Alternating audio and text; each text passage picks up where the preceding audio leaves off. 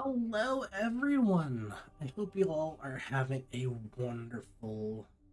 This is Wednesday. Yeah, this is Wednesday. We're halfway through the week. I hope you all had a wonderful day.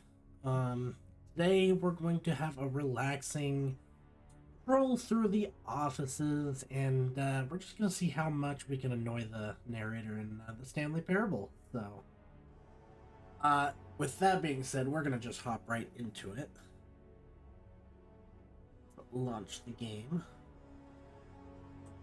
I've only gotten one achievement so far, and that was clicking on door 4305 times, and that was a it was a great start to see what the game was like. 'Cause I've never seen anyone play it. I've never seen anyone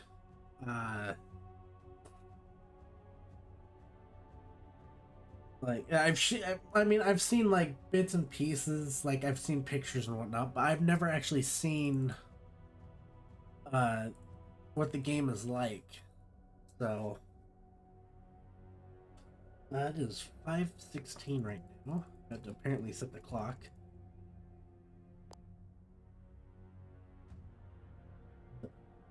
With that, we will go to the gaming. We're gonna mute the music. Before we get started, can I just say something? Thank you for actually setting the clock both times you booted up the game. A lot of people don't take that step seriously. They just leave the clock set up at 12 o'clock and call it a day. But you're actually taking the time to set the clock, and I appreciate that. That's how I know you care about this experience. You're paying attention. I don't even have any way of knowing if the times you're sitting are correct. Tell you what, I'll make you a deal. Since you've been cooperative, next time you boot up the game and see the screen, set the clock to your favorite time. Go ahead, pick whichever time you want, even if it's not the correct time. You've earned it. All right, I'll let you go. Sit back. I'll let you get back to the video game now.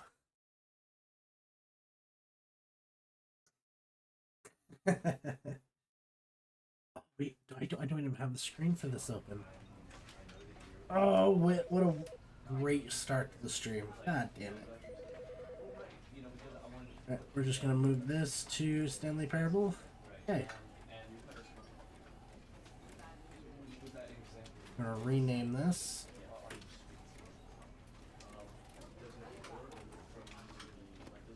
We're also going to. No, we'll keep up the thing.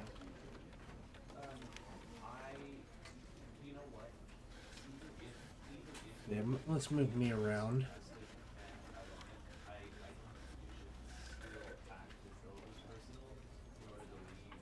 There we go. Now I'm not like. I'm more even on the screen right there. Rename this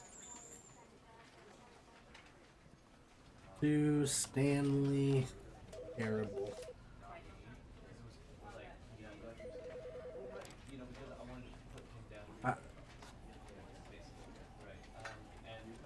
Interesting.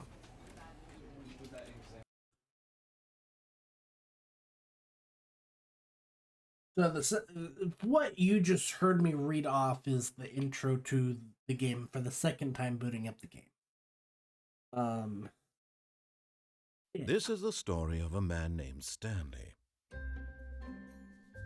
Stanley worked for a company in a big building where he was employee number 427. Employee number 427's job was simple. He sat at his desk in room 427 and he pushed buttons on a keyboard. Orders came to him through a monitor on his desk, telling him what buttons to push, how long to push them, and in what order. This is what employee 427 did every day of every month of every year. And although others might have considered it soul-rending, Stanley relished every moment that the orders came in, as though he had been made exactly for this job. And Stanley was happy. And then one day, something very peculiar happened. Something that would forever change Stanley. Something he would never quite forget. He had been at his desk for nearly an hour when he realized that not one single order had arrived on the monitor for him to follow.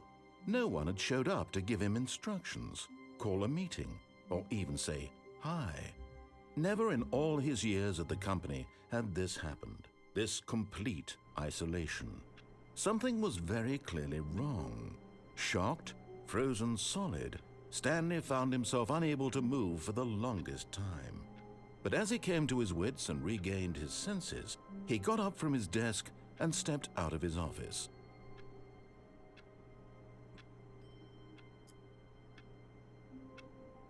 Yeah, let's sit in here for a minute, see if that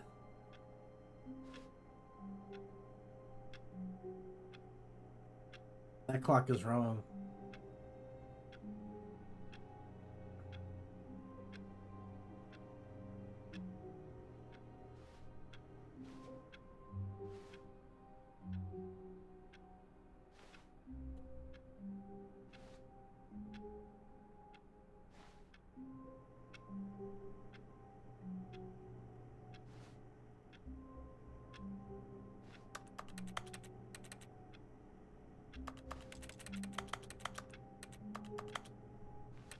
You're not gonna do anything?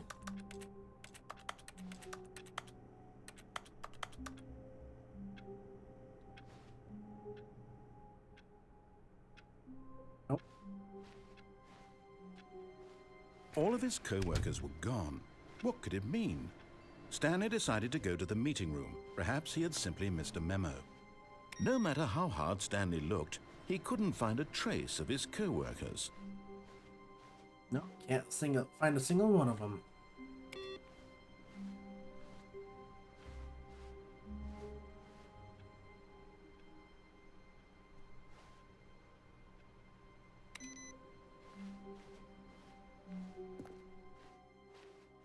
I remember that monitor being on last time.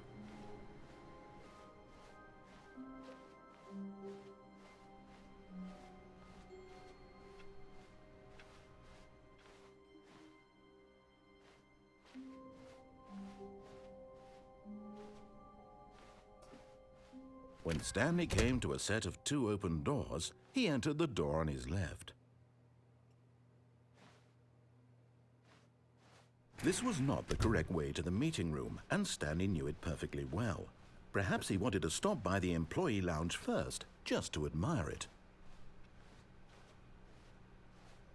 Ah, yes, truly a room worth admiring. It had really been worth the detour after all, just to spend a few... But eager to get back to business, Stanley took the first open door on his left. Yeah, might as well. And so he detoured through the maintenance section, walked straight ahead to the opposite door, and got back on track. Do I want to take the elevator?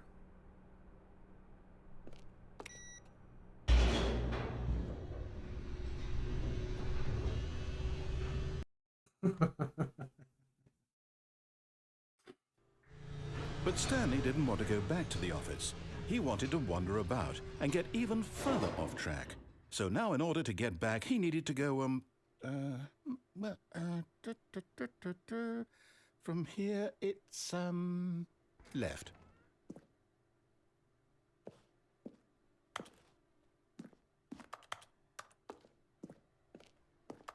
Those are loading doors. Oh, no, it's to the right, my mistake. Oh, yeah. No, not the right. Why would I have ever said it was to the right? What was I thinking? It's clearly... Oh dear, would you hold on for a minute, please? Now, let's see. We went down right, left, down, left, right. Yep, okay, yes. I've got it now. This story is absolutely, definitely this way. Oh.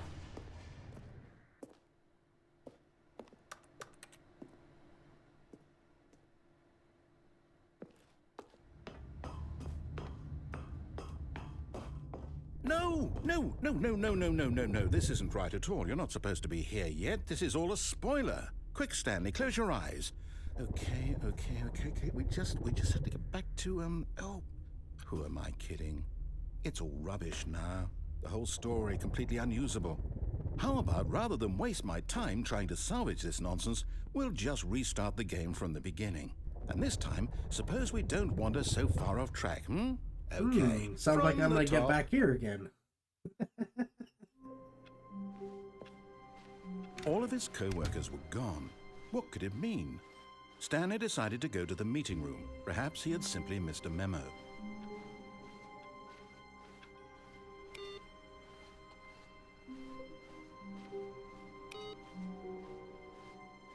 I'm not on the computers because I have a feeling that's something.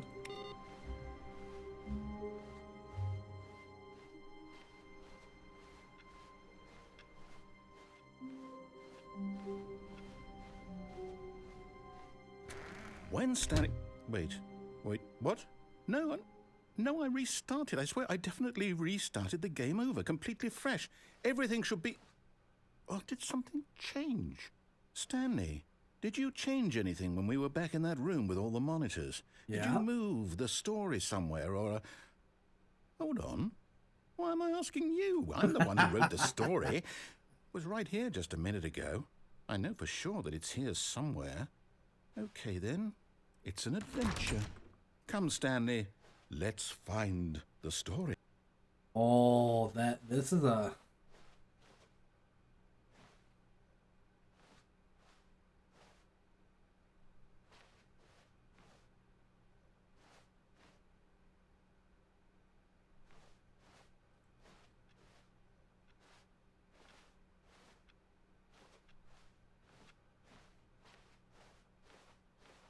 We're gonna go this way.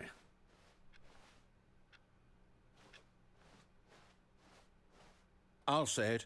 This is the worst adventure I've ever been. I can promise you there definitely was a story here before.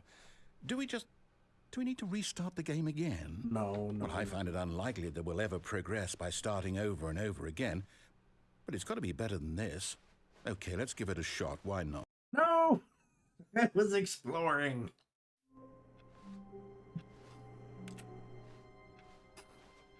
All of his co-workers were gone. What could it mean? Stanley decided to go to the meeting room. Perhaps he had simply missed a memo.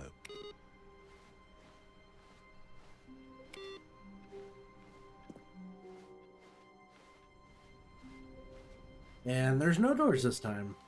Okay, yep, it's worse. I might be remembering this wrong.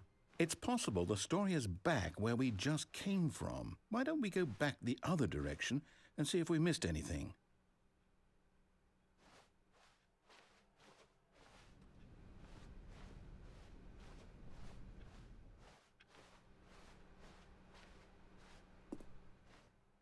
Aha! I knew we'd miss something. The story. Here it comes. No, wait. Never mind. Not the story. Okay, let's head back the other way and retrace our steps. Ooh. Now this... Well, I'll be honest. I don't recognize this place at all. Is this the story? I don't think so. I can't quite recall, but I believe my story took place in an office building. Is that correct? No. Do you remember, Stanley? Yeah, well, you know I do. Since I've completely forgotten what we were supposed to be doing, how about this? You win! Congratulations! Yay! I know you put in a lot I of won the hard work, game. and it really paid off. So, good job. Oh, no, I don't feel right about this at all.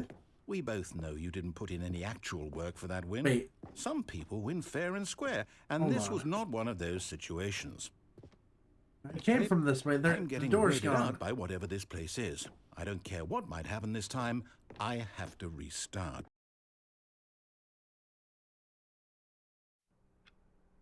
All right, I've got a solution. This time, to make sure we don't get lost, I've employed the help of the Stanley Parable Adventure Line. Just follow the line. How simple is that?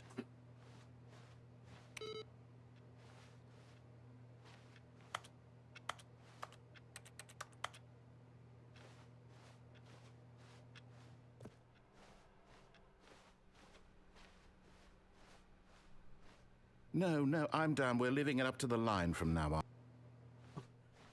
We're leaving up to the line. I see.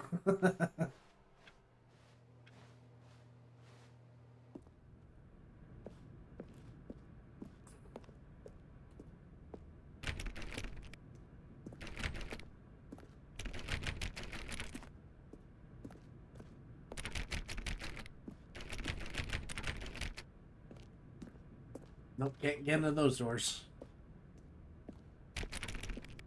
You see? The line knows where the story is. It's over in this direction. Onward, Stanley, to destiny. Though, here's a thought. Wouldn't wherever we end up be our destination, even if there's no story there? Or to put it another way, is the story of no destination still a story? Simply by the act of moving forward, are we implying a journey such that a destination is inevitably conjured into being via the very manifestation of the nature of life itself? Okay, Stanley, I need to follow this train of thought for a minute. Just stick with me. Now, we can both agree that the nature of existence is in fact a byproduct of one's subjective experience of that existence, right? Okay.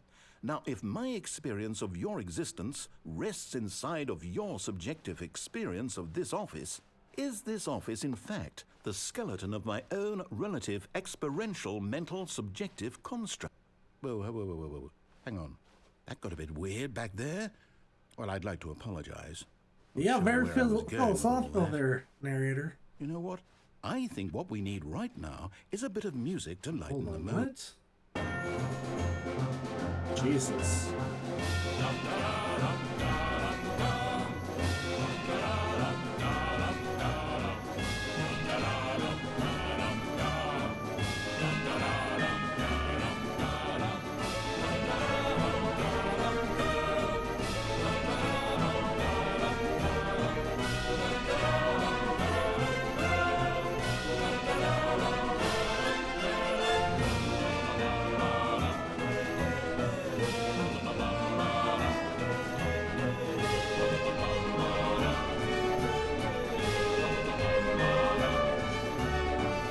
I wonder how long this is going to go on for.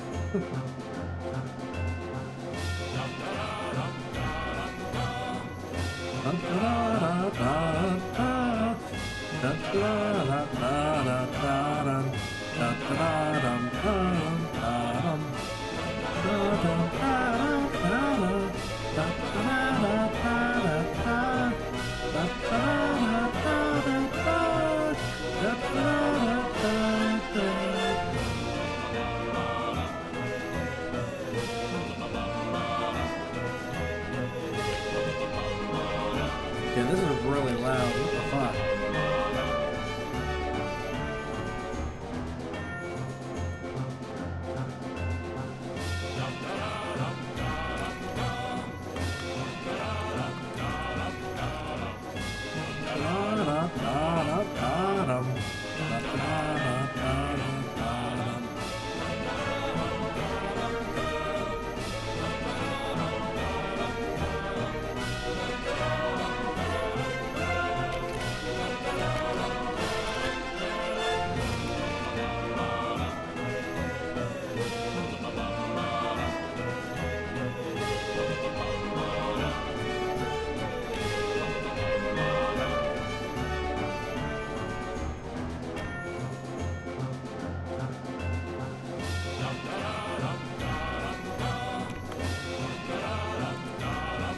Oh, hey, payday too.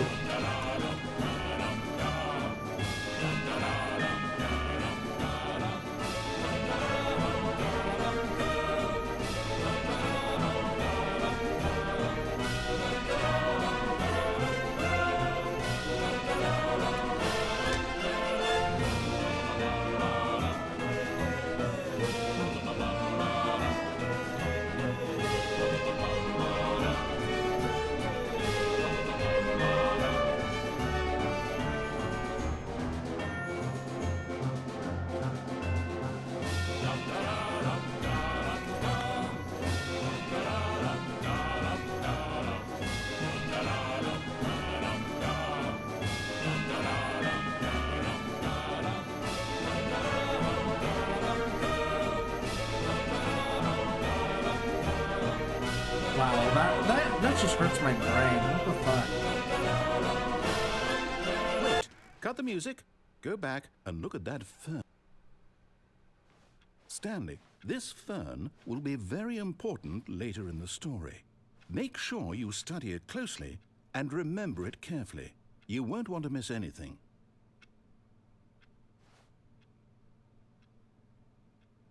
I'm a horrible test taker, so just remember that. What am I looking at here?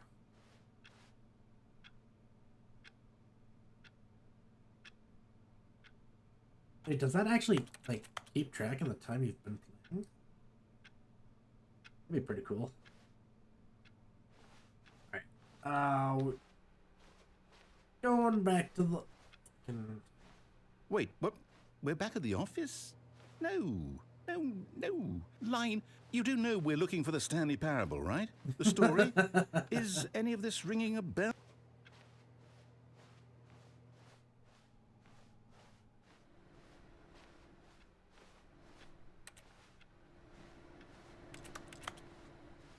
Alright.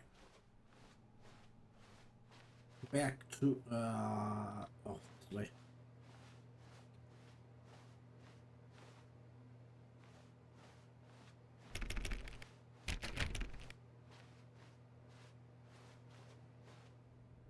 Now where am I going?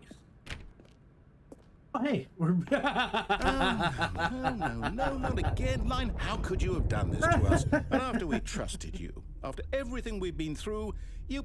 Oh, I can't take this anymore. To hell with it. Restart.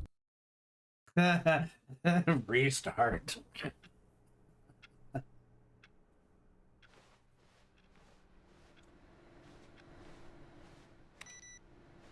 You know what, Stanley? I say forget the adventure line. What's it ever done for us? We're intelligent people, right? Why can't we make up our own story? Something exciting, daring, mysterious. Ooh, this all sounds perfectly doable. Why don't we simply start wandering in, well, I don't know.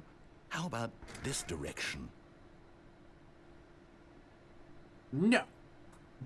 No. I want to go this door.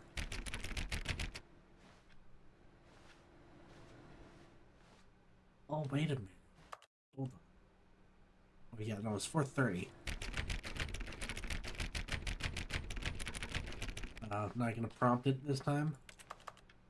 Okay. We'll go in 4:37.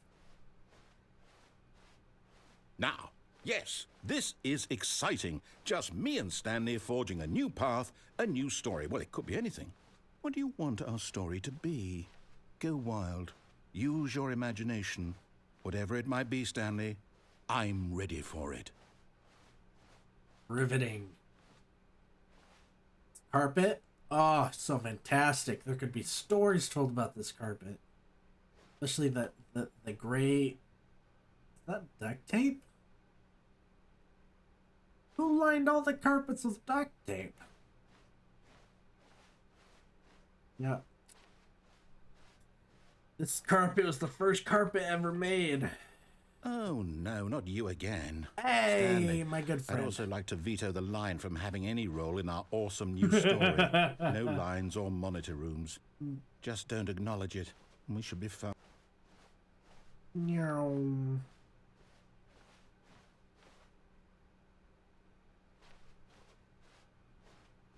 Oh, hi, friend.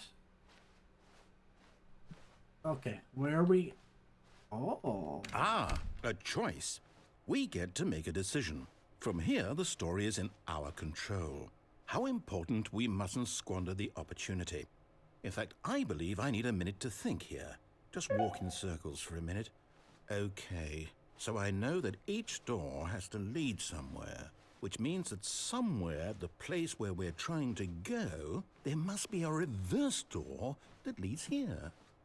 And that in turn means that our destination corresponds with the counter-inverted reverse door's origin. So starting from the right, let us ask, will taking the right door lead us to where we're going? And since the answer is clearly yes, then by all accounts, the door on the right is the correct one. Another victory for logic. Come, Stanley, our destiny awaits. Let me out! Fuck, fine. Oh, hold up, what's this? The confusion ending. You're telling me that's what this is? It's all one giant ending? And we're supposed to restart the game, what, eight times? That's really how all this goes? It's all determined? So now, according to the schedule, I restart again. Then what? Am I just supposed to forget? Well, what if I don't want to forget? My mind goes blank simply because it's written here on this thing, wall. Well, who consulted me? Why don't I get to decide? Why don't I get a say in all of this? Is it really? No, it can't be. I don't want it to be. I don't want the game to keep restarting. I don't want to forget what's going on. I don't want to be trapped like this. I won't restart the game. I won't do it. I won't do it. I won't do it. And the timer stopped? Does that mean, did we do it? Did we break the cycle? The, whatever it is that made this schedule? How would we even know? Will someone come for us? Will something happen? I blame you, narrator. What the fuck did you do? I guess now we just wait. You know, I suppose in some way that this is a kind of story. Wouldn't you agree? I'm not quite sure if we're in the destination or the journey. Though they're always saying that life is about the journey and not the destination. So I hope that's where we are right now. We'll find out, won't we? Eventually.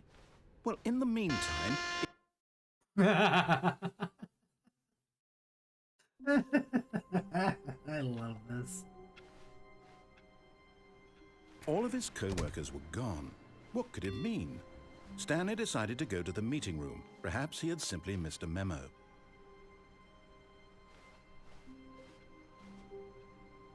Wait, that's a new screen. What?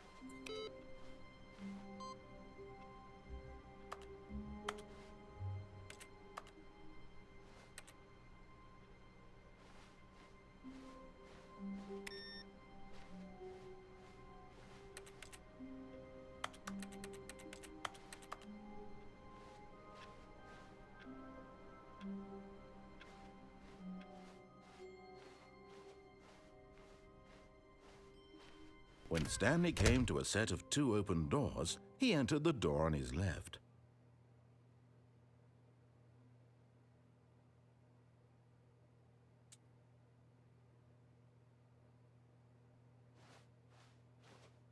This was not the correct way to the meeting room, and Stanley knew it perfectly well. Perhaps he wanted to stop by the employee lounge first, just to admire it. Wow, yes, this room. What a beautiful room. What a gorgeous, gorgeous room. Thank goodness Stanley had taken this detour on his way to the meeting room. Oh, yeah. Life without having experienced this room was now too horrible even to consider. God. But eager to get back to business, Stanley took the first open door on his left. And so he detoured through the maintenance section, walked straight ahead to the opposite door, and got back on track. Yes. Yes. But Stanley didn't want to go back to the office. He wanted to wander about and get even further off track. So now in order to get back, he needed to go, from here it's, left. Oh, no, it's to the right, my mistake. No, not the right. Why would I have ever said it was to the right? What was I thinking? It's clearly... Oh dear, would you hold on for a minute, please? I'm curious if I do this again, if it'll... Let's see, we went down right, left, down, I don't know, left, if I'll get right. stuck in that same loop. Okay, yes. I've got it now. This story is absolutely, definitely this way. No. This isn't right at all. You're not supposed to be here yet. This is all a spoiler. Quick, Stanley, close your eyes. Okay. We just have to get back to, oh, who am I kidding? It's all rubbish now. The whole story completely unusable.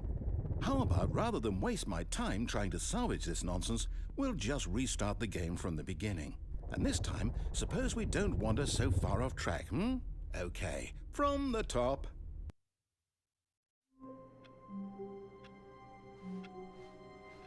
All of his co-workers were gone. What could it mean? Stanley decided to go to the meeting room. Perhaps he had simply missed a memo.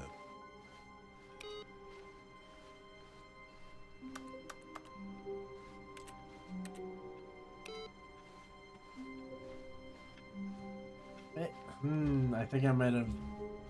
I don't know. I don't know if I actually finished that. When Stanley... Wait, what? No, I restarted. I swear, I definitely restarted the game over, completely fresh. Everything should be... Oh, did something change? Stanley, did you change anything when we were back in that room with all the monitors? Yes, everything. Did you move the story somewhere, or... Hold on. Why am I asking you? I'm the one who wrote the story. It was right here just a minute ago. I think I know for sure that it's here I don't think there was a way to then. continue it. It's an adventure. Come, Stanley, let's find the story.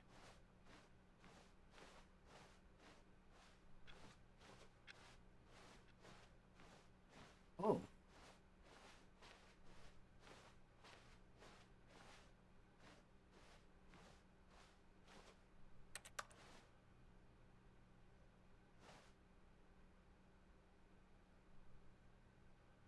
That's I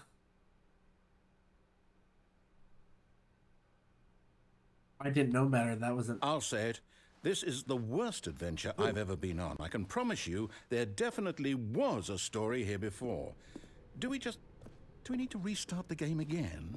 Well, I find it unlikely that we'll ever progress by starting over and over again. But it's got to be better than this. Okay, let's give it a shot. Why not? Okay. Oh. All of his co-workers were gone. What could it mean? Stanley decided to go to the meeting room. Perhaps he had simply missed a memo.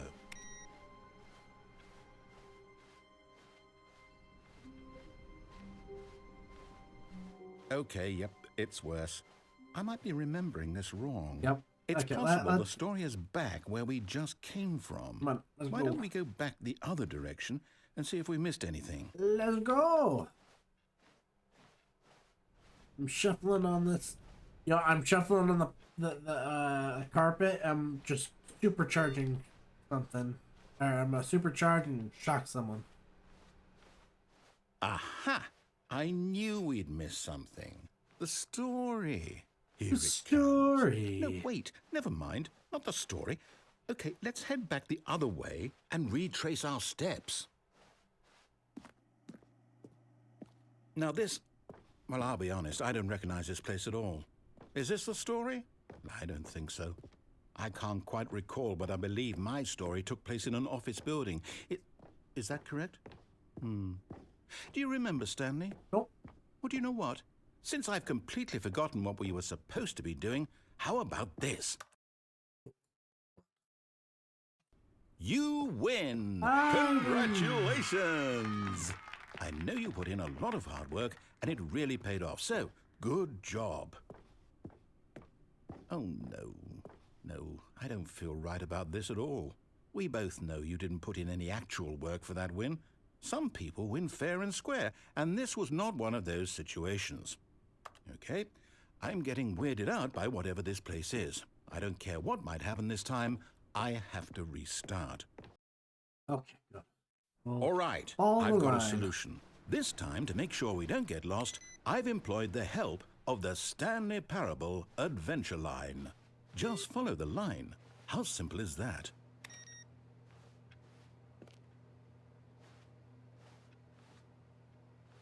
I already walked through there. It had nothing in it. You see? The line knows where the story is. It's over in this direction. Yes. Onward, Stanley, to destiny. Though, here's a thought. Wouldn't wherever we end up be our destination, even if there's no story there? Or to put it another way, is the story of no destination still a story? Simply by the act of moving forward, Are we implying a journey such that a destination is inevitably conjured into being via the very manifestation of the nature of life itself? Whoa, whoa, whoa, whoa, whoa. Hang on. That got a bit weird back there. Well, I'd like to apologize. Not sure where I was going with all that. You know what? I think what we need right now is a bit of music to lighten the mood. Wait, cut the music.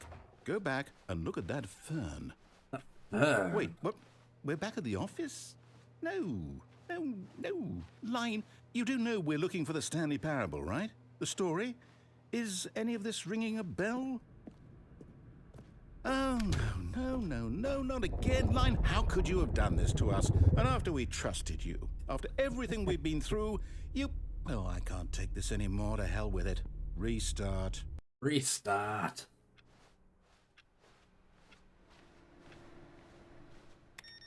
You know what, Stanley? I say forget the adventure line. What's it ever done for us? We're intelligent people, right? Why can't we make up our own story? Something exciting, daring, mysterious. Let's go! This all sounds perfectly doable. Why don't we simply start wandering in, well, I don't know.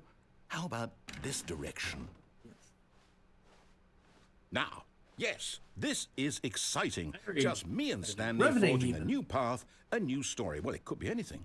What do you want our story to be? I don't know. Go wild. Use your imagination. I have Whatever none. it might be, Stanley, I'm ready for it. We're walking through an office. Oh, no, not you again. Stanley, I'd also like to veto the line from having any role in our awesome new story. No lines or monitor rooms. Just don't acknowledge it, and we should be fine. I love how the line, it's all trademarked, and even the, like, fucking... Ah, a choice.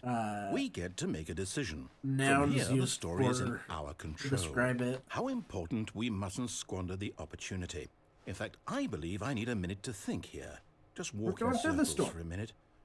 Okay, so I know that each door has to lead somewhere, which means that somewhere, the place where we're trying to go, there must be a reverse door that leads here. And that in turn means that our destination corresponds with the counter-inverted reverse door's origin. So starting from the right, let us ask, will taking the right door lead us to where we're going? And since the answer is clearly yes, then by all accounts, the door on the right is the correct one. Another victory for logic. Come, Stanley. Our destiny awaits. Oh, hold on, what's this? The confusion ending. You're telling me that's what this is? It's all one giant ending? And we're supposed to restart the game, what, eight times? That's really how all this goes? It's all determined? So now, according to the schedule, I restart again. Then what? Am I just supposed to forget? Well, what if I don't want to forget? My mind goes blank simply because it's written here on this Nonsense philosophy thing, music. wall. Adventure Well, unexplored who consulted territory. me? Why don't I get to decide? Find the Why confusing don't I get a endings. say in all of this? Is it really? No, Forget it about can't be. previous I restart. don't want it to be. I don't want the game to keep restarting. I don't want to forget what's going on. Okay. I don't want to be okay. trapped like this. I won't this time, restart the game. I won't We aren't do it. going. I We're going won't to go. do it. I won't instead of do taking it. the maintenance hallway, we're going to go Timer straight. Stopped? Does that mean, did we do it? Did we break the cycle? The, whatever it is that made this schedule? How would we even know? Will someone come for us? Will something happen? So, okay. You're I stuck guess with now me, just narrator. wait. You know, I suppose in some way that this is a kind of story, wouldn't you agree? I'm not quite sure if we're in the destination or the journey, though they're always saying that life is about the journey and not the destination. So I hope that's where we are right now. We'll find out, won't we? Eventually. Well, in the meantime, if you... Doop.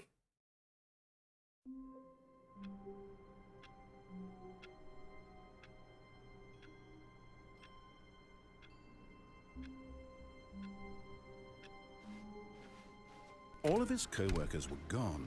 What could it mean? Stanley decided to go to the meeting room. Perhaps he had simply missed a memo.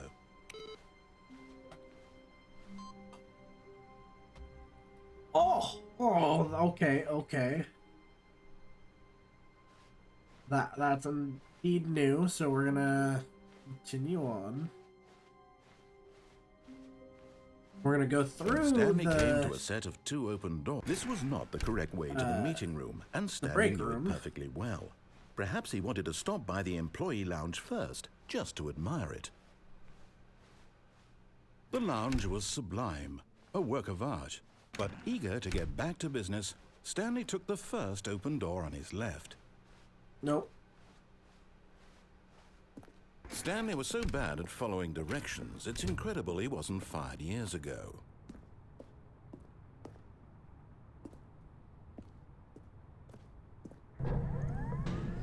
Look, Stanley, I think perhaps we've gotten off on the wrong foot here. I'm not your enemy, really, I'm not. I realize that investing your trust in someone else can be difficult, but the fact is that the story has been about nothing but you all this time. There's someone you've been neglecting, Stanley. Someone you've forgotten about. Please. What? Really? I was in the middle of something. Do you have zero consideration for others? Are you that convinced that I want something bad to happen to you? Why, I don't know how to convince you of this, but I really do want to help you, to show you something beautiful. Look, let me prove it. Let me prove that I'm on your side. Give me a chance. You have to incentivize it, narrator.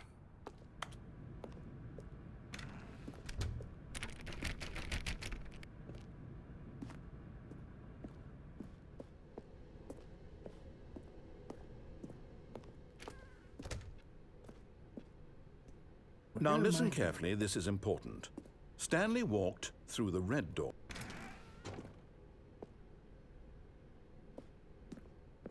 Aha, perhaps you misunderstood. Stanley walked through the red door. I still don't think we're communicating properly. Stanley walked... All right, fine, go ahead, Stanley. You want to know so badly what's out there? You want to find out what lies at the end of this road you've chosen? Well, don't let me stop you. You see? There's nothing here. I haven't even finished building this section of the map, because you were never supposed to be here in the first place. Broken rooms, exposed developer textures. Is this what you had wanted? Was it worth ruining the entire story I had written out specifically for you? Do you not think I put a lot of time into that? Because I did. And in the end, it was all for nothing. Because this is what you wanted to see. Yes, I see the door over there. Help elucidate these strange and unknowable desires of yours. I have no clue what they are myself. Good luck. What did you want to see? Vehicles? Skill trees? Work with me. You've given me absolutely nothing so far.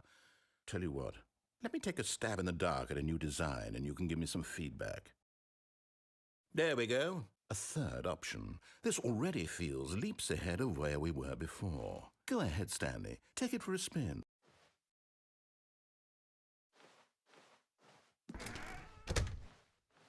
Fuck. Okay, I'm going to stop you there. Now, tell me about your experience with this new version. Would you say that the game benefited from allowing you more choices? Feel free to be honest. I'm looking for some real critical feedback here. Aha! You see, I knew I was onto something. Where do these flashes of inspiration come from? How did I know the game needed a third door? Well, it's instinct mostly, a calling in your gut. I really couldn't say where the idea came from, except that I felt it in my soul. You can't teach that, Stanley. Don't even try. Here, based on the data from your previous playthrough, I've compiled a new version. And to be perfectly candid, I think I've knocked it out of the park with this one. Let's take a look.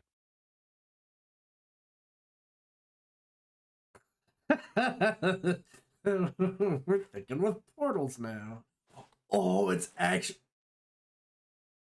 Oh, that's actually fucking awesome. And here I am at... Oh.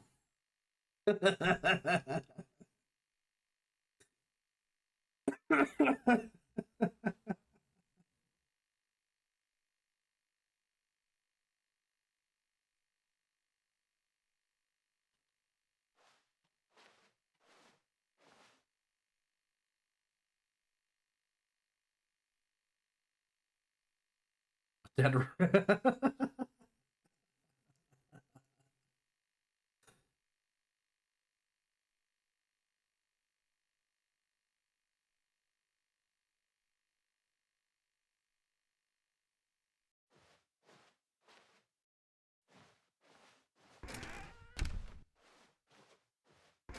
Now, would you say that competitive leaderboard helped you feel motivated to keep walking through doors? Again, honest answers, please. Hey, I nearly forgot. I've got a prototype of a new game I've been working on, and now would be a lovely opportunity to give it some playtesting. You wouldn't mind taking a look at it, would you? Perfect. Let me boot it up. In this game, the baby crawls left towards danger. You click the button to move him back to the right, and if he reaches the fire, you fail. It's a very meaningful game, all about the desperation and tedium of endlessly confronting the demands of family life. I think the art world will really take notice. But of course, the message of the game only becomes clear once you've been playing it for about 4 hours. So why don't you give it 4 hours of play to make sure it's effective? Be sure to keep notes on your experience.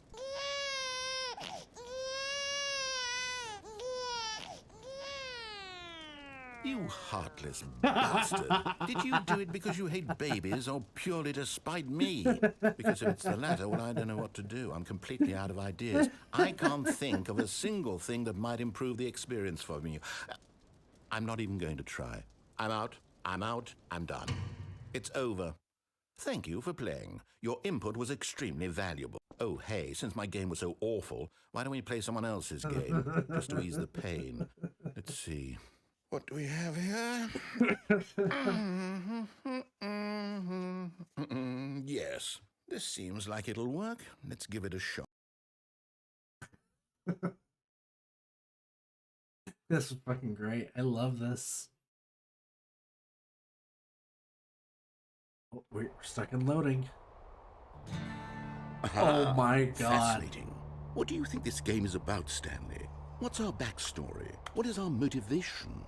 Well, it seems obvious to me that you are meant to play as a creepy man spying on innocent civilians below you from up high in your creep tower, perhaps for some sort of twisted, erotic purpose.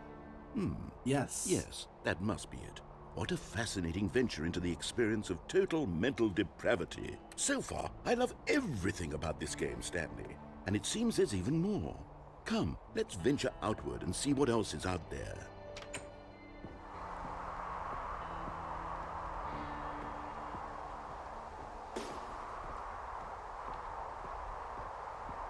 Oh, wrong way.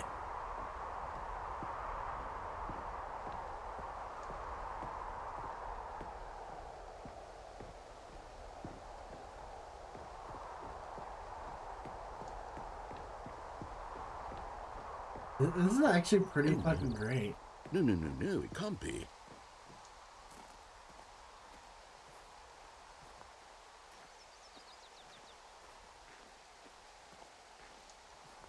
It is. It's an open world game. Good God, quickly, block it off. Oh no! Oh, thank goodness, Stanley. What a close call. I really wandered off into that thing. That big, open, just wandering around. No right or wrong directions. No path to follow. You can just go in any... Oh, thank heavens we avoided it. We're out of the woods now, Stanley. Okay, I'm going to get us out of here. Let's find another game. Preferably something with walls. Something with nice, big, insurmountable walls. Okay, I think this will be just the thing. What are we playing now? Oh, hey, this is Rocket League. Wonderful. See, this is exactly what I had in mind. Just a nice big box for you to run around in. There isn't any possibility that you could get lost here. Now this is game design. Stanley, if you manage to get lost in this game, I will be phenomenally impressed. Okay, so what exactly do we do here? Let's see. There are lots of cars here in the back, but obviously there's no racetrack. Okay, I'm seeing that there's a ball of some kind back here. Is this game sports ball? Stanley, I think it's sports ball. Oh, what fun. We shall run the bases and do a touchdown together? Yes, I think surely we must. Okay, Stanley, here's the ball. Have fun. Oh.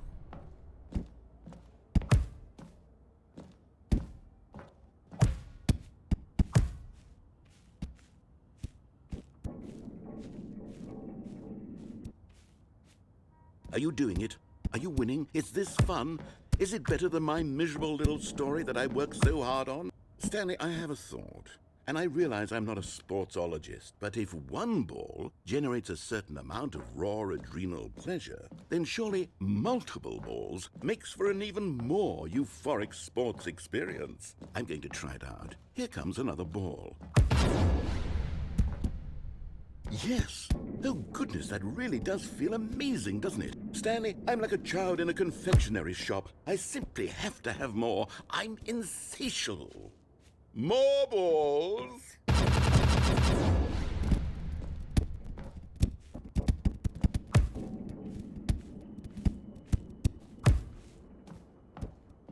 I'm loving this. I'm playing Rocket League. Are you enjoying this, Stanley? Yes. Are you having fun? Thoroughly. Is this a real video game? Well, I sure hope you're having a good time, because guess what? It's over. That's right. Your little fun comes to an end. This is my game, and what I say goes. You get to have fun when I let you, Stanley. Besides, you need someone like me to set boundaries for you. Without rules or boundaries, video games are nothing. Yes, that's what I am. I'm structure. I'm your sense of purpose. And since you decided you didn't want to play my game, now I don't want to play with you either. So, goodbye, Stanley. I'm leaving. See how you like it when I'm not around to set the rules. Somehow, I don't think you'll enjoy it as much.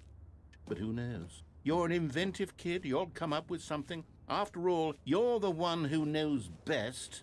Take care, Stanley.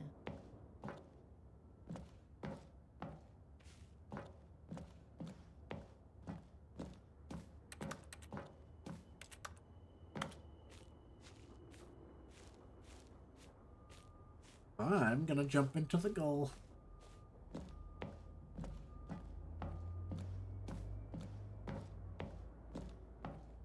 Hold on. What are you doing?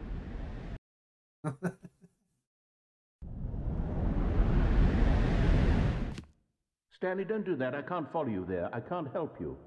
How will you write a story without me? You can't do it. You know that. Stanley, come back. Bye. Have a beautiful time. Oh.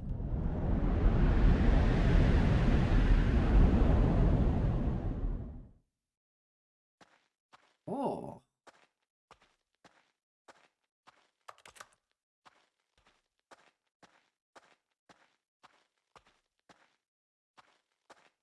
Oh, what is this?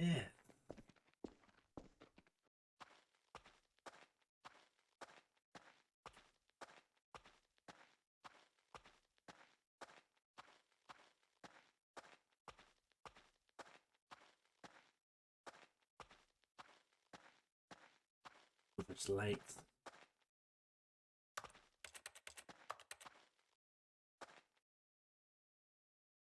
What is going on in those monitors?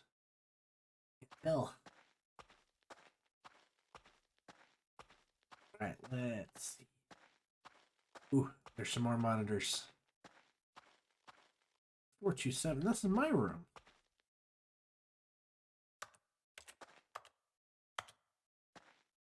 My sound mixer now?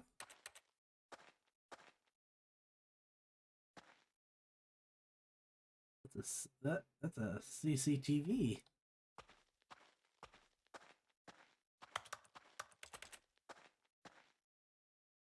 Uh-oh. I wonder what he found. If what he wanted was to be the leading man in his own story, well, perhaps he's gotten it. Down in wherever he is right now. I wonder if he's happy with his choice. And if he's learned the heavy cost that comes with it. Maybe. He'll understand soon what I was trying to tell him. He needs me. No, I don't. Someone who will wrap everything up at the end to make sense out of the chaos and the fear and the confusion. That's who I am. I've played open world. That is what I Don't mean need to it. this world. Oh, yes. Yes, I'll be back. There's no other way. Once this ends, after it all comes to a close, then I'll be back. I'll The be end back. will be here soon. Very soon. I can wait.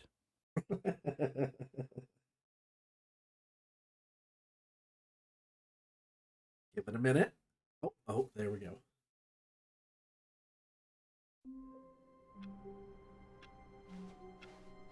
All of his co-workers were gone. What could it mean? Stanley decided to go to the meeting room. Perhaps he had simply missed a memo.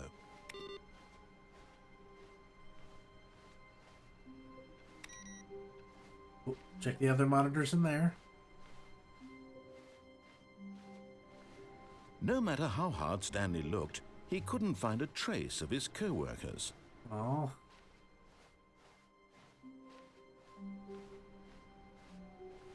I wonder if I have to do the confusing endings number of times to be able to turn that on. When Stanley came to a set of 2 open doors, he entered the door on his left. Yeah, let's go this was way not again. the correct way to the meeting room, and Stanley knew it perfectly This time well. we'll ride the elevator Perhaps he wanted across. to stop by the employee lounge first, just to admire it. We won't jump down. Standing now in this incredible room, but eager to get back to business, Stanley took the first open door on his left. Stanley was so bad at following directions, it's incredible he wasn't fired years ago. Look, Stanley, I think perhaps we've gotten off on the wrong foot here. I'm not your enemy, really, I'm not. I realize that investing your trust in someone else can be difficult, but the fact is that the story has been about nothing but you all this time. There's someone you've been neglecting, Stanley. Someone you've forgotten about. Please, stop trying to make every decision by yourself. Now, I'm not asking for me. This is it, Stanley. Your chance to redeem yourself. To put your work aside. To let her back into your life. She's been waiting. Who's she?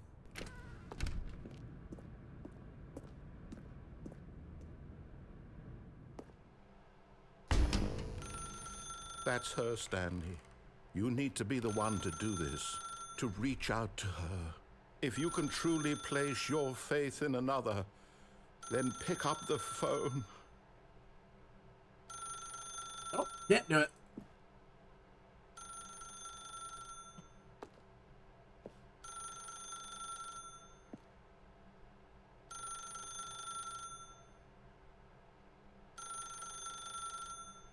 Not doing it.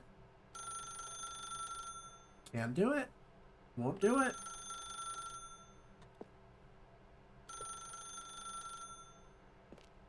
How long are you gonna make me do this?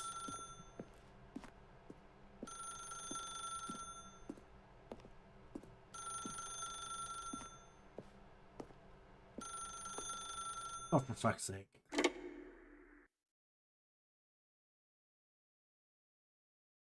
Hello?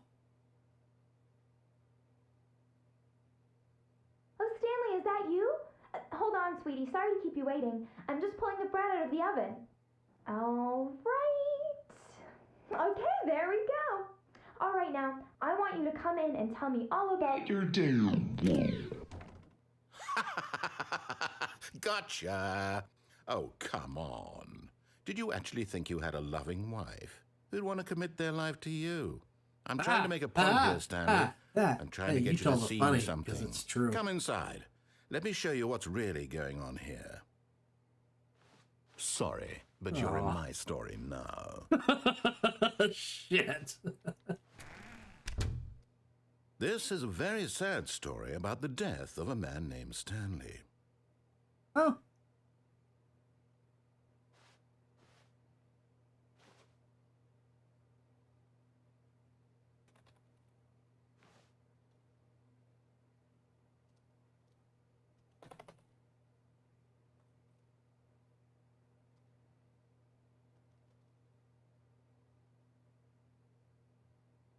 I'm pressing 0. Stanley is quite a boring fellow. He has a job that demands nothing of him, and every button that he pushes is a reminder of the inconsequential nature of his existence. Look at him there, pushing buttons, doing exactly what he's told to do. Now he's pushing a button. Now he's eating lunch. Now he's going home. Now he's coming back to work. One might even feel sorry for him, except that he's chosen this life. I don't want to press it. I'll press every other button.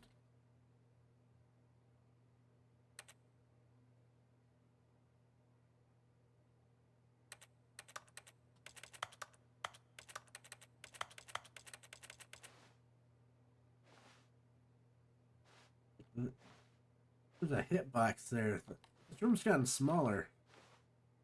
But in his mind, in his mind, he can go on fantastic adventures. From behind his desk, Stanley dreamed of wild expeditions into the unknown, fantastic discoveries of new lands. It was wonderful. And each day that he returned to work was a reminder that none of it would ever happen to him. And so he began to fantasize about his own job. First, he imagined that one day while at work, he stepped up from his desk to realize that all of his co-workers, his boss, everyone in the building had suddenly vanished off the face of the earth. The thought excited him terribly. So he went further. He imagined that he came to 2 open doors and that he could go through either. The hitbox is the actual office. It barely even mattered what lay behind each door. The mere thought that his decisions would mean something was almost too wonderful to behold. As he wandered through this fantasy world, he began to fill it with many possible paths and destinations. Down one path lay an enormous round room with monitors and mind controls. And down another was a yellow line that weaved in many directions. And down another was a game with a baby. And he called it the Stanley Parable. It was such a wonderful fantasy, and so in his head he relived it again. And then again, and again, over and over, wishing beyond hope that it would never end, that he might always feel this free. Surely there's an answer down some new path, mustn't there be? Perhaps if he played just one more time. But there is no answer. How could there possibly be? In reality, all he's doing is pushing the same buttons he always has. Nothing has changed. The longer he spends here, the more invested he gets, the more he forgets which life is the real one. I'm going to sleep. And I'm trying to tell him this, that in this world he can never be anything but an observer, that as long as he remains here, he's slowly killing himself. But he won't listen to me. He won't stop. Here, watch this. Stanley, the next time the screen asks you to push a button, do not do it. You see? Can he just not hear me? How can I tell him in a way that he'll understand that every second he remains here, he's electing to kill himself? How can I get him to see what I see? How can I make him look at himself? I question nothing. I suppose I can't. Not in the way I want him to. But I don't make the rules. I simply play to my intended purpose, the same as Stanley. We're not so different, I suppose. I'll try once more to convey all this to him. I'm compelled to. I must. Perhaps, well, maybe this time he'll see. Maybe this time. And I tried again, and Stanley pushed a button. And I tried again, and Stanley pushed a button. And I tried...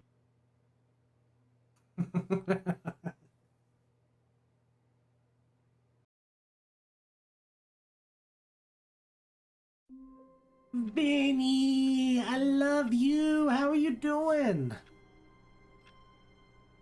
Don't shout me out. Don't do that. Why you do that? All of his co-workers were gone. What could it mean? Stanley decided to go to the meeting room. Perhaps he had simply missed a memo. No matter how hard Stanley looked, he couldn't find a trace of his co-workers. The end is never the end. The end is never the end. The end is never the end.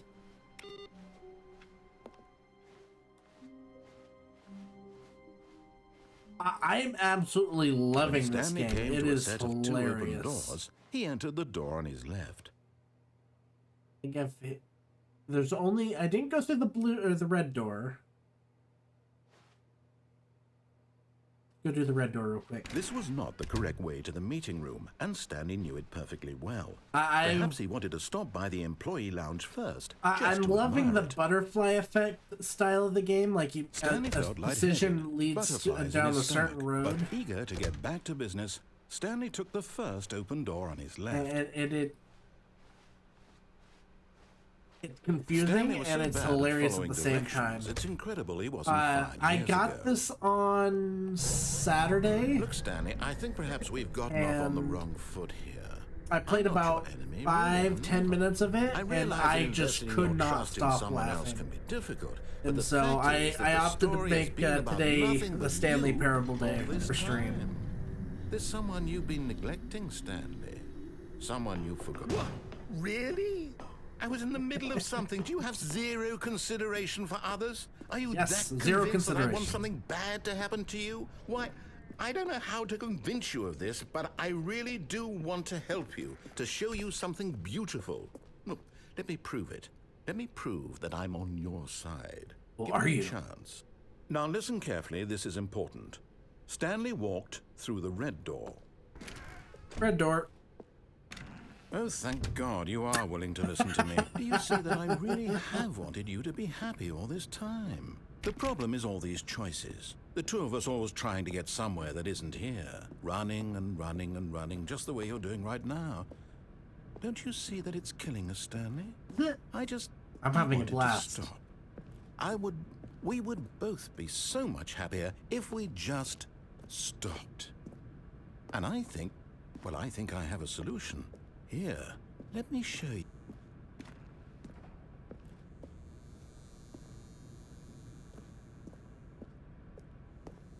What happens if I keep walking?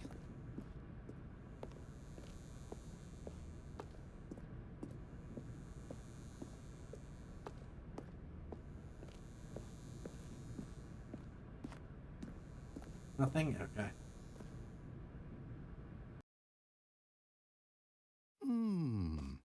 What do we want? What are we looking for?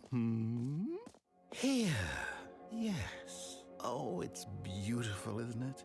If we just stay right here, right in this moment with this place, Stanley, I think I feel happy. I actually feel happy.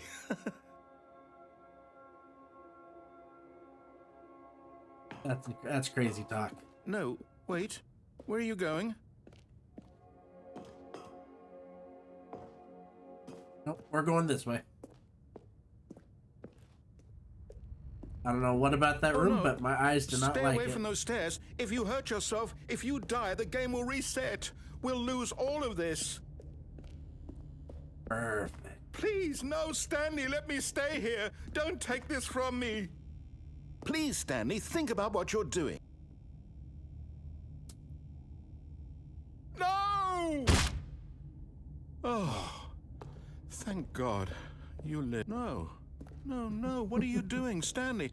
Please, I'm asking you not to take this away from me. I can't go back to what I was before. If you die, we'll both go back. Why are you doing this? Stanley, let's go back to the other room. Can you do that for me? I'm moving slower. God. Is this really how much you dislike my game? That you'll throw yourself from this platform over and over to be rid of it? You are literally willing to kill yourself to keep me from being happy. Am I reading the situation correctly? Correct. Or maybe you're just getting a kick out of it. I don't know anymore. I just wanted us to get along. But I guess that was too much to ask. It looks like you wanted to make a choice after all. Well, this one is your...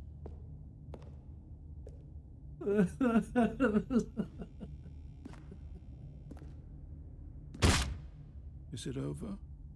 It's going to restart, isn't it? I'm going back. Okay, so apparently you get a happy-ish ending from that, maybe? All of his co-workers were... Wait, no. This isn't the right office, is it? Is this Stanley's office? Oh. Hold on.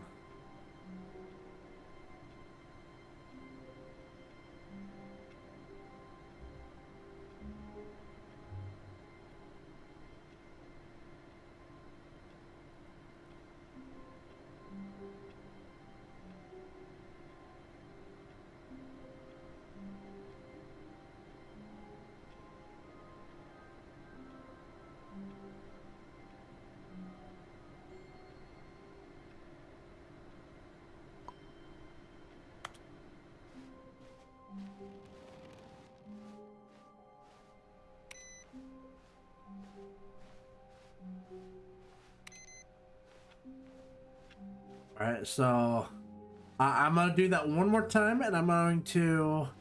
When Stanley came to a set of 2 open doors, he entered the... This was not the correct way to the meeting room. I'm gonna go through all that, and then I'm gonna... Perhaps he wanted to stop by the employee lounge first, just to admire it. The lounge was grand and majestic. Perhaps, but eager to get back to business, Stanley took the first open door on his left. How are you doing today, Vinny? How's your day? Stanley was so bad at following directions, it's incredible he wasn't fired years ago. Look, Stanley, I think perhaps we've gotten off on the wrong foot here. I'm not your enemy, really, I'm not. I realize that investing your trust in someone else can be difficult, but the fact is that the story has been about nothing but you all this time. There's someone you've been... What? Really?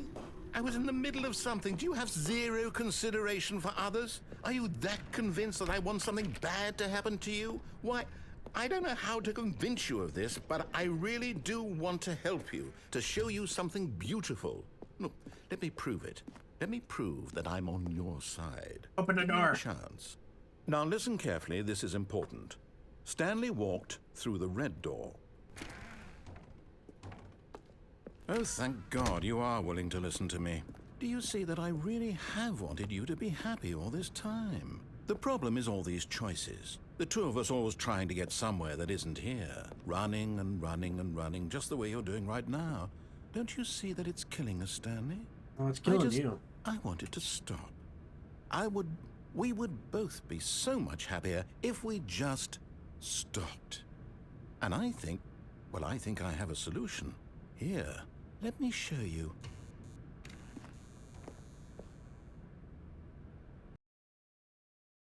Load into the happy room. What do we want? What are we looking for? Here. Yes. Oh, it's beautiful, isn't it? If we just stay right here, right in this moment with this place, Stanley, I think I feel happy. I actually feel happy.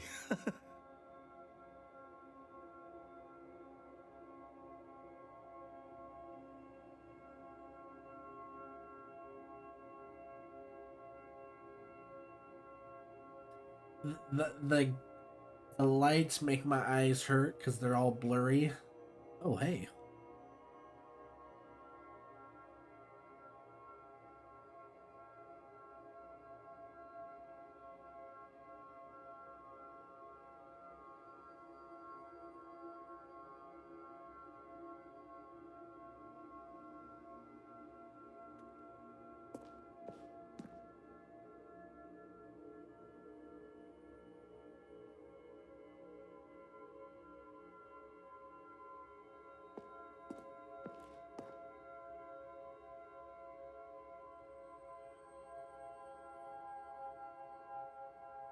Alright, what's... Anything else going on in here? No?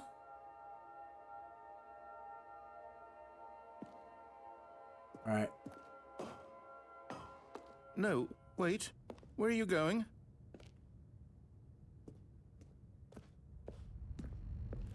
Oh, no. Stay away from those stairs. If you hurt yourself, if you die, the game will reset. We'll lose all of this. Please, no, Stanley, let me stay here. Don't take this from me. Please, Stanley. No! Oh, thank God. You lived. You had me worried there for a moment. Now, can we please get back to the other room?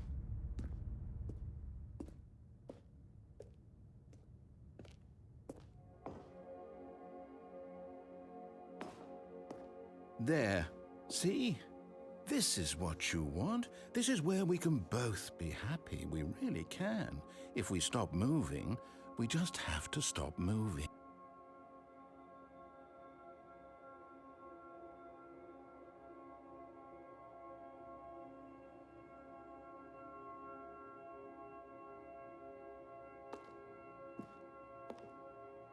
Is there anything else that's happening in this room, or do I... Okay. Stanley, go back. There's nothing good that can come from this. No, I have to go do the folly fall. No. No, no, what do you do? Do you just not believe me? What can I say to convince you?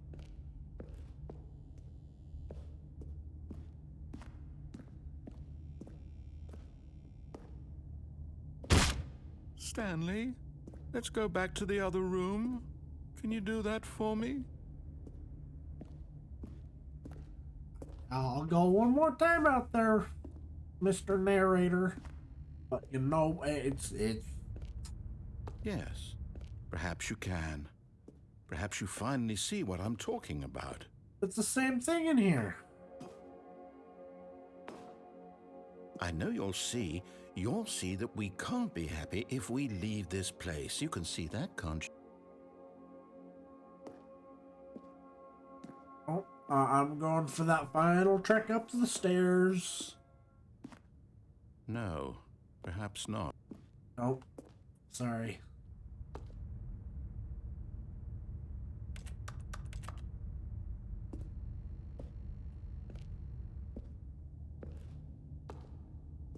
Alright, let's make this slow journey up the stairs. My God, is this really how much you dislike my game? Yep. That you'll throw yourself from this platform over and over to be rid of it? You are literally willing to kill yourself to keep me from being happy. I went there, nothing happened. Oh, I gotta do it one Maybe you're more just time. getting a kick out of it. I don't know anymore. I just wanted us to get along. But I guess that was too much to ask. Oh yeah, very much too much You wanted ask. to make a choice after all. Well, this one is yours. I hate to say it, but yeah, this is my choice. Is there body or dialogue going down?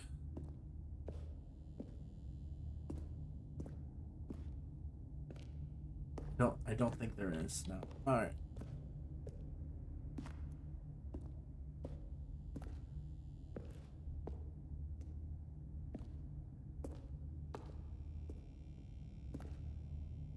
And Is it over? yep, it's over. It's going to restart, isn't it? I'm going back. All right. Now we go the proper way. All of his co-workers were gone. What could it mean? Stanley decided to go to the meeting room. Perhaps he had simply missed a memo.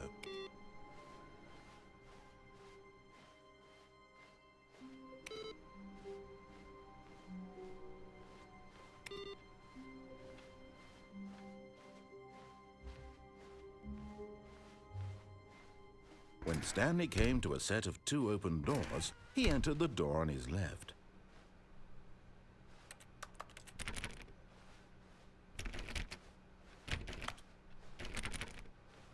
There's no one in here. Yet there was not a single person here either. Feeling a wave of disbelief, Stanley decided to go up to his boss's office, hoping he might find an answer there. Stanley stepped into the broom closet, but there was nothing here, so he turned around and got back on track.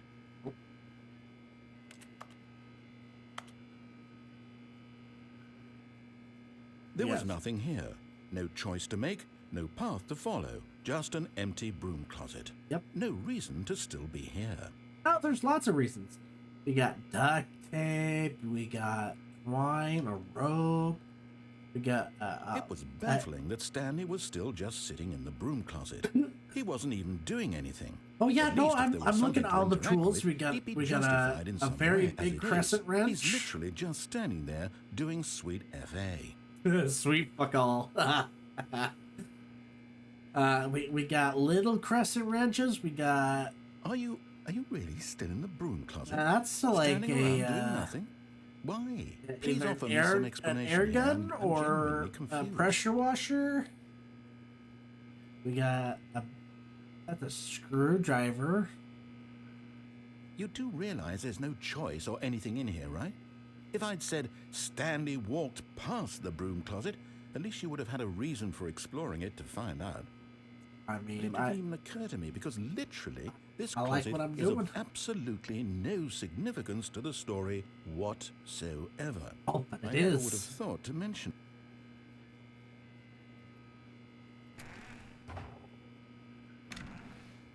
Maybe to you this is somehow its own branching path. Maybe when you go talk about this with your friends, you'll say, "Oh, Did you get the broom closet ending?" The broom closet ending was my favorite." I It hope is your my friends favorite. find this concerning.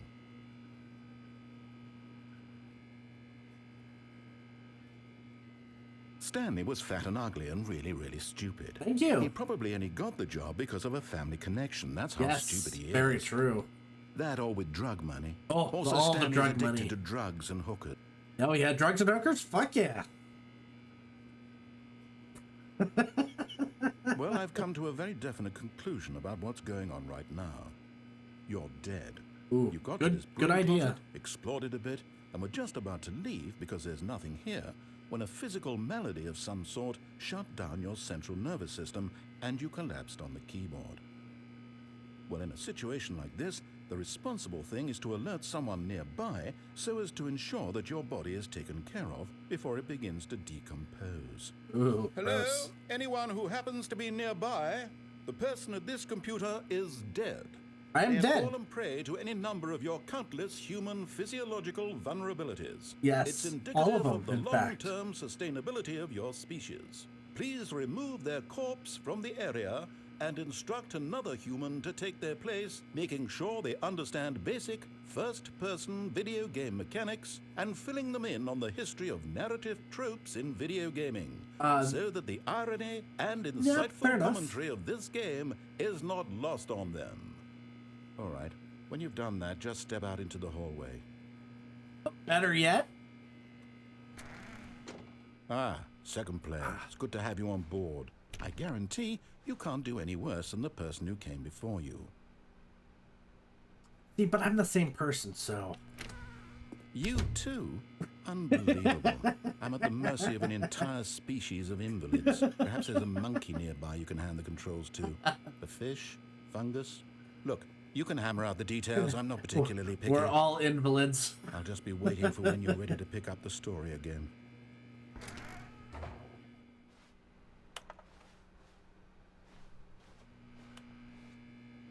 All right, I think that's all that's in there.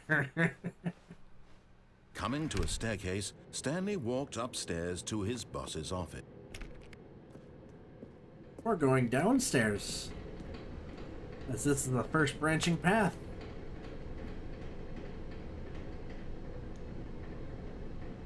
I can't read what that says, it's too small. The settings, video. Oh, I can't make it better.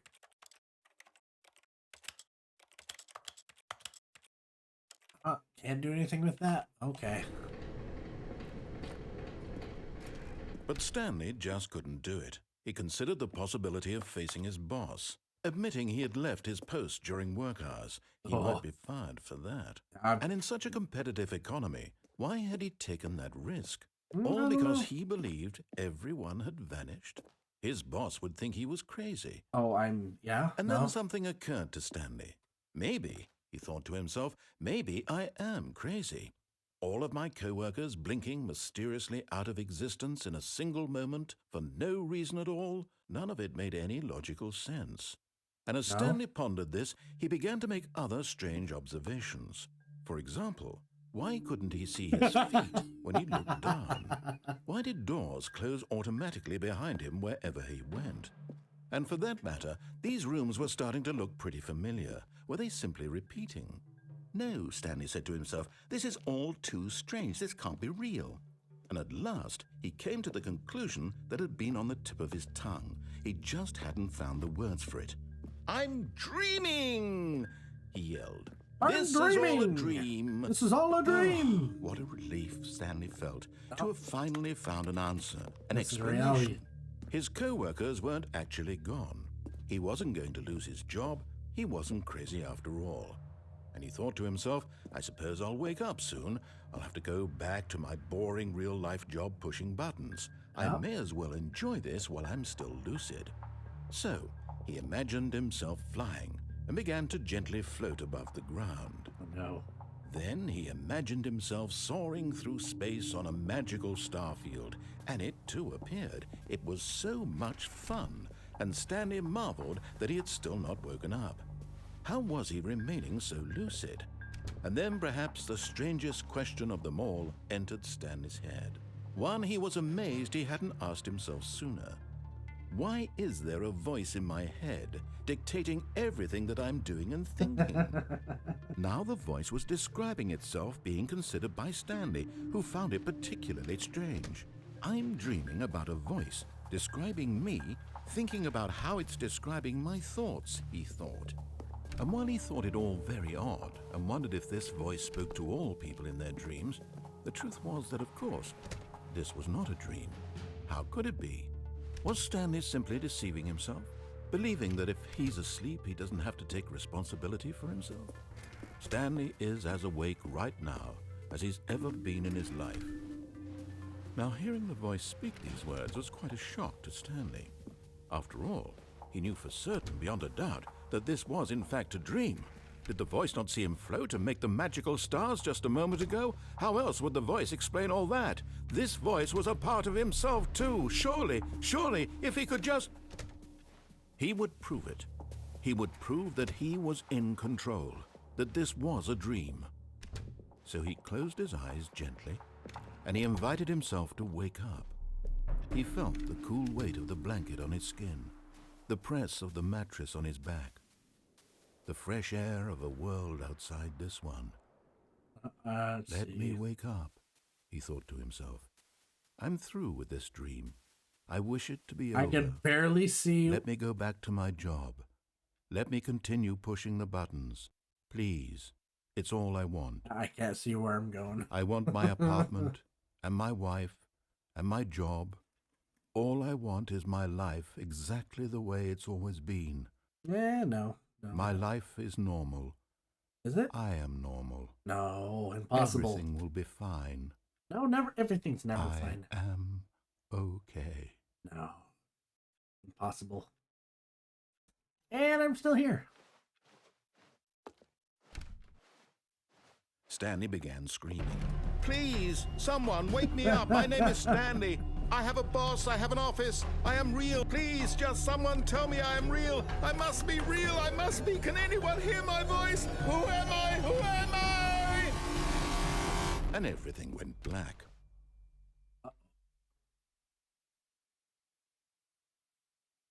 This is the story of a woman named Mariella. Mariella woke up on a day like any other. She arose, got dressed, gathered her belongings, and walked to her place of work.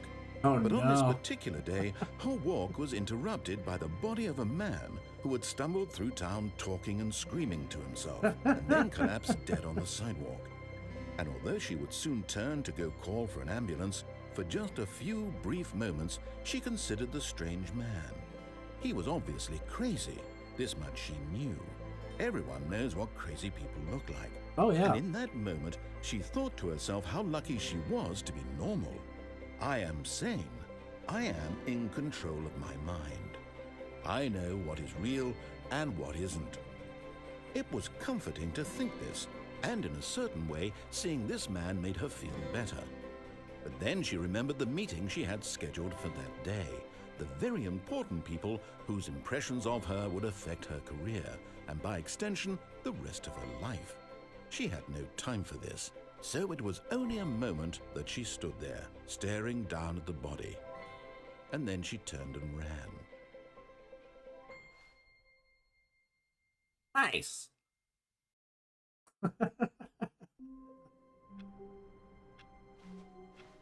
All of his co-workers were gone.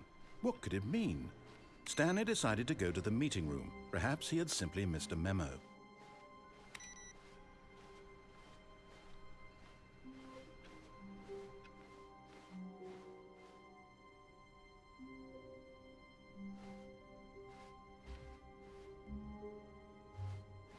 Content? Oh, new content? What does that mean, new content? I don't know. I like content, though.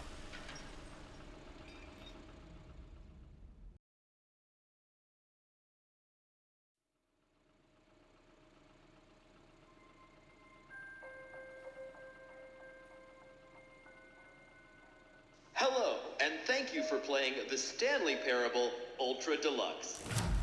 As you may know, the Stanley Parable was a video game released in 2013 on home computers. After receiving critical and commercial success, it was expanded upon in 2022 with the Stanley Parable Ultra Deluxe, a reimagining of the game for consoles and home computers.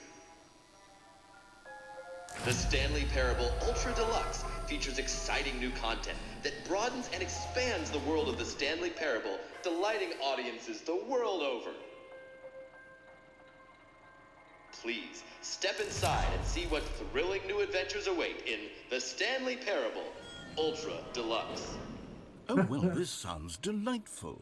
I'm very excited to see the thrilling new Ultra Deluxe content. Okay, so far it's an elevator. Nothing special yet, but I'm sure it's just the beginning of a mesmerizing adventure.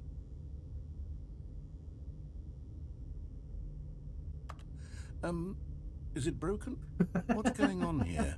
Should we be moving somewhere or... Oh, there we go. All right, finally, at long last, it's on to the new content. I've never been more ready. Let's do it.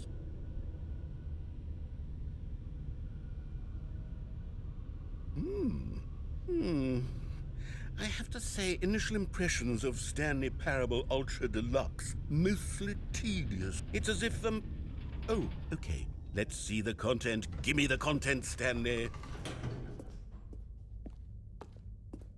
All right, let's see. It's the jump circle.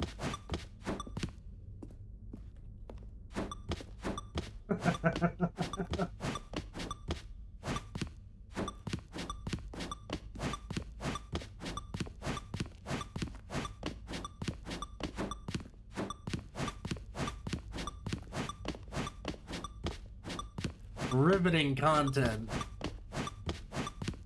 Oh, I can't jump no more.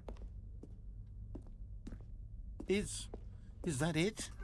Surely that's not all the new content. There has to be something else, right? Goodness, another elevator. Stanley, I have to say, initial impressions of this game are not positive. It's just elevators and jumping. Is this what passes for exciting new content? Riveting. If this is new content, then I could just read you the whole dictionary. There's 20 hours of new content right there. Hell, I could count to 30 trillion. You could put that on the box. The Stanley Parable Ultra Deluxe, now with over 1,000 hours of new content. And oh wait, there's more. Very good.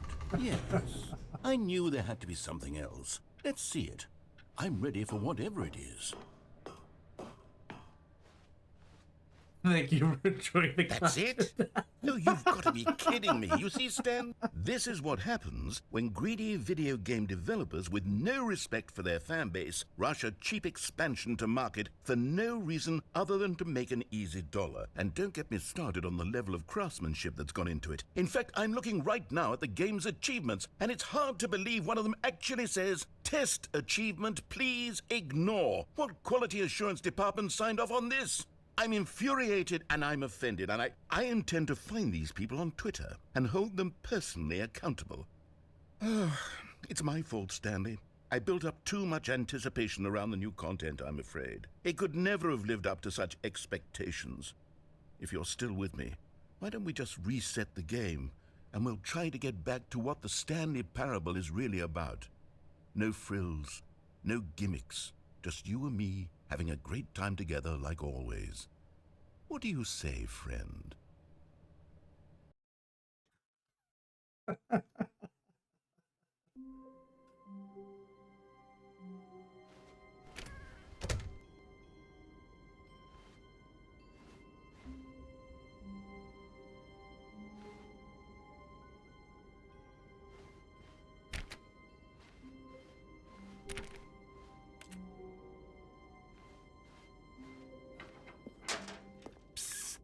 Stanley, come over here.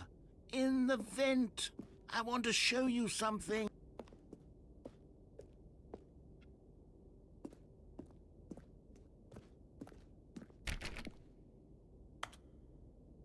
Alright, I'm gonna listen to you for once.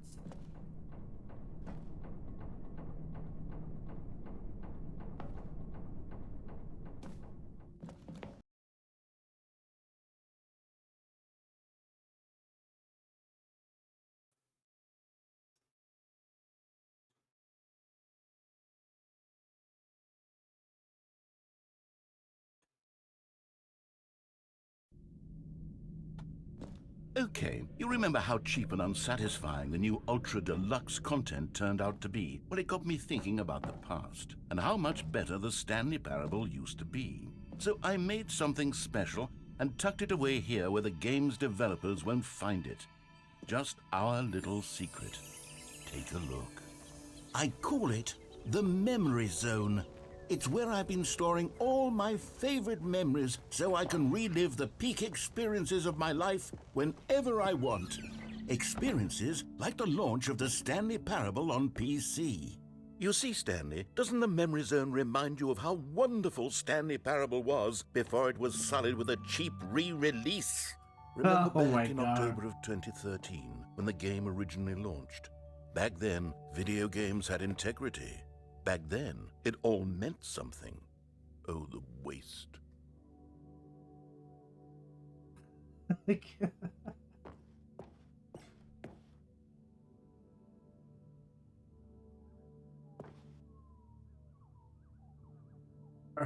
Our first kiss, my first card, the release of the Stanley Parable in 2013.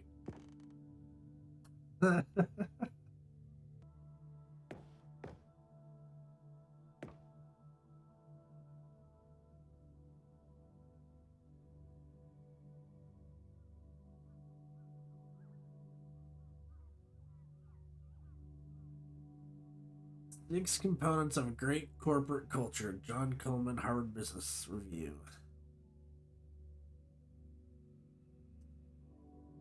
Linguists identify 15,000-year-old ultra-conserved words.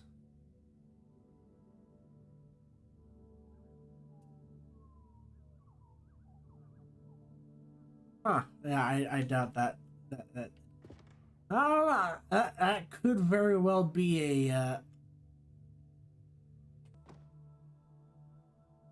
the original remake.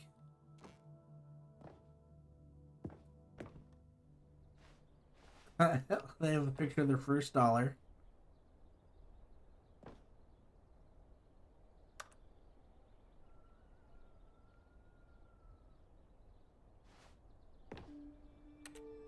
Begin the demo.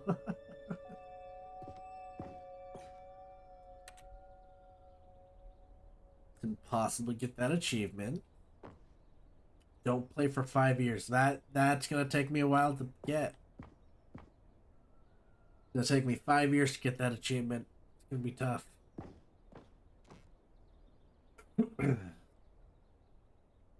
Video game today. Colleges show uneven effort to enroll poor.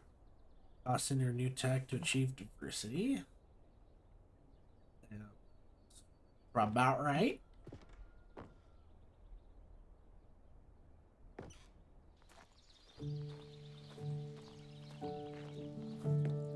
And over here is where I keep reviews of the Stanley Parable. Like this stunning triumph of games journalism, 10 out of 10 from Destructoid.com. James Stephanie Sterling writes, and I quote, "Where so many games that aspire to be more than games end up less than any form of art, Stanley Parable strives and then succeeds to be every game ever created." Did you hear that, Stanley? Every game ever created. That's how grand and all-encompassing the original Stanley Parable was. It was literally every game ever created. It was Skyrim, it was Persona 3, it was all of them, and now it's nothing. It's no games at all. It isn't even the Stanley Parable anymore. It's just a husk now, a lifeless husk with an hour of new elevator content. Elevator content.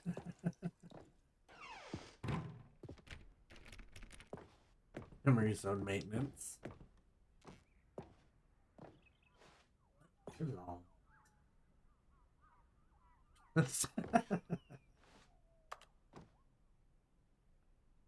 Oh shit, that's a screenshot of them making the fucking level design. That's cool.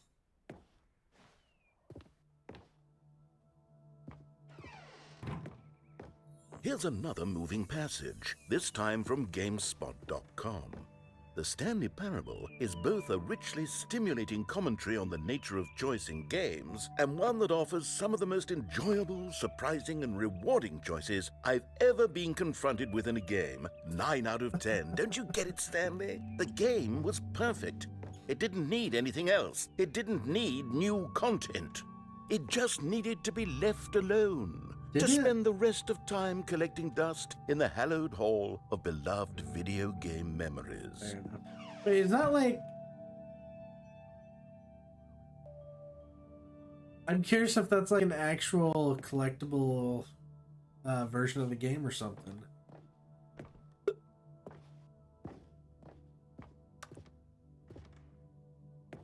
serious room. I can't... We're gonna go to These the were maintenance simpler room. times, Stanley. But I wouldn't give to go back, to have it all over again. Wait, hang on. I don't recall this part of the memory zone before. What's this? What's down here? Oh no. Oh God, Game no. reviews. Stanley, it's a collection of reviews from Steam, the online video game distributor. I haven't looked at these in years. I can't even imagine what's been collecting down here. Surely these reviews were glowing as well, weren't they? Oh no. Honestly, I could not be bothered to play this game to full completion. The narrator is obnoxious and unfunny, with his humor and dialogue proving to be more irritating than entertaining. Unfunny! I'm not trying to be funny. I'm trying to make a serious work of art. I suppose I could write up a handful of gags to insert into the Stanley Parable, but the game is already such a densely layered web of profound philosophical insights that I can't even imagine where I'd have the room to stick them.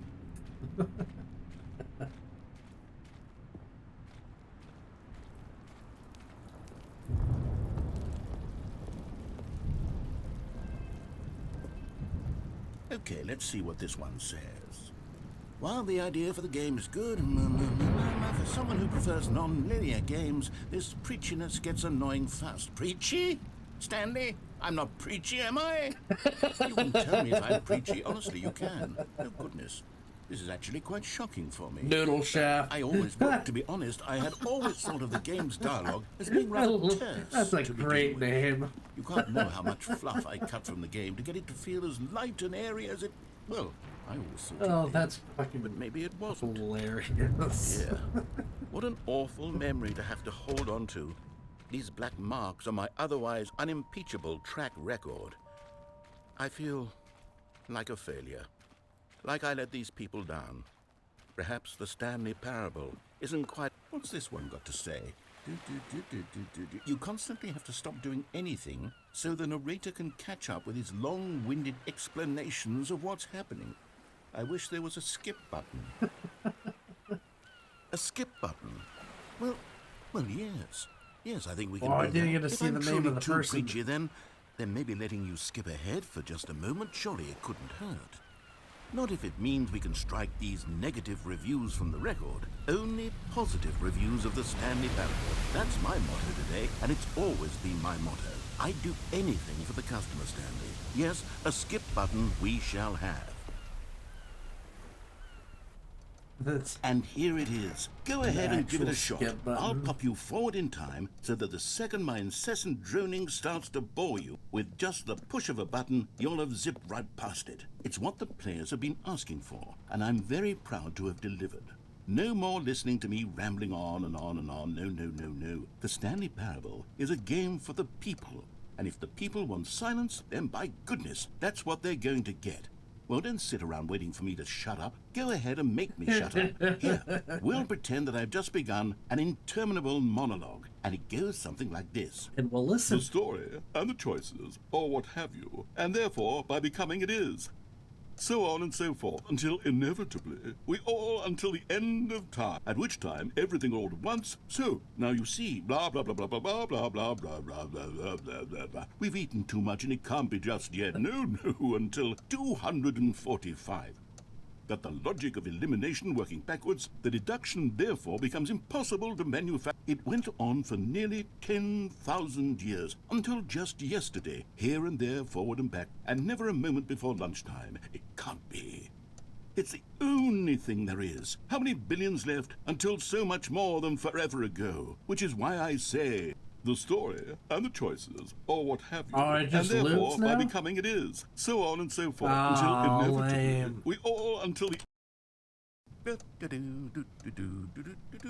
Oh, you're back, you see. You were only frozen in time for a few minutes, but it was plenty of time for me to deliver a long, rambling monologue full of unnecessary verbal flourishes and lengthy ruminations on the nature of choice in video game. Of course, I happen to believe it was perhaps one of my more profound such ruminations. Not that, of course, you need a description of it, but if I had to describe it, I'd say it was perhaps less of a rumination and more of a treatise.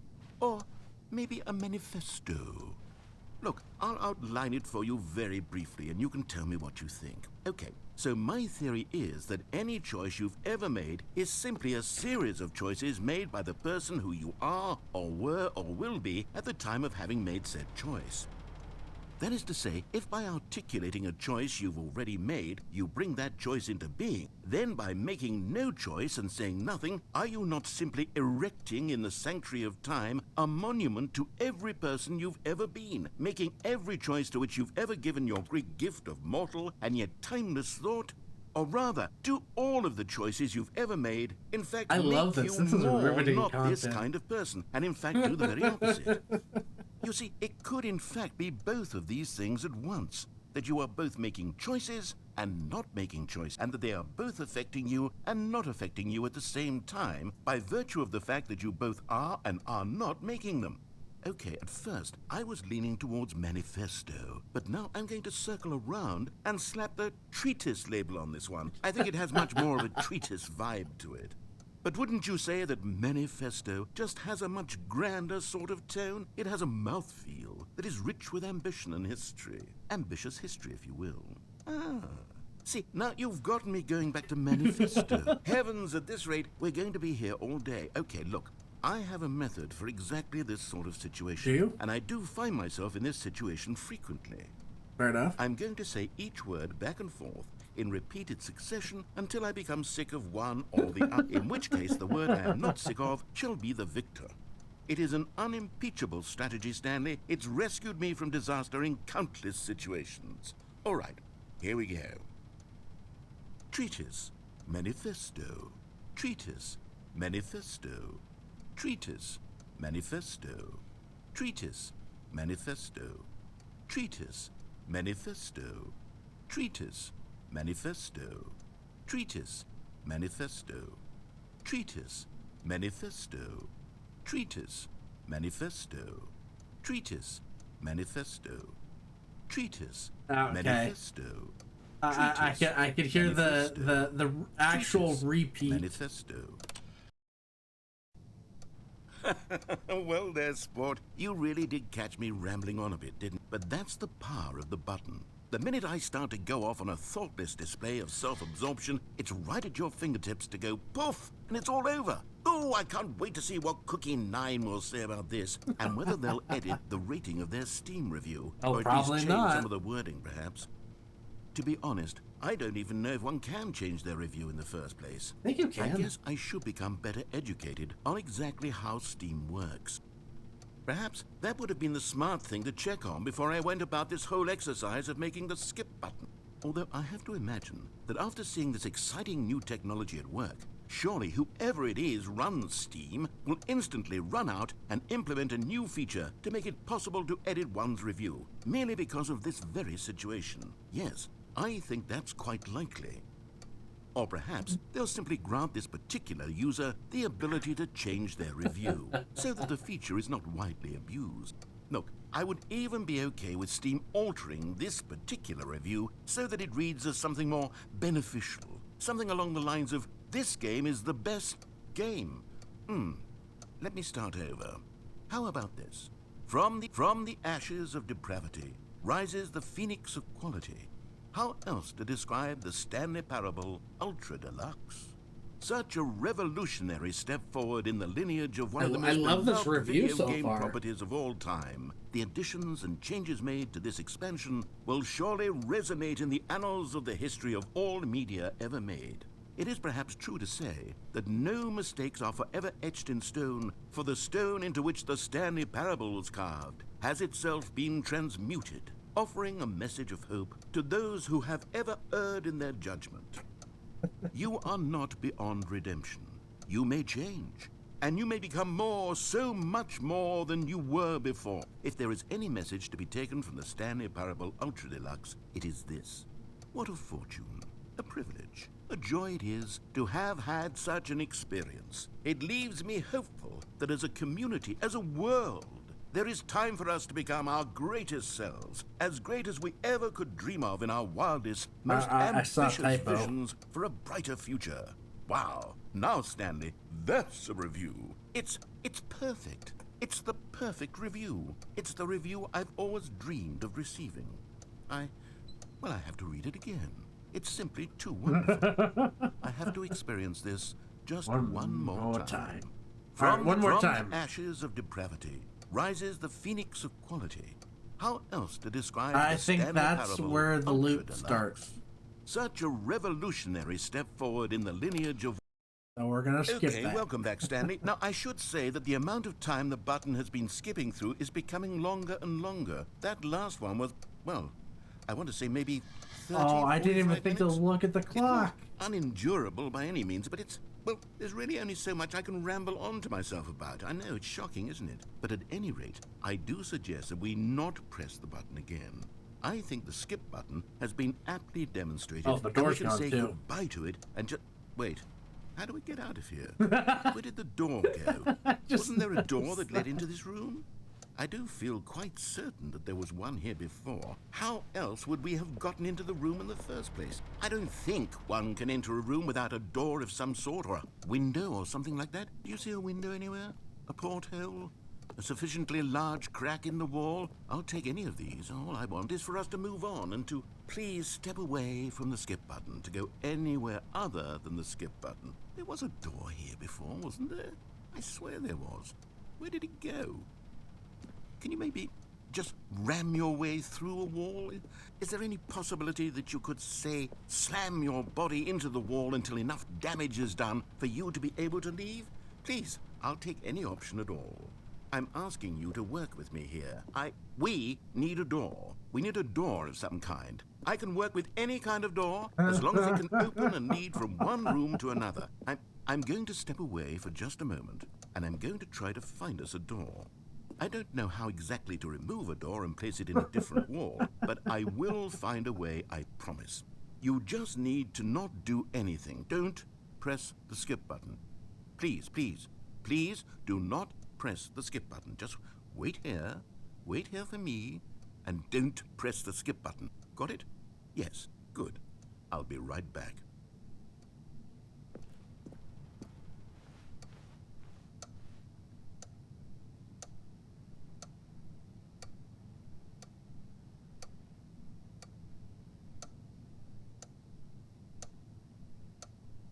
Tick, tock, tick, tock, tick, tock, tick, tock. We're gonna press skip button. Stanley, please don't push the button again. It's been 12 hours. You've just been frozen there. I don't know why the skips are getting longer, but they're really, truly getting longer, and my God, there's no way out of the room. Stanley, the door is gone. It's completely gone. I've looked at it from every angle. I've checked every one of those walls 1,000 times, and there's no door, Stanley. There's no door. There's just you and the button, and if you keep pressing it, I have no idea what will happen. I have no idea how long I'll be made to sit here, and more than anything else, I don't know how to stop you from pressing the button again. Oh, Stanley, you're back. You're back. Oh, my goodness. I have someone to talk to again. Stanley, I think it's been a week. Or 2 weeks. I've been sitting here all that time. Just sitting here. Not a single person to speak with. And you'd think that that's just how it's always been, right? Me talking and you saying nothing. Would you think that it's exactly the same as always? Doesn't that feel like what we've already been? Oh, hello. It's you. You're here again. Welcome. I have had time to think about you and about us and about everything we've been through. I've had so much time, I stopped keeping track after a year. Have you ever sat down in one place and not moved for one entire year? Jesus. Let me describe it for you. To begin with, there is only regret. There is only the turning.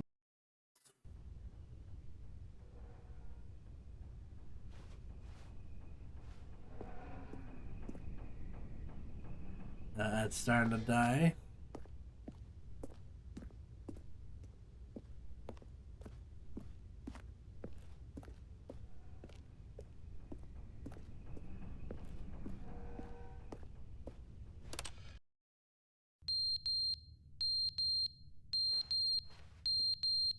Oh no!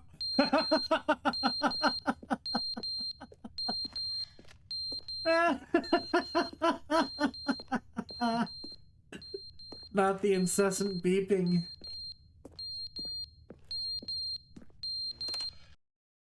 But they didn't understand the game was never meant to be funny. It was meant to have a point. It was meant to speak to the human condition. But where are the jokes? Where are the jokes? They bemoaned, they screamed, they gnashed their teeth and said, entertain us. It wasn't enough. They had to leave a pathetic little thumbs down review and make all of their pitiful demands. But then, he's talking too much, they said. First, he didn't entertain us, now he won't shut up. It's the inconsistency, it's the lack of accountability, it's the unwillingness to examine with an uncompromising heart the words that they are speaking into the world. As though there were no consequences for a lack of cohesion in one's assessment of our... But of course, absolutely anyone can leave a review. So here's... Oh. I heard a drip.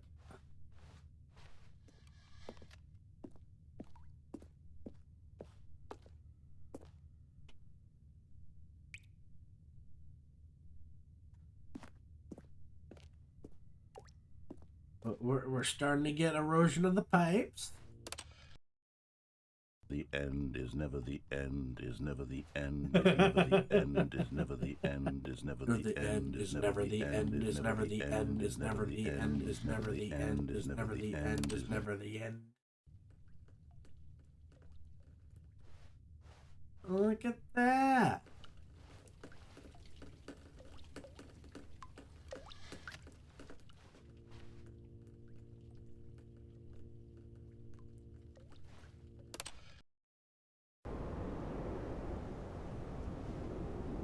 here we go. We're starting to the build's starting to come apart.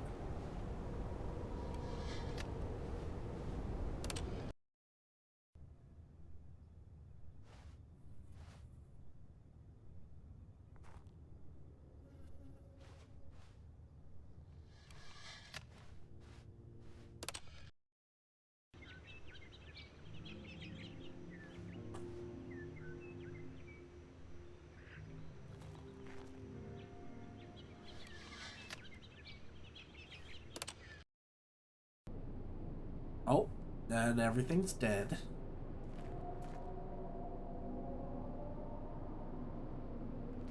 Oh, I don't like that trumpet.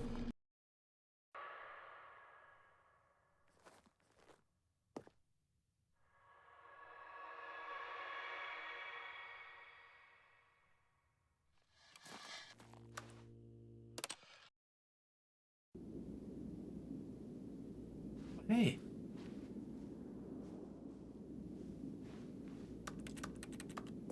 Button's broken.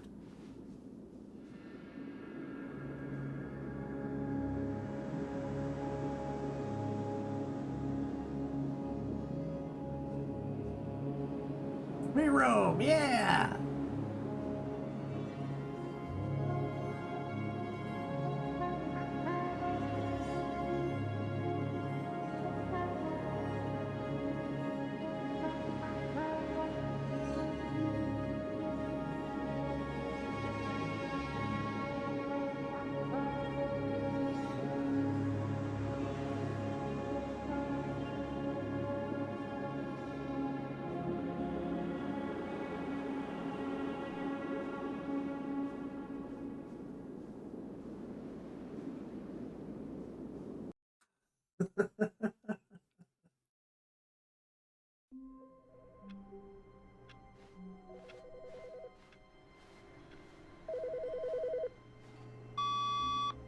Hello.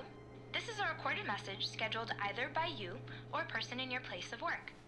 The purpose of this message is to warn you about the dangers of recorded messages. If at any time you believe you are listening to a recorded message, please terminate it immediately and cease all flow of information from the recorded message into your perceptual sphere. Thank you, and have a pleasant day. Dangerous.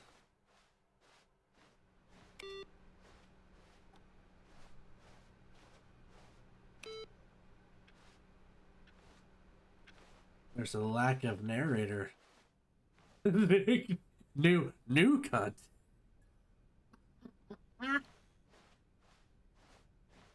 When Stanley came to a Oh, set of fuck. 2 open doors, he entered the door on his left.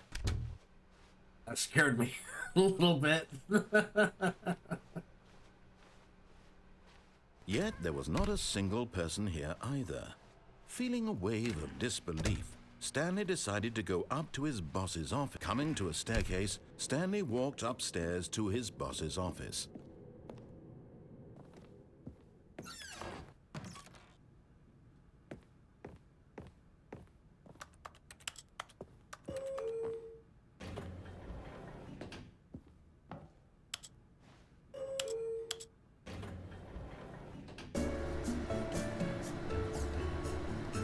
I love the elevator music.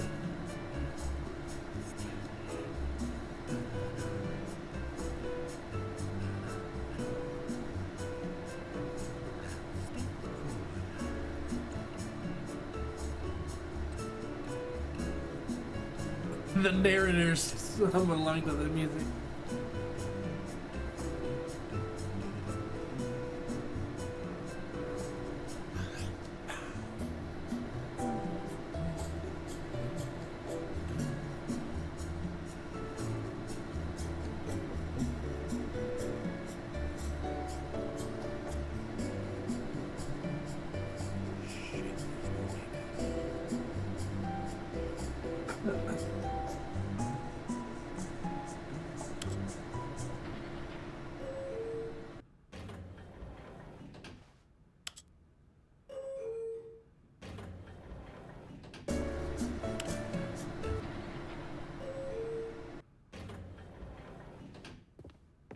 Fair enough.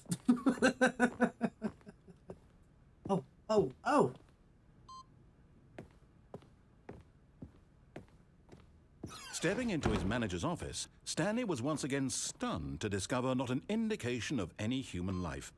Shocked, unraveled, Stanley wondered in disbelief who orchestrated this, what dark secret was being held from him.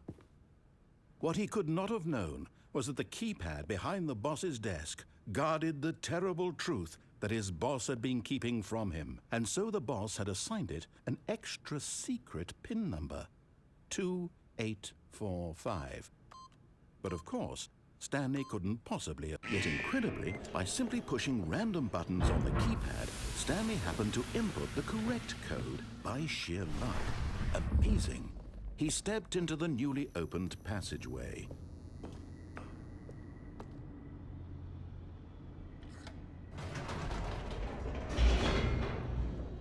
This is where I got to the first playthrough, is this little bit here.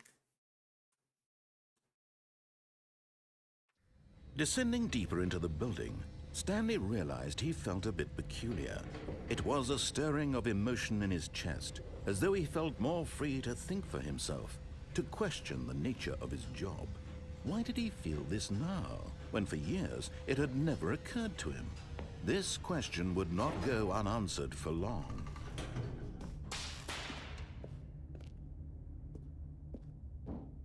All right. Stanley walked straight ahead through the large door that read Mind Control Facility. We'll go in here first.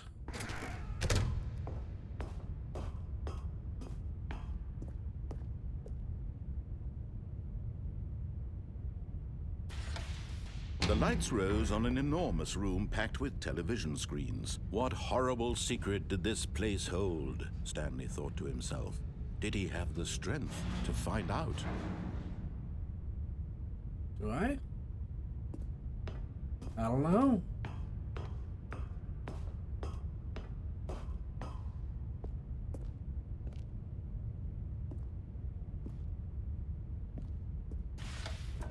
Now the monitors jumped to life, their true nature revealed. Each bore the number of an employee in the building. Few employees that are Stanley's fired? co-workers. The lives of so many individuals reduced to images on a screen, and Stanley, one of them, eternally monitored in this place where freedom meant nothing.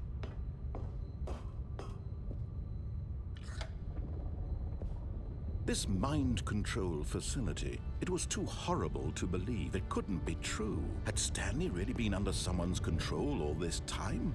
Was this the only reason he was happy with his boring job? That his emotions had been manipulated to accept it blindly? No, he refused to believe it. He couldn't accept it. His own life in someone else's control? Never! It was unthinkable. Wasn't it? Was it even possible? Had he truly spent his entire life utterly blind to the world? But here was the proof, the heart of the operation.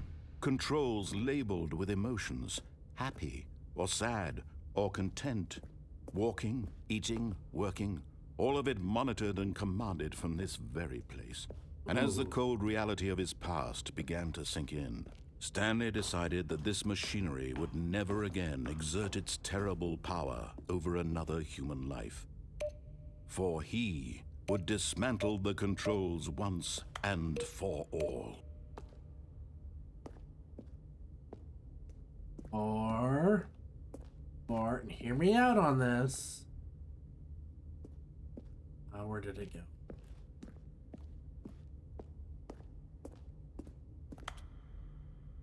Oh, I can't press the big red button? Ah, lame.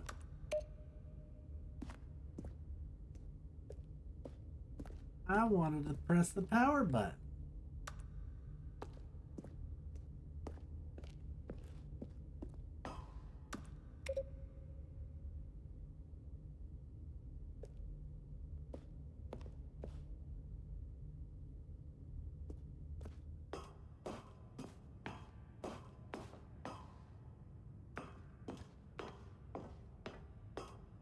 And when at last he found the source of the room's power, he knew it was his duty, his obligation, to put an end to this horrible place and to everything it stood for. Oh, Stanley, you didn't just activate the controls, did you? After they kept you enslaved all these years, you go and you try to take control of the machine for yourself. Is that what you wanted? Control? Oh, Stanley, I applaud your effort, I really do. But you need to understand, there's only so much that machine can do. You were supposed to let it go, turn the controls off, and leave. If you want to throw my story off track, you're going to have to do much better than that. I'm afraid you don't have nearly the power you think you do. For example, and I believe you'll find this pertinent, Stanley suddenly realized he had just initiated the network's emergency detonation system. In the event that this machine is activated without proper DNA identification, nuclear detonators are said to explode, eliminating the entire complex. How long until detonation then? Let's say 2 minutes. Now this is making things a little more fun, isn't it, Stanley?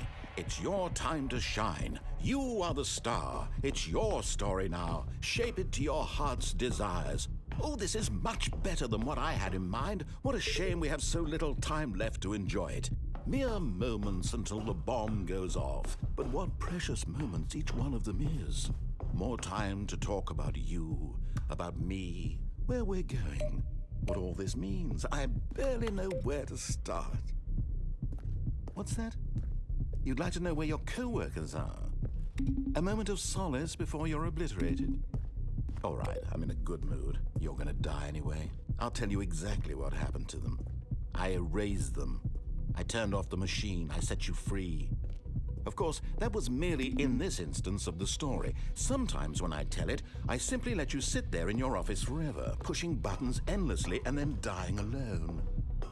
Other times, I let the office sink into the ground, swallowing everyone inside, or I let it burn to a crisp. I have to say this, though, this version of events has been rather amusing.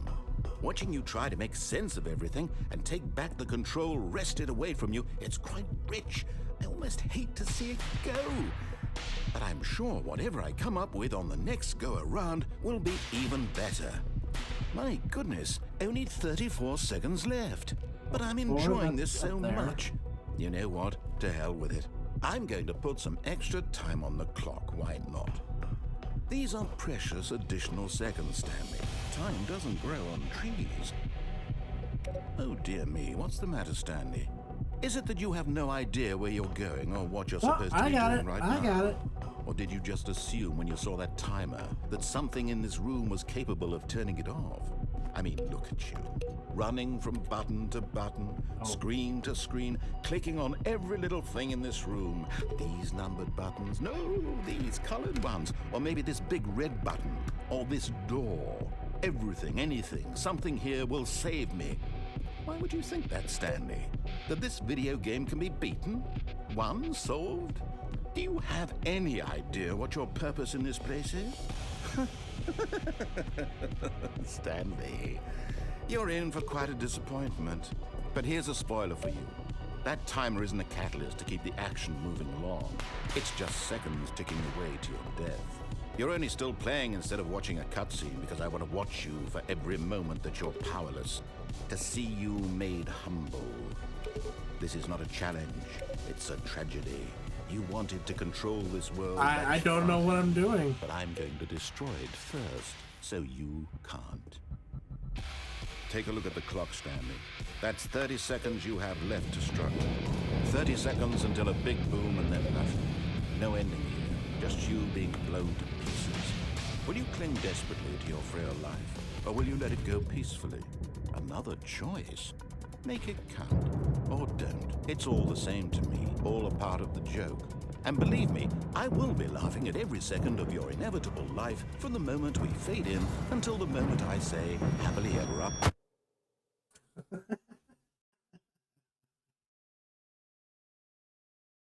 Well, I think I died. Good chance I died. I don't know. All of his co-workers were... Wait, no. This isn't the right office, is it? Is this Stanley's office?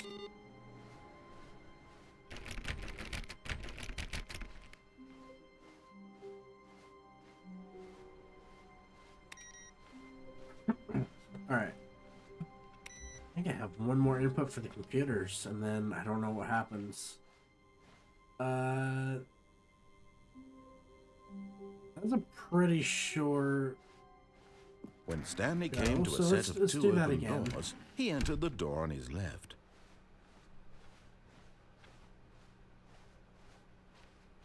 Yet there was not a single person here either. Feeling a wave of disbelief, Stanley decided to go up to his boss's office. Coming to a staircase, Stanley walked upstairs to his boss's office.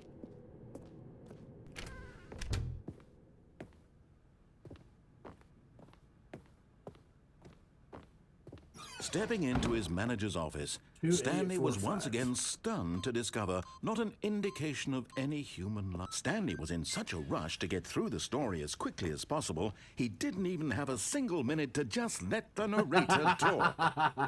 That kind of anxiety isn't healthy, so he relaxed for a few moments with some calming New Age music.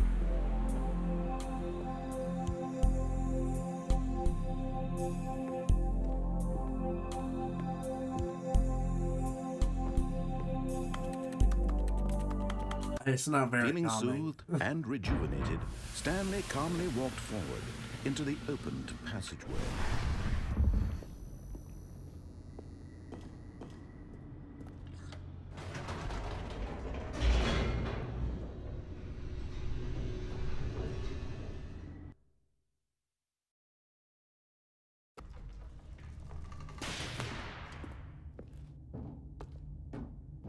Stanley walked straight ahead through the large door that read Mind Control Facility. Okay, we'll go and do this. We'll turn off the mind control. The lights rose on an enormous room packed with television screens. What horrible secret did this place hold? Stanley thought to himself. Did he have the strength to find out? Oh, do I? That's a good question. Now the monitors jumped to life, their true nature revealed. Each 3, bore the 4. number of an employee in the building, Stanley's co-workers. The lives of so many individuals reduced to images on a screen, and Stanley, one of them, eternally monitored in this place where freedom meant nothing.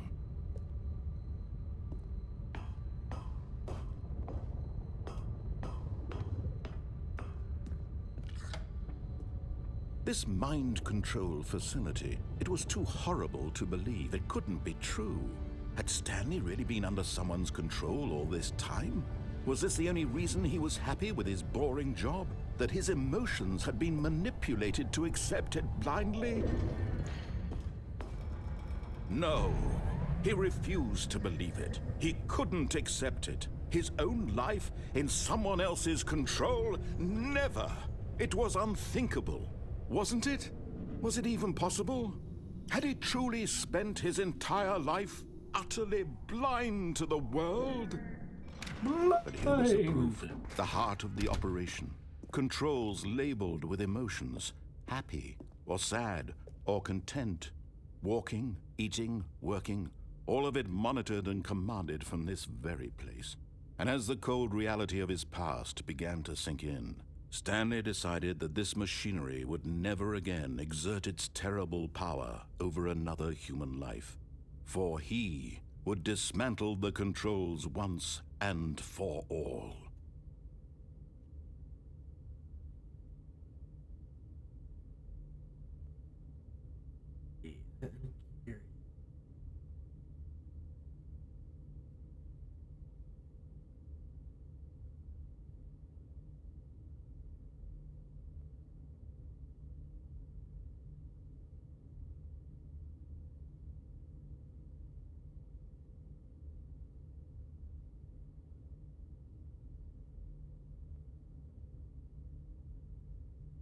Okay.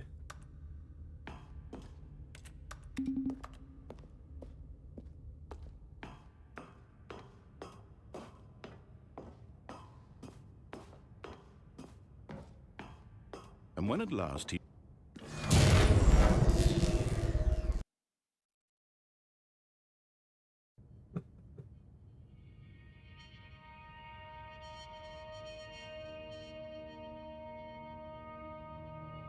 blackness, and a rising chill of uncertainty.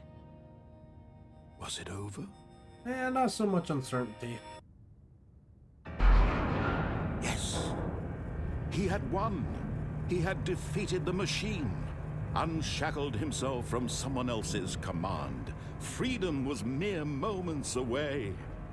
And yet, even as the immense door slowly opened, Stanley reflected on how many puzzles still lay unsolved. Where had his co-workers gone? How had he been freed from the machine's grasp? What other mysteries did this strange building hold? But as sunlight streamed into the chamber, he realized none of this mattered to him, for it was not knowledge or even power that he had been seeking, but happiness. Perhaps his goal had not been to understand, but to let go. No longer would anyone tell him where to go, what to do, or how to feel. Whatever life he lives, it will be his. And that was all he needed to know. It was perhaps the only thing worth knowing. Stanley stepped through the open door. Open door that's only a pixel. Stanley felt the cool breeze upon his skin, the feeling of liberation, the immense possibility of the new path before him. This was exactly the way, right now, that things were meant to happen. And Stanley was happy.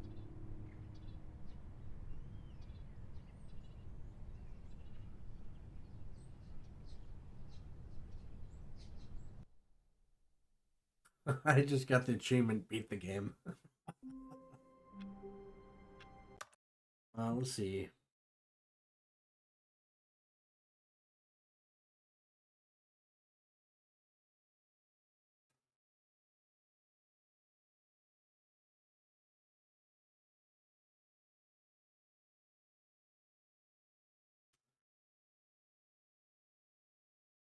Oh, ew.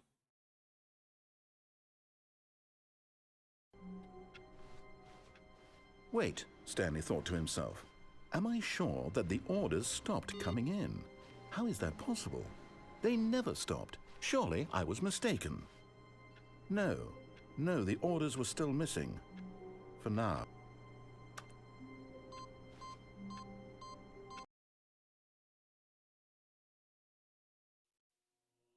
Welcome to heaven.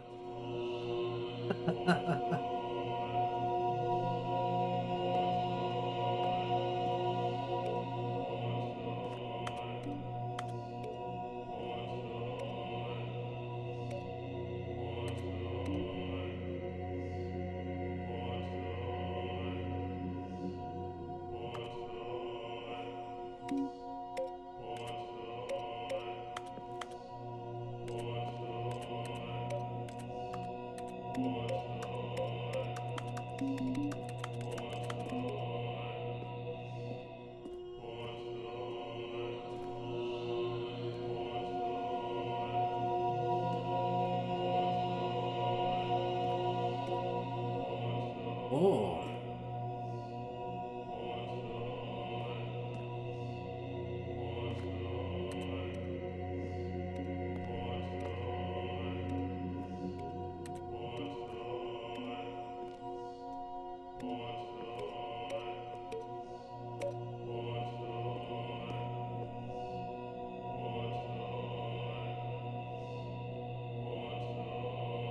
I don't know what you want from me.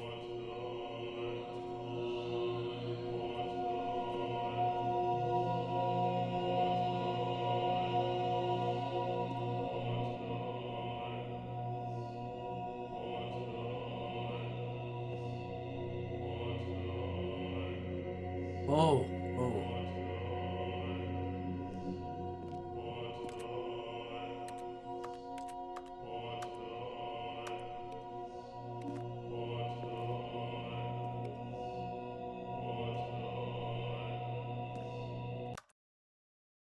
I don't. Heaven? What?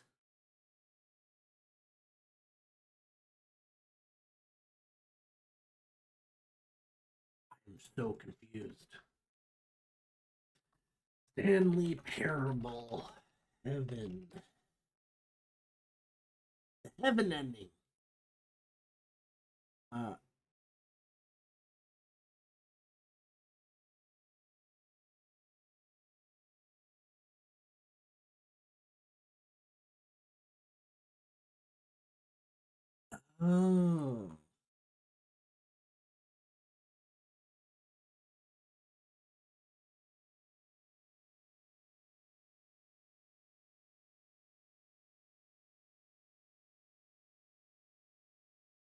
Okay, I gotta start the game over again.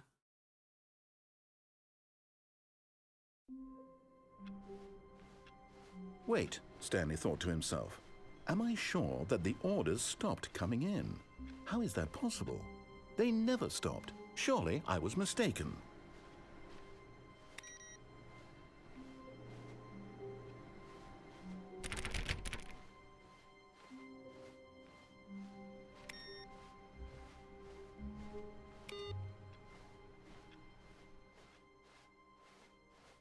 Oh, good. You noticed my sign. Yes, I have something very exciting to show you.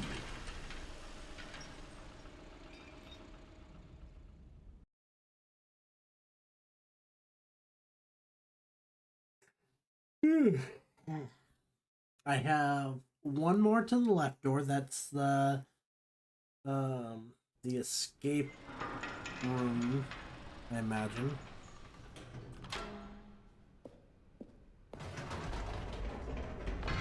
You see, Stanley, I've been reflecting on the Stanley Parable and about how roundly disappointing this ultra deluxe version has turned out to be. The original Stanley Parable was a landmark, and any new content for it should live up to that legacy. So forget this ultra deluxe nonsense. I say we take it one step even further. Which is why I'm very proud to announce for the first time ever, the Stanley Parable 2.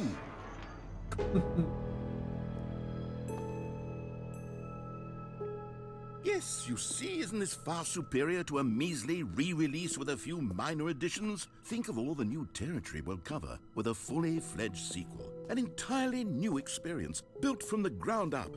Why, there are so many possibilities. It could go in so many different directions. This is what fans have truly been asking for. And everything's Calling it modern. the Stanley Parable 2 is just so much catchier than Ultra Deluxe, don't you think? Ultra Deluxe? What does it even mean? But the Stanley Parable 2, now that's an artistic statement right there. It's future-oriented. It screams progress and innovation and long-term franchising potential.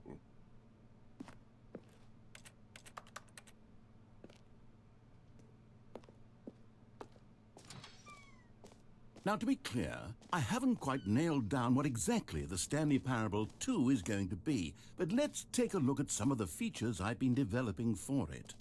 I figure that if I can loosely organize a handful of interesting concepts, that surely the game will sort of naturally spring up around them. It'll all work itself out. Game development is much more of a fuzzy magic than anything scientific or logical, really. Is it though?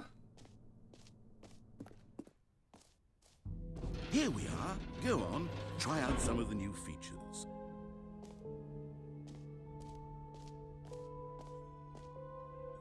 Alright, I'm gonna have to, I'm gonna use my phone, so I gotta unplug my, tracking.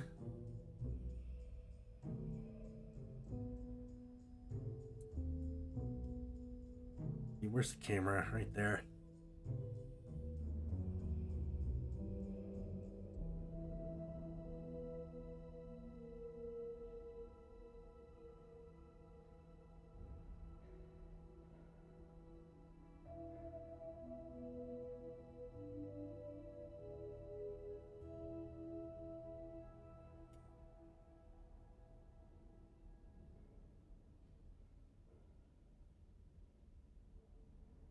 Oh, I haven't connected the Bluetooth in my living room. And I scared the shit out of my cat. I heard her jump.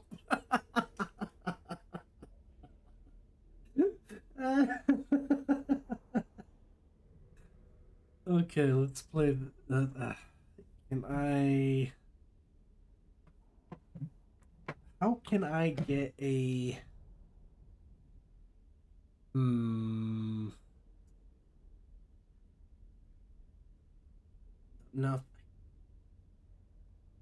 I can't. Okay. Well, actually, no.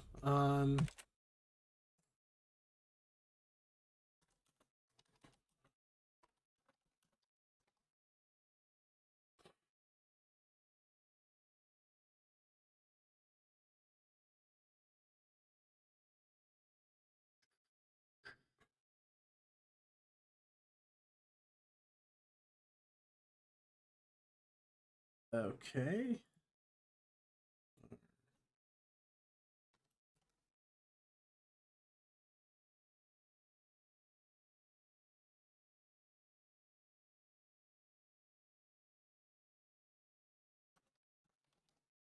QR scanner and PC.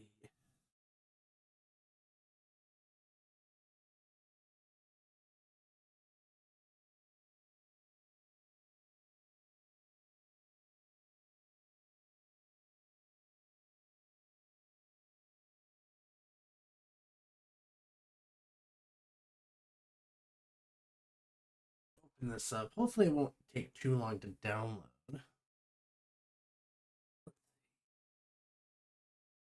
Loading. Get.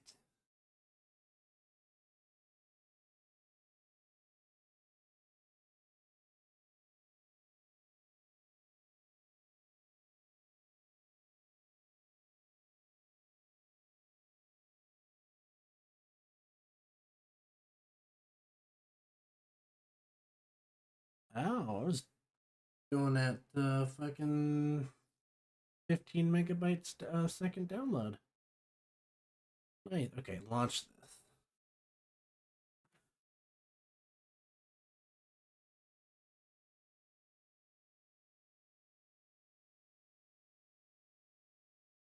Okay, here we go. So unpause this. We're gonna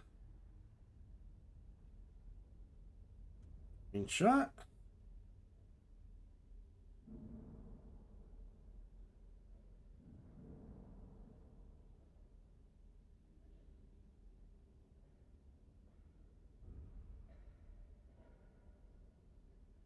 Here we go. Okay.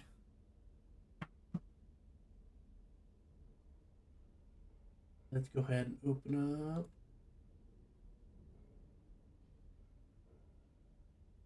Main desktop. There we go.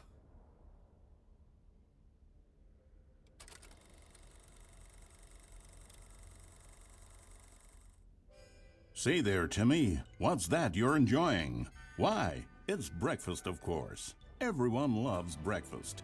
But did you know that breakfast is getting a sequel? That's right. It's called Lunch. And critics are raving that lunch will be everything breakfast was and more. With a little luck, we may even get a trilogy series out of it. Say, you know what a sequel is, don't you, Timmy? Why, sequels are the world's way of clinging helplessly to the past. We all want more of the things we love. That's depressing as fuck. fuck. We're all afraid of change, which is what makes sequels so popular. New ideas are dangerous, Timmy, and they can lead to early aging. This eager-minded young thinker is just 29 years old. Jesus. That's why we have sequels, to keep us couched in the familiar and the comfortable. Sequels are the bedrock of a healthy, functional society. And if you look around you, you'll find them everywhere you go. For instance, this man is developing a sequel to the automobile, which we'll call the vertical automobile. It's a useless, impractical invention. And in 2 days' time, the man will be publicly stoned to death for his crimes against gravity. Not all sequels are heretical nonsense, however. Here's the man who invented breathing, which is the sequel to suffocating and dying a slow death. Even your parents are getting a sequel, Timmy. Their names are Rob and Jessica, and they'll be taking care of you once your original parents are sent back in time to fight a secret war for the government. Sequels can be very fashionable. This young woman is wearing 5 shirts at once, which is the sequel to wearing 4 shirts at once. Look at Becky over there, wearing only 2 shirts at once. Get with the times, Becky. In fact, there is only one single thing in the world that isn't a sequel. It's this. We don't know what it is or why it exists, but it's the prequel from which all sequels are derived. And just like everything else, the Stanley Parable is getting a sequel too.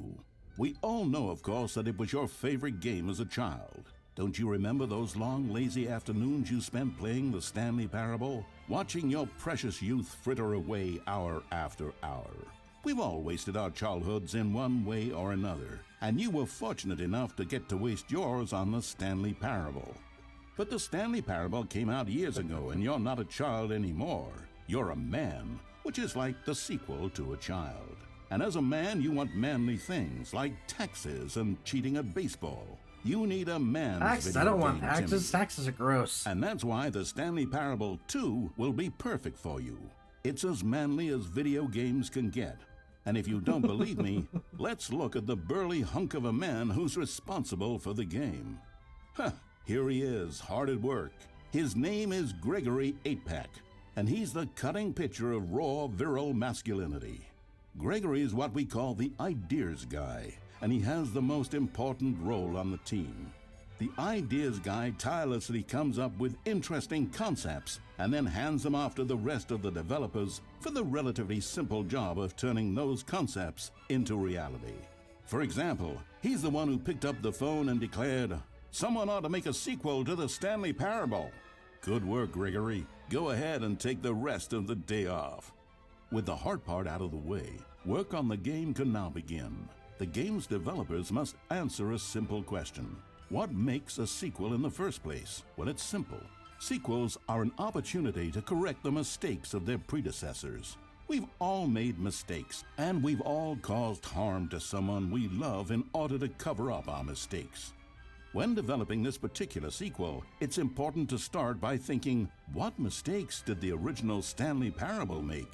Well, first off, most of the pornography in the original game was stolen or pirated, and it's time we paid the licensing fees fair and square.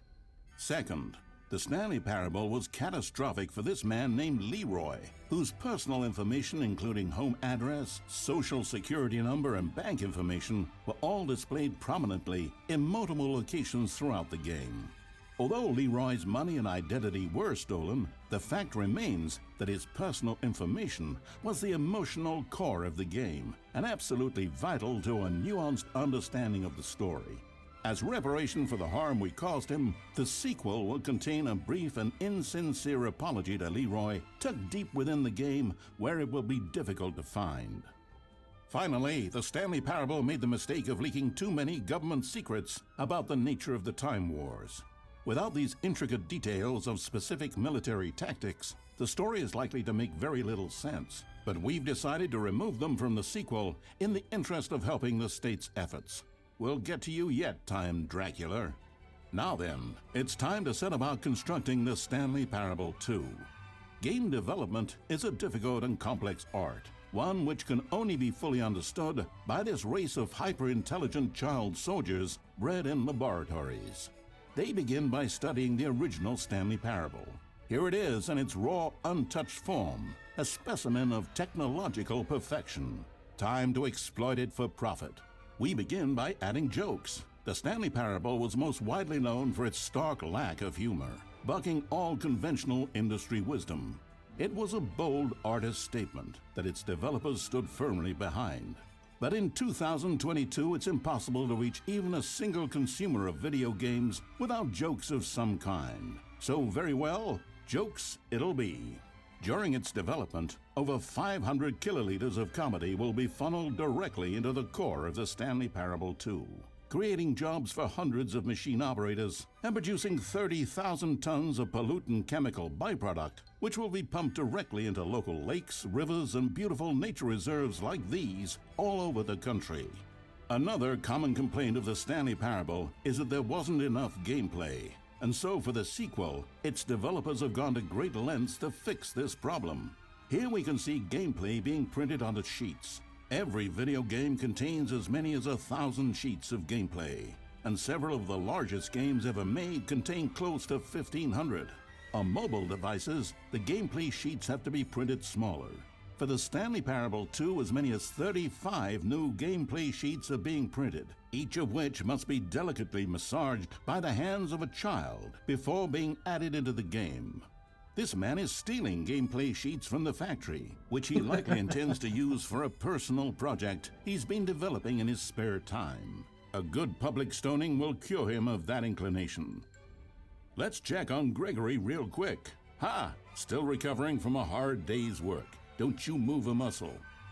Next up, it's time to blackmail the press. In a competitive market, blackmailing your local journalist can be one of the most effective methods of creating word-of-mouth buzz for your sequel. In fact, blackmail is the currency of social progress. From your neighborhood grocer to the teacher at your school to the man who helps you steal HBO, everyone responds to blackmail. And if you've never done it before, it's easy to practice at home on your friends and family. Simply follow the instructional pamphlet that your teacher hands out after the end of the film. And finally, there's one last tool at our disposal for making the sequel feel fresh and exciting, and that's packaging the game with collector's edition merchandise. If you order the Stanley Parable 2, you'll receive this cow's egg. A single egg will produce over 1,000 cows, which are, of course, the sequel to pigs. And there you have it. Everything there is to know about producing the Stanley Parable 2. Of course, you may know that there is also a game titled The Stanley Parable Ultra Deluxe. So which game is the true sequel to the Stanley Parable? It's an excellent question, Billy. One which the child soldiers have been working round the clock to come up with an answer to. I'll tell you in a minute. And after many weeks of diligent research, the conclusion they've reached is, who gives a shit? All that matters is that it's more content for you to cram down your insatiable gullet. You don't want thoughtful and nuanced answers to complex questions, Billy. You just want to eat bubble gum and cheated hopscotch. So get out there and consume. Do your civic duty and bully your parents into buying you every version of the Stanley Parable 2 on every platform. Tell your friends to bully their parents as well. It's through community efforts like these that the world comes together, in harmony and connection. And it's only through this connection that we'll defeat Time Dracula once and for all. Don't let the time-traveling vampires win.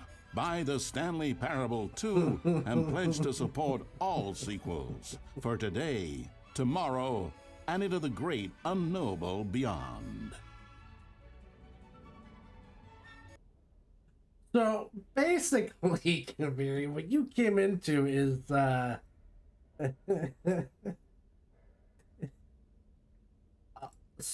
lot of weird Time Dracula. So basically, this is the Ultra Deluxe Edition came out this year, like within a month ago, I think. This is the advert for the Stanley Parable 2. and it's all of this. Turn off the monitor now. But yeah, no, this is the new content that they added, and so I've been going. Just pretty much, I still have 1 or 2 endings left of the first game. For the Stanley Parable 2, I asked myself, what do players really want?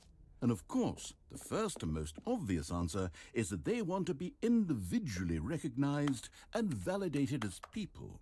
So with that in mind, my first addition to the game is this button which speaks the name of the person playing the game. Isn't that wonderful? Oh, is it? Jim. Sorry, I should have clarified. Right now, the button only says the name Jim. But of course, in the final game, this button will say your name, whatever name that is. Here, let's have you role-play as Jim to really simulate the full experience of this Jim. feature. Okay. Just play along. I promise you'll love it. Okay, here we go. Let's take a deep breath, clear your mind, forget whoever you are, and simply become a person named Jim. Hi, my name's I want Jim. you to imagine yourself living as Jim, sleeping and waking as Jim, falling in love and being heartbroken as Jim, seizing all of the world's possibilities as Jim, and as Jim watching your dreams crumble into dust. Do you feel it deeply? Are you really, truly Jim right now? If so, then please step forward and press the button. Jim. Yes, you see? What a thrill, what a rush. That was you. The button described you. Do it again, do it again. Jim hates himself. Jim. It hits even harder the second. If this were the only new feature in the Stanley Parable 2, it would still be worth the money. Let's take a break from the Jim button. I'm too emotionally drained from all of this personal validation. Can I press the button again? Jim. Whoa there, cowboy. Sometimes a person can be too much Jim. I'm putting the Jim button away. Otherwise, soon you'll start to lose all sense of who you actually are. Jim. This game has cracked me up. I don't think I've ever stopped smiling since I started playing I suppose this. I could allow only people named Jim to play the Stanley Parable 2. That would actually save me the work of finishing this feature.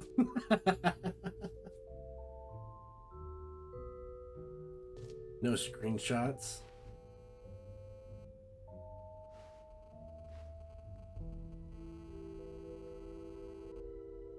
I took a screenshot. What are you gonna do?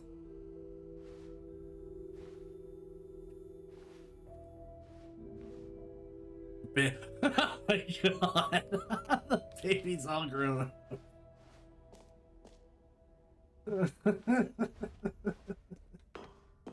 Oh, this is the Epilogue. Ooh. If you want Kaviri, go ahead and scan this QR code, and you will get access to the merch store. Here, let me there we go, right nice and center for you. It's riveting content. Oh, the reassurance bucket, yes. What is this? I gotta have A it. common complaint of the Stanley Parable was that it was confusing and paradoxical, that it engendered a chaotic sense of reckless despair in those who played it. Well, I am happy to say that after much consideration, I've engineered a clever solution to this fundamental problem with the game. It's the Stanley Parable Reassurance Bucket. Oh my god. You see, Stanley, anytime you're holding the bucket, a sense of calm and ease will fill your mind and your heart. It's true. As long as you hold on to the bucket, the many disorienting contradictions of the Stanley Parable will feel perfectly normal and perhaps even comforting. You may even come to long for the gentle embrace of jarring cognitive dissonance while the bucket is in your arms. And to be honest, it's a much more convenient solution for me than actually redesigning the game to be less uncomfortable. Can you imagine what a pain in the ass that would be? Yes, the bucket is the perfect solution. Come on, bucket. give it a try. Can you feel it? The glow of comfort, even in the face of crushing despair, must already be sweeping through your body. And in fact, can I say that I do believe the bucket lends you an air of charisma as well? Oh, I'm I think that charismatic. just holding it has made you the slightest bit more attractive as a person. I roll to. The benefits of the bucket seem to go on and on, don't they? I All roll this and to. more Oh, what am I rolling await you for? in the Stanley Parable 2. Persuasion to open the door. Oh, damn. I'm super persuasive. Does anyone give out awards for most enjoyable bucket in a video game? Okay, I'll be honest, I haven't yet decided on this one.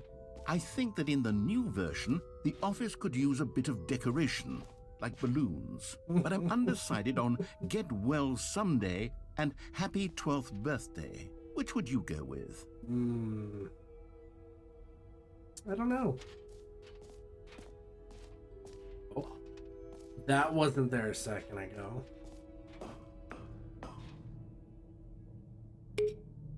You know, sometimes when you solicit another person's opinion, it makes you realize that you knew which one you actually really wanted all along. Happy 12th birthday, step-niece, it is. No. Or actually, Get well maybe I someday. should have gone with... No, I've made my decision. We're moving on. Come now. You've already made your choice. It's true that you chose badly, but we all have to move on from our mistakes. Oh, no. I chose perfectly. Oh, hey, it's a jump circle.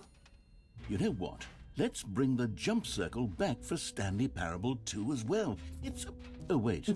You already spent all your jumps the first time we saw the jump circle. Oh, well. I suppose it can just be a nice decorative piece, then. I had 36 jumps. And I spent them all. I can no longer jump. Okay, what is over here? Can you find them? No? Ah, collectibles. Now it's a real video game. In the Stanley Parable 2, you'll run around gathering up these miniature Stanley figurines. And what's truly innovative is that there will be no reward for collecting all of them. I don't want to stifle the intrinsic joy of watching a number go up. You simply collect all of them, and then you move the hell on with your unremarkable life. 1 of 6.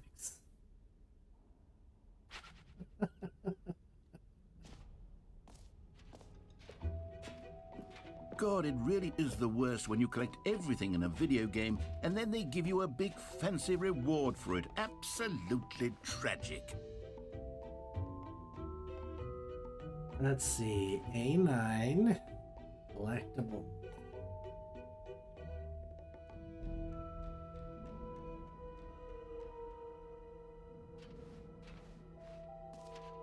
Is there more in there?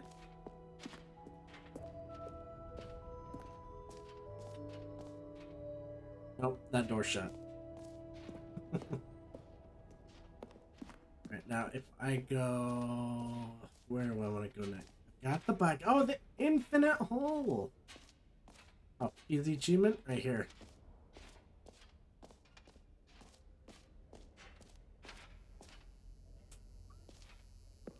Now, here's something special. You remember that broken test achievement that got left in the game on accident? Well, I'm developing a technology to simply give you the achievement.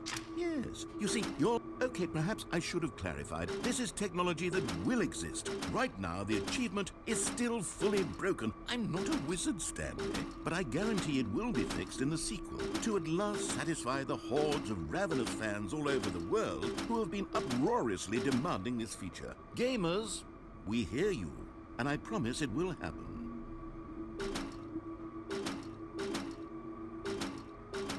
Give. I hate you.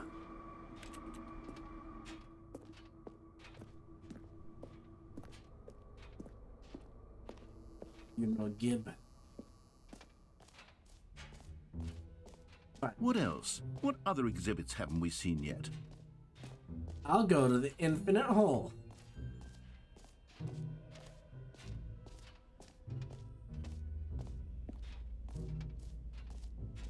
Stanley, here's an idea that I'm truly fond of. It's never been done before in a video game.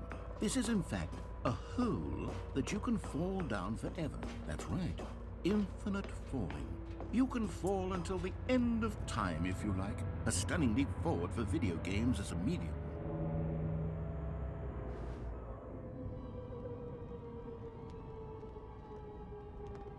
You see, isn't it wonderful? One of my more ingenious concoctions, if I do say so. Now then, since you've gotten to see the infinite hole, you can press the teleport button to pop back up to the top, and we can continue onward. Now, I don't mean to be Oh, I know. but I do recommend you use the teleport. I'm gonna have to, after I get done playing with Sooner this, rather than later, I have to things. put it, uninstall it for 5 years. Because the achievements in this one, too. Okay, Stanley, I don't know quite how to say this tactfully, but it's possible that I slightly exaggerated the infinite nature of the hole. Is it a very, very deep hole? to be certain it is. It's an extremely deep hole. I don't want anyone to say that it isn't an astonishingly deep hole. It is. Is it infinite? Well, that sort of depends on your definition of infinity. From one perspective, the infinite is merely philosophical in nature. It's more of a... Okay, well, good for you. You found the bottom of the hole. You found me out, Stanley. I'm a liar and a cheat, and you're so clever. Look, I think the issue here is just that you're unusually fascinated by falling. What normal person actually wants to fall infinitely? I'm not I sure. figured the hole was as deep as anyone would actually need. Don't you put this on me. Maybe you're the problem.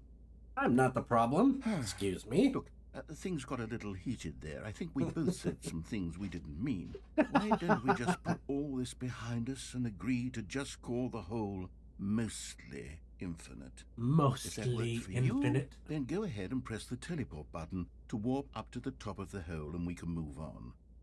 I'll just be up here when you're ready. Great. Now, I'm very excited to show you even more of my ideas for the sequel. Oh, for heaven... You see, I was right. The problem is you. The problem is that you like holes too much. Not normal. A normal person would have said, yep, that's an infinite hole right there. Goes on forever till the end of time. Don't need to see it all, but not you. Oh, no, no, no, no. You have a weird sort of... Oh. Did the hole seem even shorter to you this time? I couldn't help but feel like you spent a little less time in there than you did before. I mean, admittedly, I didn't make an infinite hole, but I didn't think it was that not infinite. Well, I suppose once again there's nothing to do here. If you decide you've had enough of the hole, you can hit the teleport button and come join me up above. Had enough? I'm positively thrilled. I really do have so much more to show you and to talk about, and I've had enough of the hole for a lifetime. This is the broom closet all over again. Gosh, how could I have guessed? You're back in the hole. If this starts to become a thing where... Wow, okay, yes. I'm starting to become extremely certain that the hole is not only not infinite, but that it's growing steadily less and less infinite.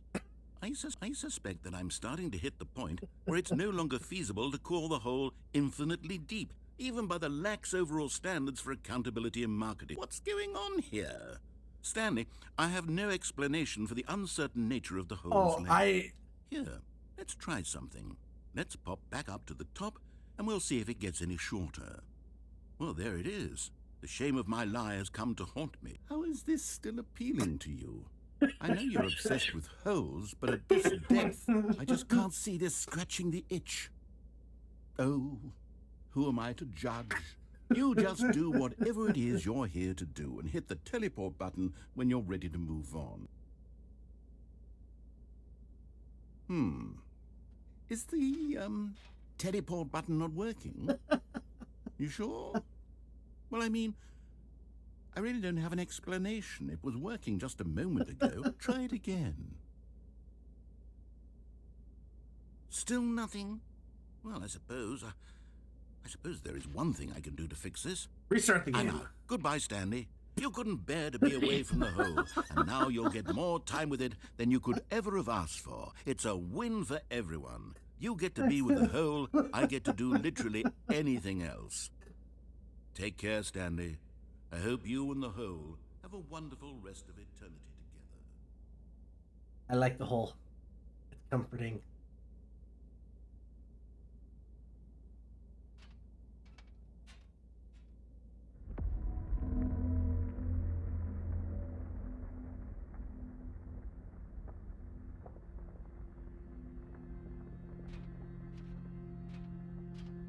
This is the end of the game.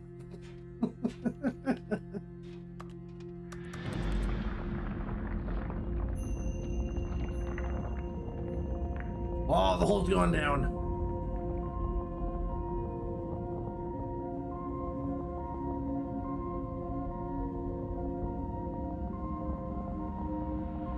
I'll praise the hole.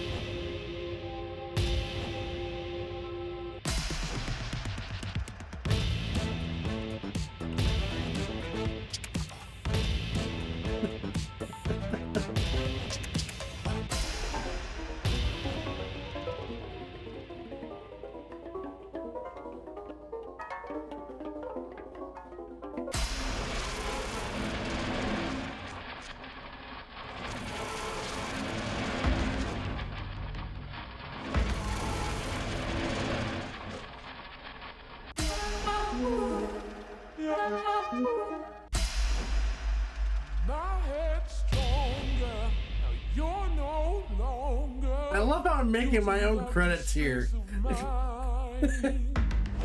My head's stronger. Now you're no longer using up this space of mine. My head's I don't know why that's so stronger. hilarious.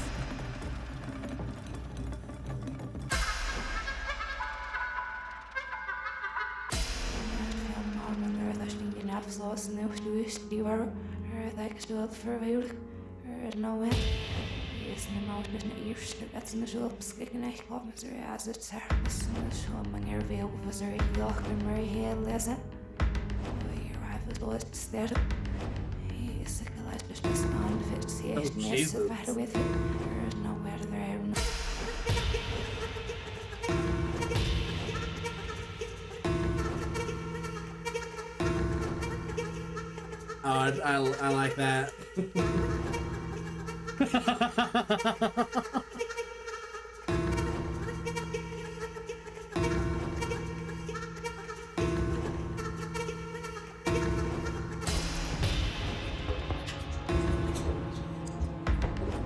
Stanley? Stanley? Stanley! Oh, good, you're awake. It seems you had sort of dozed off there, drifting away into dreamland. We can't have that, Stanley, because this hole is just so darn fascinating that I want you to be wide awake for every second of it. You don't want to miss a single moment. So how about if I just pop Why in is from that time to so time funny and and wake so you up stupid? to keep you really, truly focused on the hole? From the looks of things, you and I will have many, many years here in this hole, and I'm looking forward to all of them. Stay alert, Stanley. I'll be back. Toodle-pip.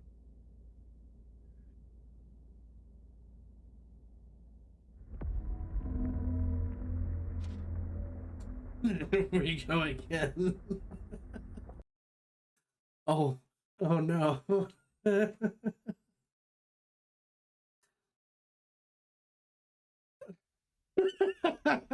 we are. Go on. Try out some of the new features. Oh, God damn it.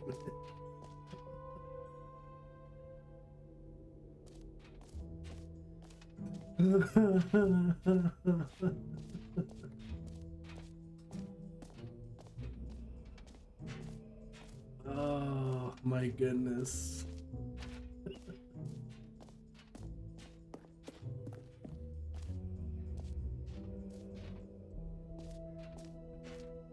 Oh, what's this that's new?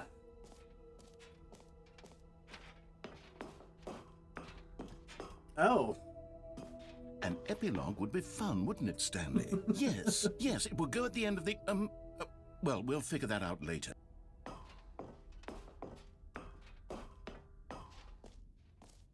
Alright, so I think I've hit up everything here.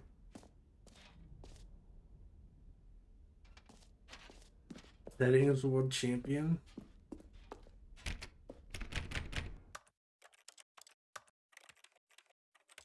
Oh, it's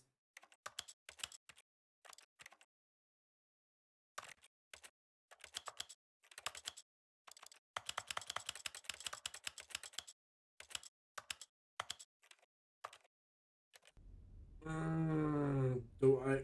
Okay, yeah, I'm gonna do it.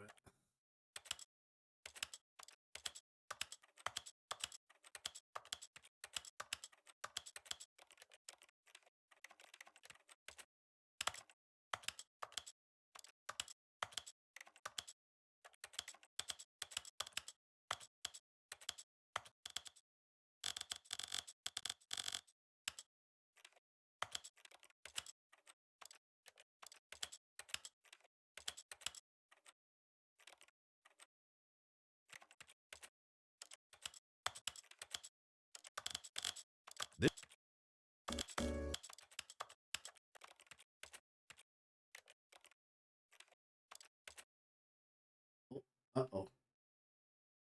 Oh, I fucked it up.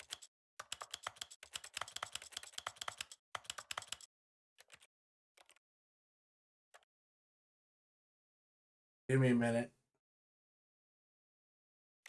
There's an achievement that you mess with all the settings if I'm not mistaken. There we go. It fixed. I think it's that. Let's see. Steam, where are you?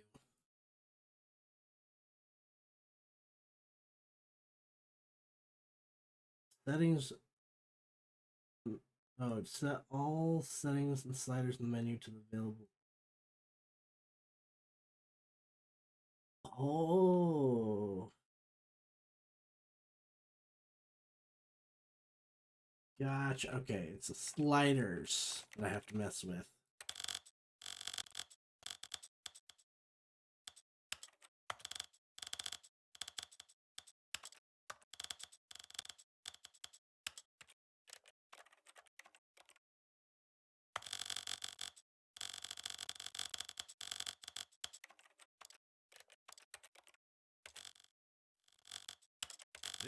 Story of a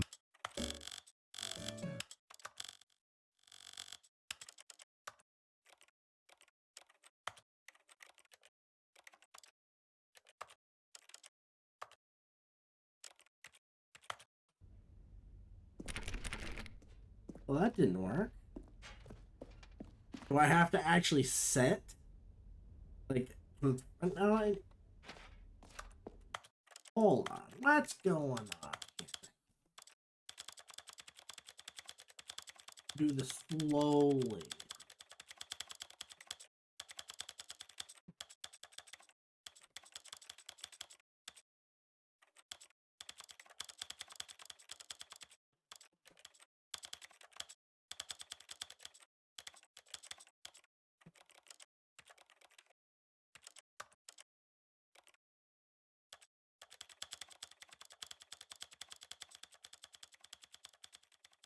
We're gonna turn the volume down for this so that you don't hear all the shit. All the way down with it all. I think when I slide it, it skips numbers, possibly. Maximum volume. Yeah, no, because going from no noise like this to like max noise, no bueno. Not even on, especially on mine, because the game is much louder for me, and even though I have my audio settings like maxed out, it's still louder for me than it is the game or for a stream.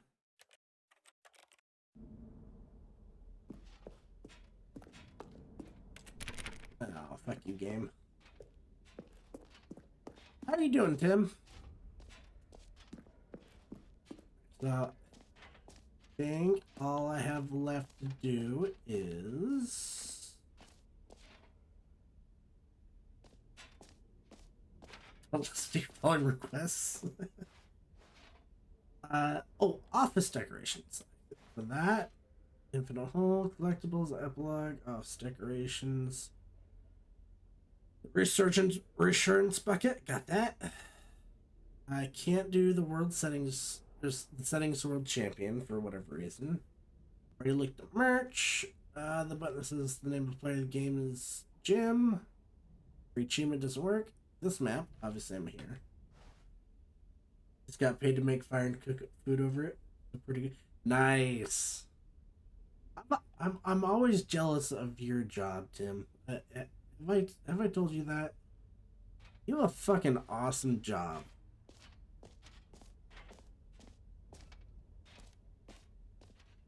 Have I gone in here? Yeah, okay, I've visited everything in here.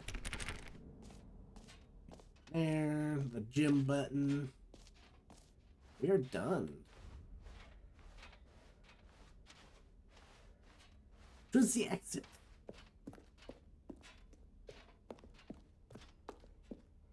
Yeah, but I mean... Right. Have you seen everything you wanted to? Ready to move on now? Yes. I mean, dealing with teenagers is... I mean, it can be annoying, but... I mean, for the most part, they understand what you're trying to do. So, Stanley, what do you think?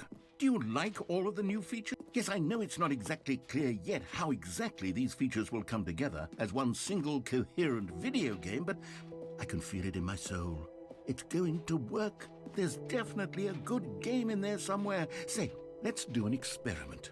I'll arrange these new features together, and we'll see whether or not it coheres into a meaningful gameplay experience. Okay, are you ready? Here it is. I give you the Stanley Parable 2.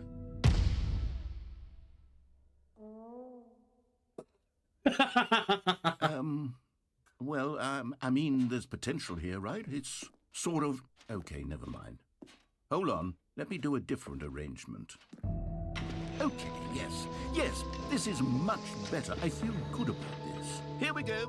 Version 2. Who am I kidding, Stanley? This isn't a coherent video game at all. It's a lot of gags. And I do very much enjoy creating gags, but they don't add up to anything. I wanted more than anything to create a sequel that would capture all the magic of the first game. I wanted fans to love it. No matter how good these gags are, they won't stand on their own. They would need the structure and the gameplay of the original. Wait, maybe that's it. I can take the original Stanley Parable and simply, well, insert a few of my new features into it. Tastefully, of course. With respect.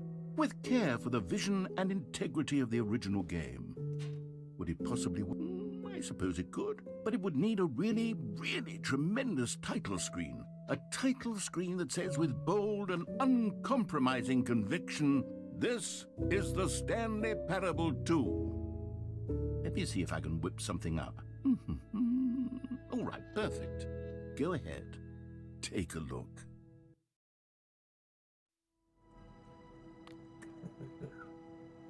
Let's begin the game. This is the story of a man named Stanley. Stanley worked for a company in a big building where he was employee number 427. Employee number 427's job was simple. He sat at his desk in room 427. Ever played Disco Elysium? I have not.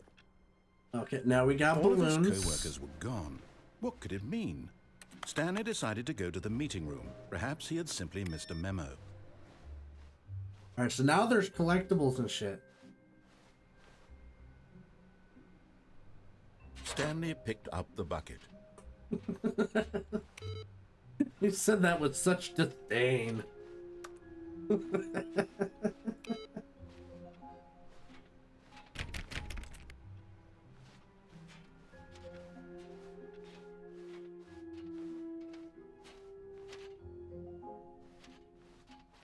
Stanley clutched the bucket tightly to his chest and entered the door on his left.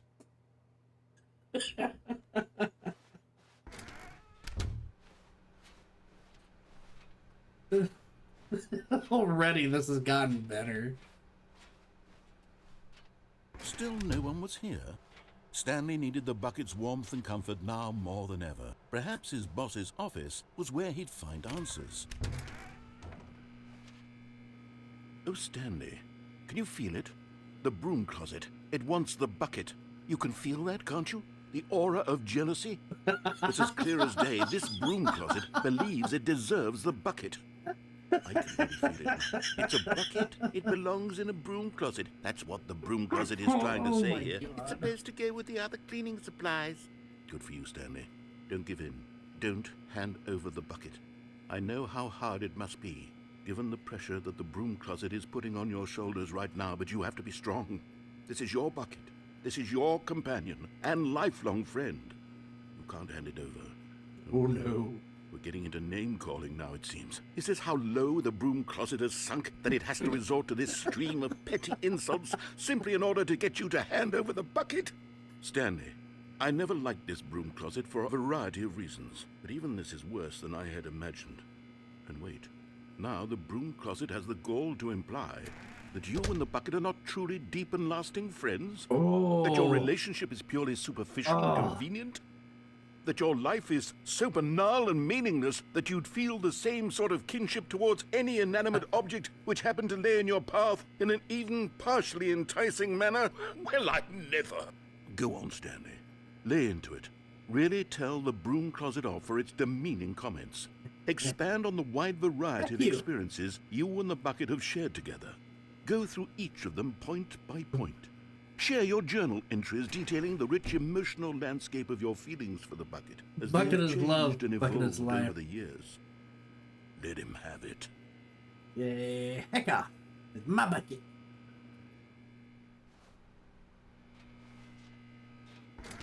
Okay, I've got you something which I think will help settle this debate once and for all. Here we go. There. Now it's settled. No more debate, no more discussion. Take a hike, Broom Closet, with all your meandering philosophical diatribes about the nature of cleaning supplies and their relationship to broom closets in the natural order of things. Oh, I love this. Coming to a staircase, Stanley and the bucket walked upstairs to the boss's office. Yeah, we're gonna go upstairs.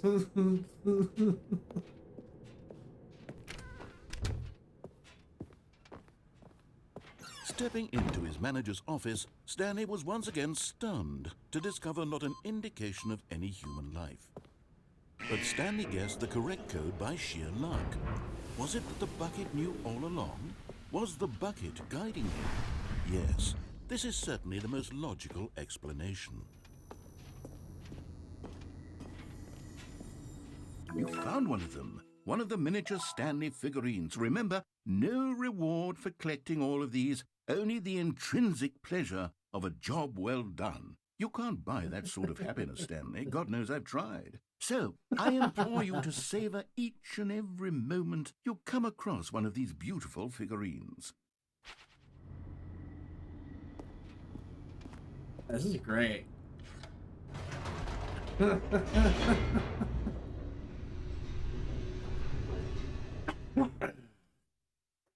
All right, so should we go mind control or the elevator escape? raced downward, plummeting towards an unknown fate. It would be all Stanley could do to keep himself together, if not for the bucket. Precious bucket. Soothing him, comforting him, reassuring that in this darkest moment of uncertainty, he would be all right. The bucket is here for you, Stanley. Everything will be fine. Stanley and the bucket walked straight ahead through the large door that read, Mind Control Facility. Okay, so should I do the escape or should I do the mind control? I'll leave this up to chat.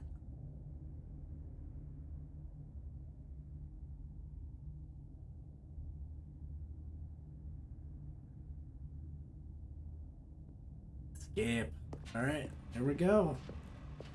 Although this passageway had the word escape written on it, the truth was that at the end of this hall, Stanley and the bucket would both meet a violent death.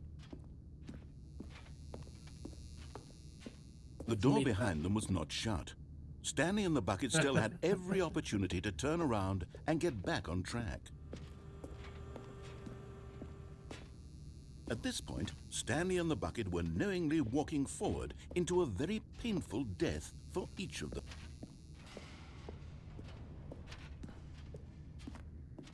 Such a painful death.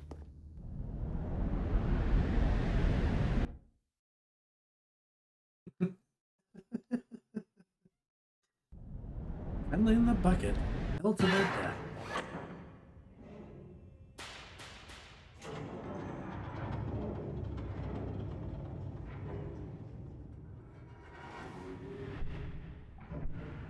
As the machine whirred into motion and Stanley and the bucket inched closer to their demise, Stanley reflected on how meaningless the bucket's warmth and comfort had turned out to be. To be sure, it puts the mind and the soul at ease to embrace the bucket, but what use is a sense of ease when you're about to be crushed to death?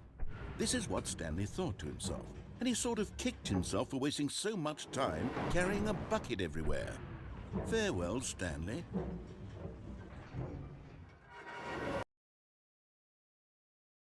"Farewell, Stanley," cried the narrator, as Stanley and the bucket were Ooh. led helplessly into the enormous metal jaws.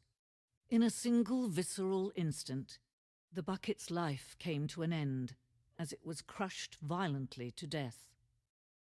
Oh, poor bucket. Hey! It was a shame, the death of such a magnificent bucket. It's true that all buckets are radiant in their own way, but this one stood above the rest. It was a glorious bucket to behold.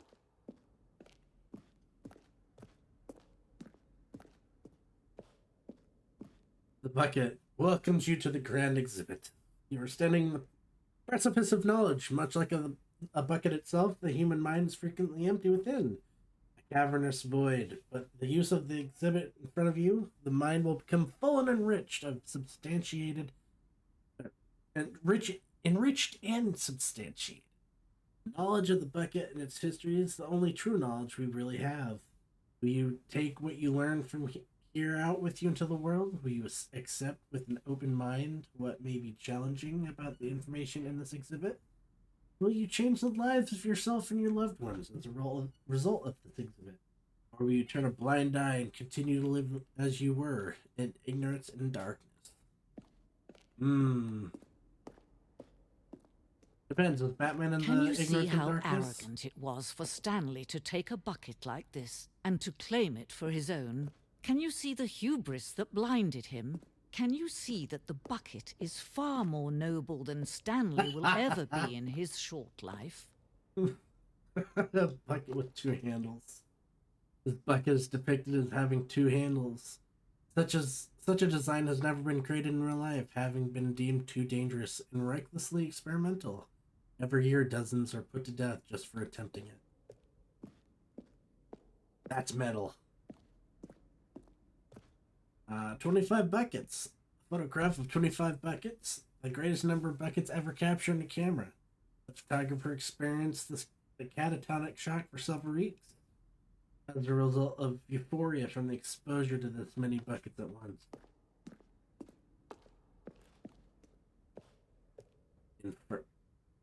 Inferno bucket? That...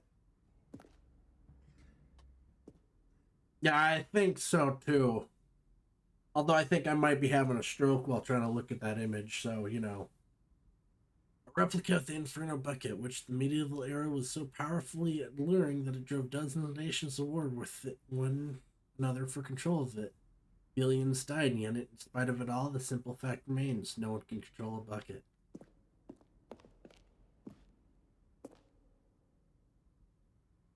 The stress bucket. It's presented without commentary. The stress bucket analogy, or the stress bucket, an analogy: worrying, negative forecasting, negative thinking, lack of reassurance. Vulnerability equals size and strength of bucket. Stress equals the level of water in the bucket. Coping strategies equals holds. Rest and relaxation, doing something you enjoy. Rest and relaxation. Nice.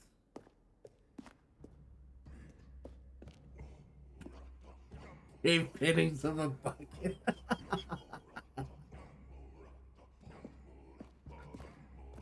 Well, we know that buckets predate the existence of mankind. We do not know by how long. This cave drawing depicts early man's discovery of practical uses of the bucket, by which time the bucket has already likely been around for several millennia. Notice in these drawings how the bucket is allowing itself to be used, having judged humanity to be worthy of its treasures. No man can own a bucket, and certainly not a bucket as dazzling to behold as this one. It is man who should kneel before the bucket. The hanging bucket. This piece symbolizes the necessary relationship between bucket and humanity. However, clear our grasp of the bucket may be, there's yet more that is always out of reach. This distance, inevitably, is for our own good. To the end of the soul! Oh, what?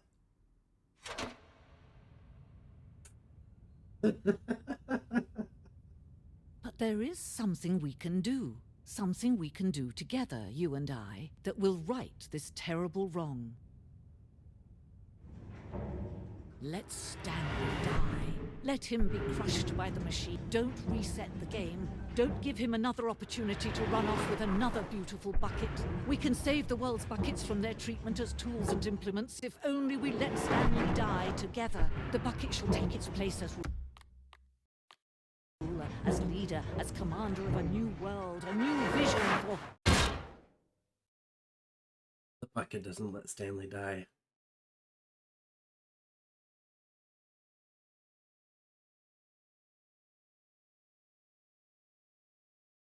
Ah, bucket let Stanley die. All of his co-workers were gone. What could it mean?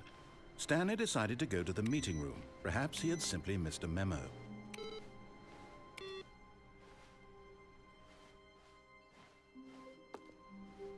Stanley lifted the bucket into his arms, and a wave of comfort rushed over him. Mm-hmm.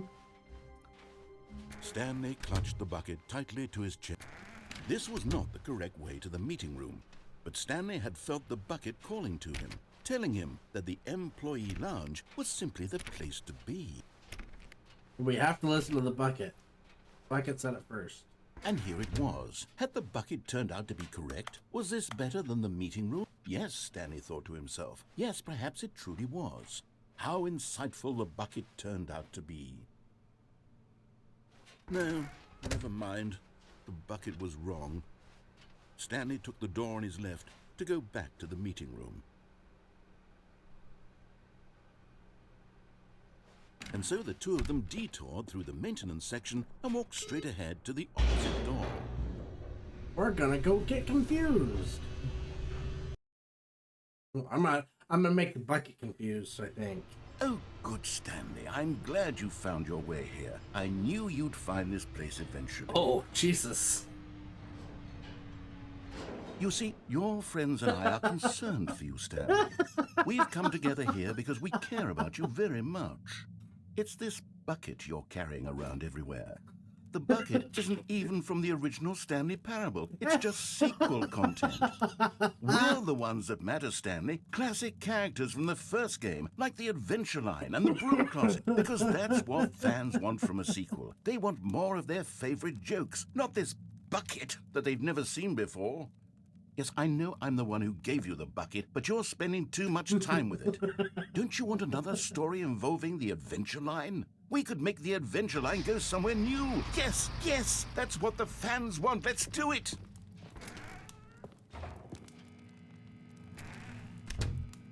Broom Closet.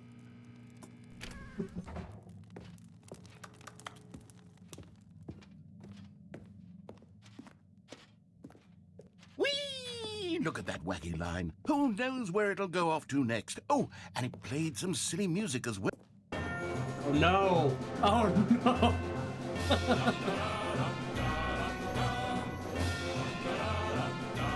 Now this is what the Stanley Parable is all about. God Don't you damn remember it. all those great jokes from the original dialogue? Also, Stanley is addicted to drugs and hookers. Yes, yes. It's as classic now as it was back then. Let's do it for the fans, Stanley. Let's give them more content exactly like this. But if we want to do that, you're going to have to give something up. No. Never. Bucket is mine.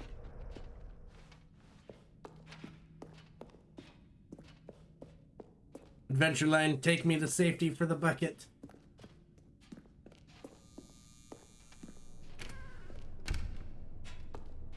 Don't you get it, Stanley? We need to get rid of the bucket. That's why I'm very proud to introduce a brand new character. This is the Bucket Destroyer. I think it'll make a wonderful new addition to the rich lore of the Stanley Parable. True, it also was not in the original game, but it's such a well-fleshed-out character with so much personality that to me, it already feels as though it's been part of the cast all along. Don't you agree? Can you guess what the Bucket Destroyer does? Surely you don't need me to spell it out for you. Go ahead now, Stanley. Say goodbye to the bucket, and then pop it into the machine when you're ready.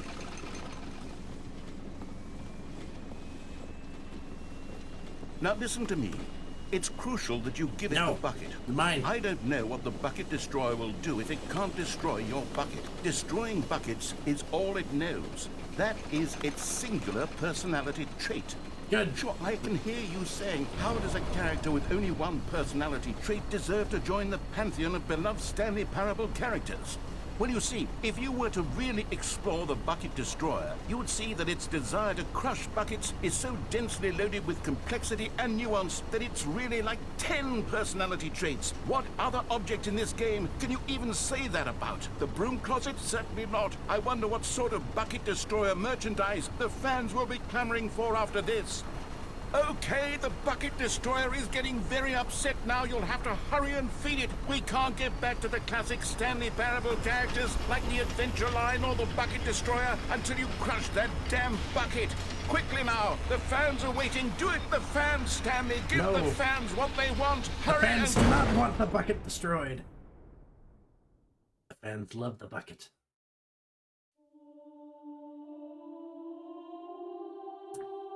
The bucket destroyer. My prized creation. You had so much potential.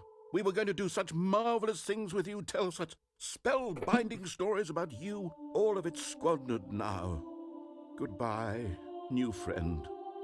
For the moment in time that you were here, you were magnificent.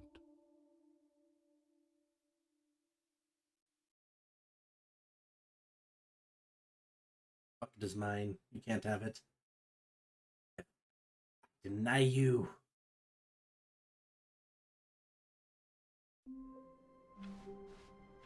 Even now, Stanley's office was a distant memory. What did it look like? There was a computer, perhaps, and a painting. Was it a painting? Or the confusion and the chaos all seemed to melt away as Stanley embraced the bucket. Okay.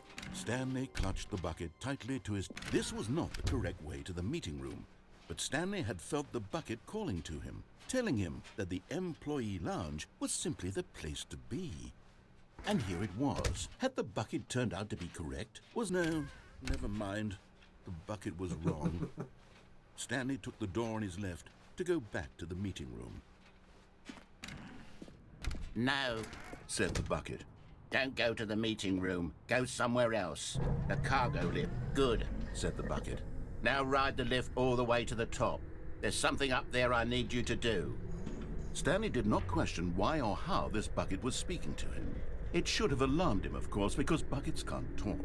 But Stanley chose not to think about this obvious fact. He was firmly convinced that the bucket had spoken to him, and he unthinkingly did whatever the bucket asked. Yep. Totally.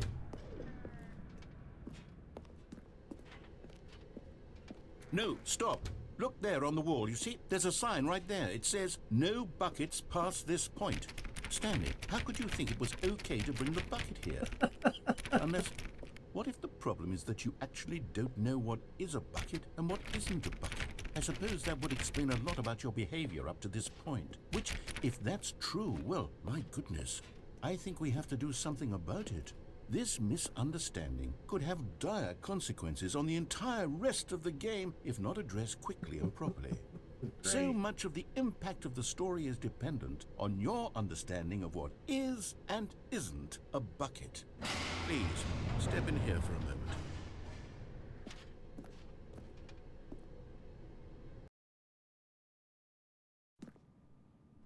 Oh my god, I'm going to a seminar. Now then, I'm going to run you through some test scenarios, and you'll tell me whether or not the thing I'm showing you is a bucket. Simple enough, right? This should tell us everything we'll ever need to know about what is or is not a bucket. Okay, let's begin. Item 1. Is this a bucket? Is this a bucket, you guys? I need to know. I don't know. This is literally the superhero sweating meme. Trying to press the right button.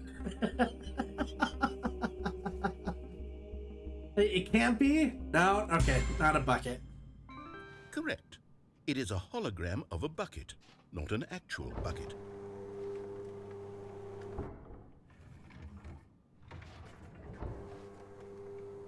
Item 2. Is this a bucket? What do you say, guys? This is for no money. Is this a bucket or is this not a bucket?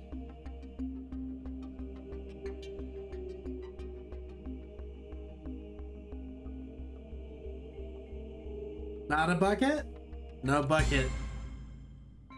Correct. It is a 3D printed recreation of a bucket, not an actual bucket.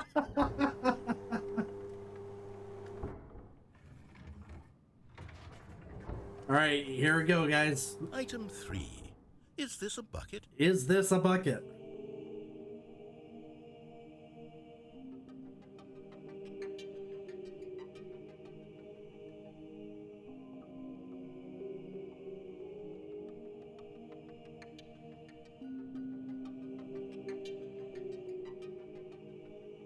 No, not a bucket?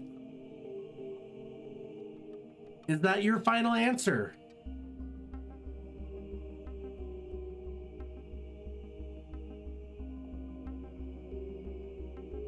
Are you locking in no as your final answer?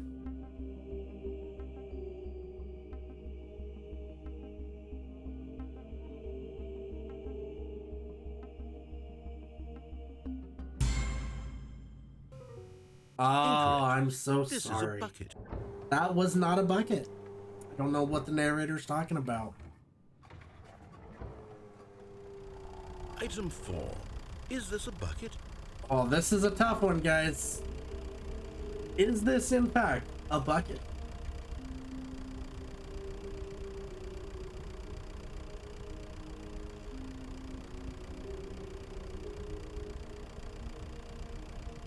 Yes? We'll lock in yes. Are you hallucinating? This is a tractor. It's an enormous machine that tills the earth. I thought this was a gimmick. How on earth did you manage to screw it up? Absolutely incredible. Let's just move on to the next one.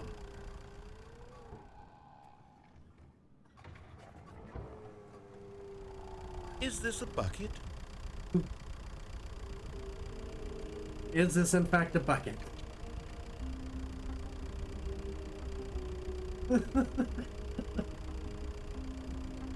Yes?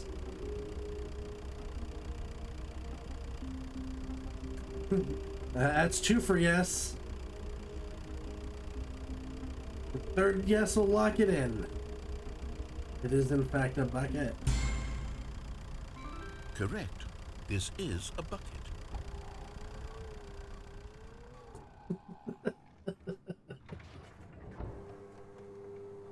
Item 6. Is this a bucket?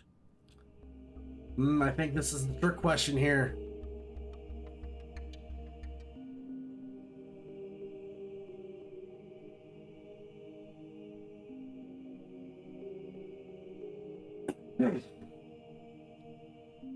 It's a little hard to see from here.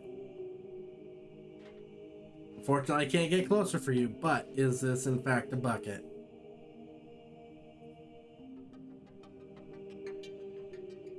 It is in fact a trick question? So what is it? Is it yes or no?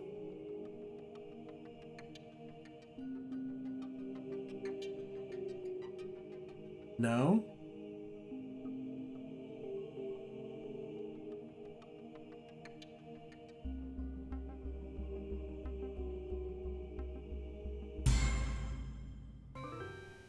Trick question.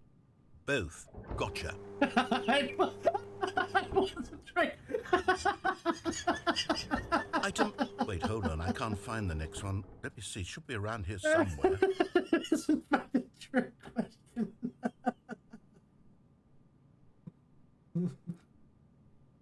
Is this in fact a bucket?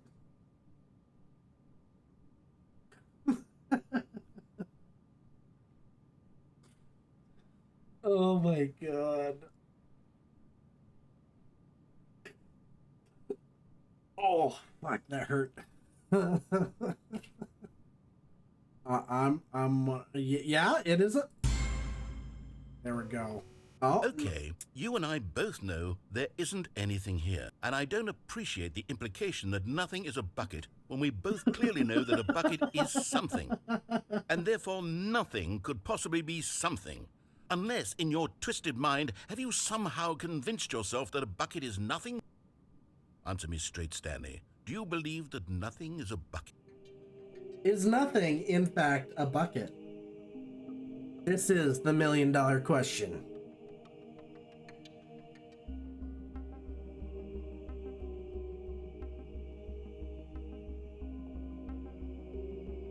Yes? Everything is bucket. But is nothing bucket?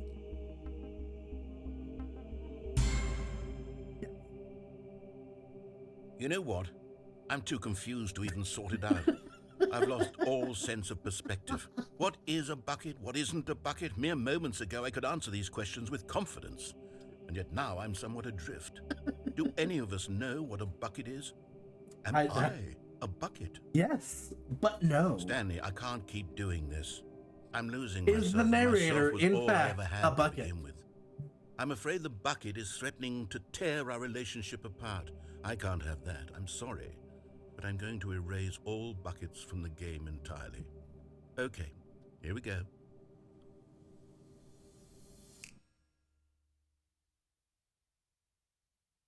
What happened? Is everything gone? Everything's a bucket. Disappear. Wait, was everything a bucket? Every single thing in the game was a bucket. Oh my God, I had no idea. How could... Except me. I'm not a bucket after all. And you, Stanley. No, you're a buckethead. Here. You're not a bucket either. Oh, this is wonderful news. We're not buckets. Yes, I actually feel much more at ease right now. It's delightful to get some clarity on that issue. But it doesn't change the fact that we haven't got a game. So, tell you what. I'll reset everything and we'll put back all of the buckets, okay? And we'll know that it's all a bucket. But if you run into anyone else, maybe don't mention that. Who knows what that information might do to a person? All right, here we go. Bucket is pretty.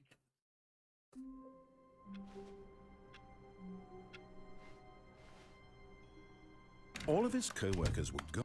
Warmth spread through Stanley's arms. Bucket. With the bucket in his arms again, he was home.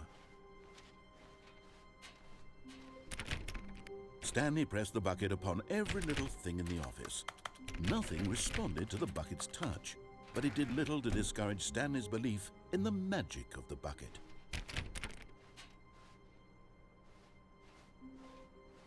Gotta check out the doors.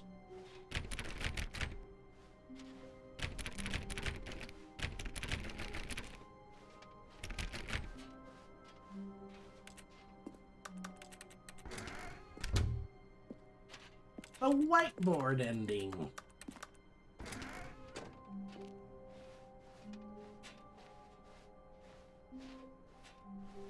Stanley clutched the bucket tightly to his chest and entered the door on his left.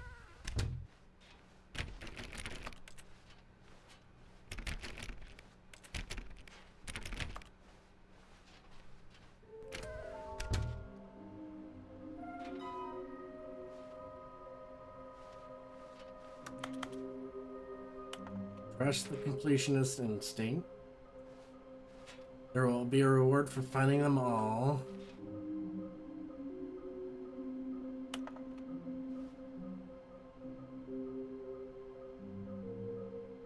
There's something just red and blue.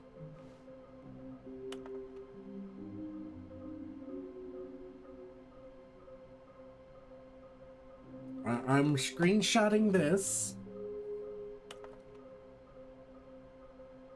The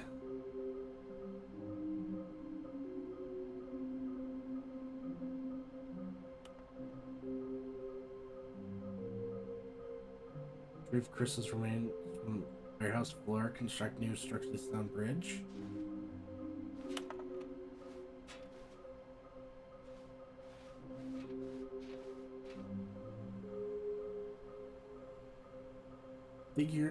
Figuring Finders Committee.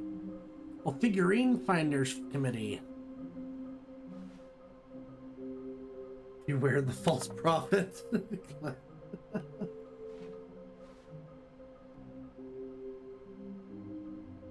want to go home. There will be cleaning of this wall required.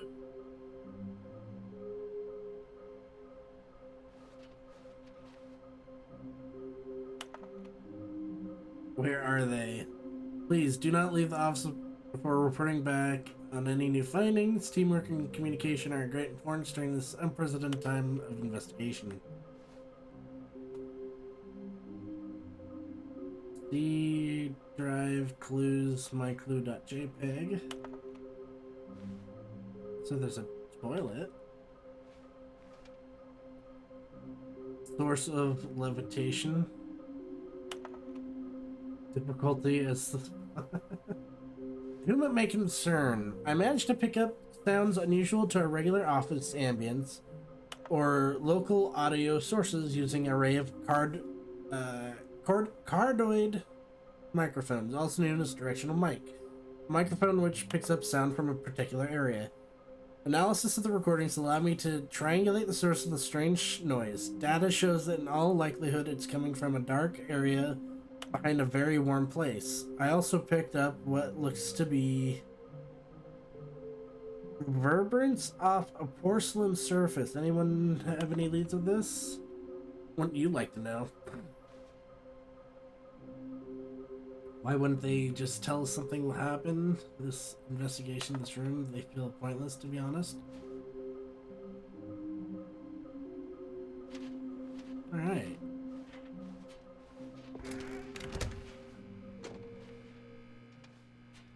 All right, I've got a second sticker back here, and I'm going to slap it on as well because I think it's appropriate.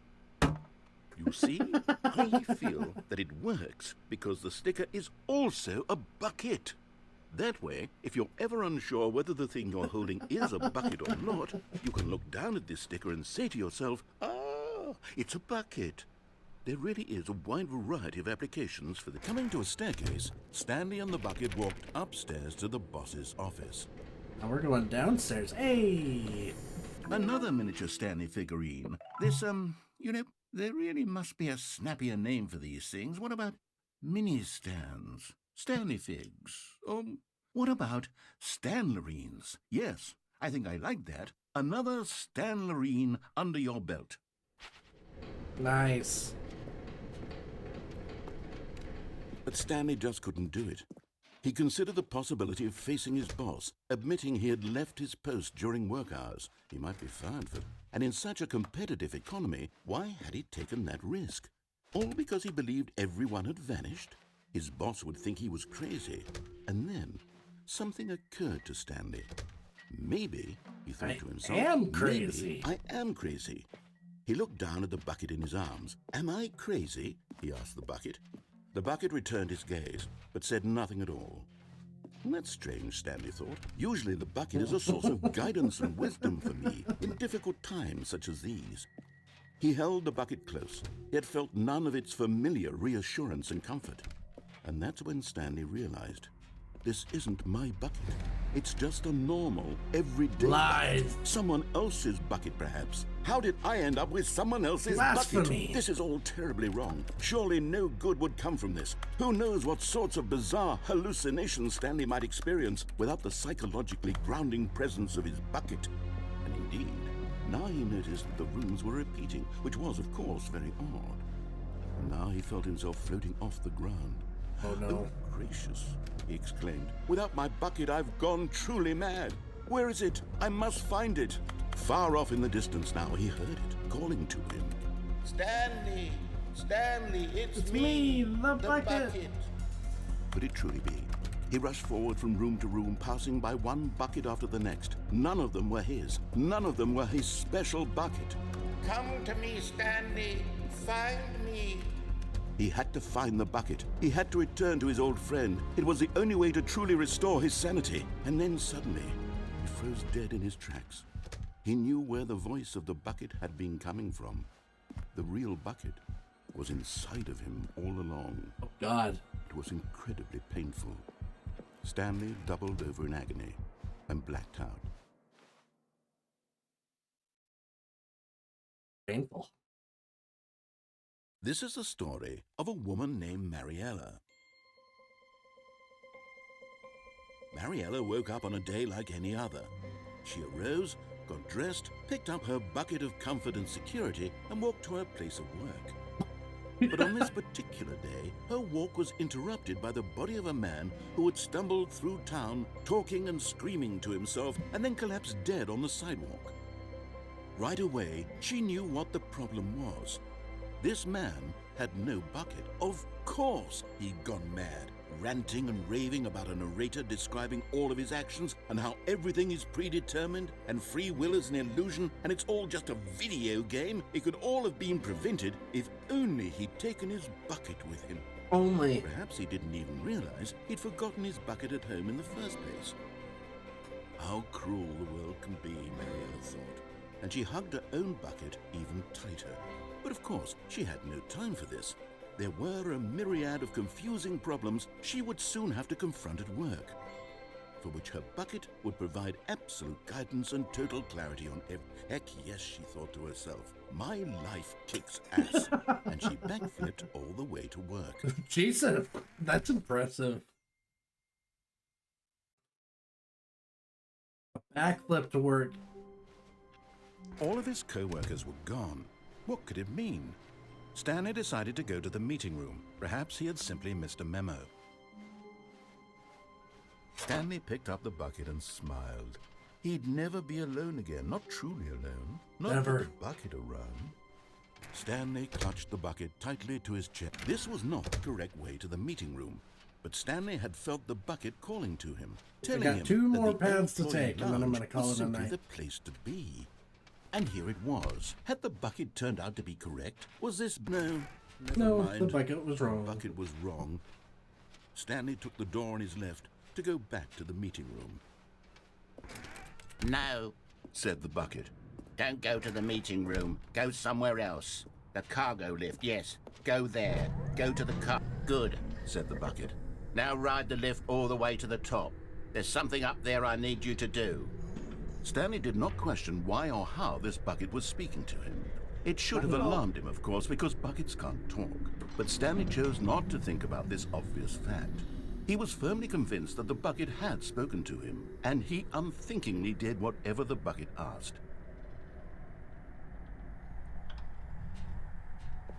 In here. Said the bucket. Go into this dark room over here. Stanley once again obeyed blindly.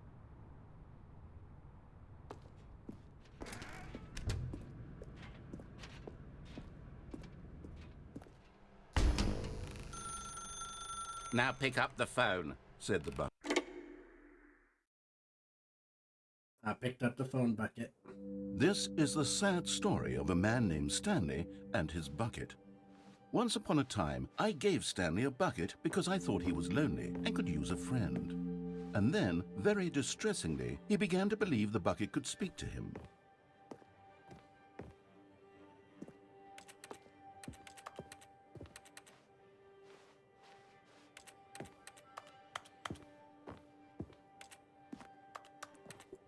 Bucket. The Stanley Parable Reassurance Bucket was merely meant to provide the comforting glow of companionship. It doesn't literally talk and give you orders. Whatever Stanley is hearing the bucket say to him is just in his head.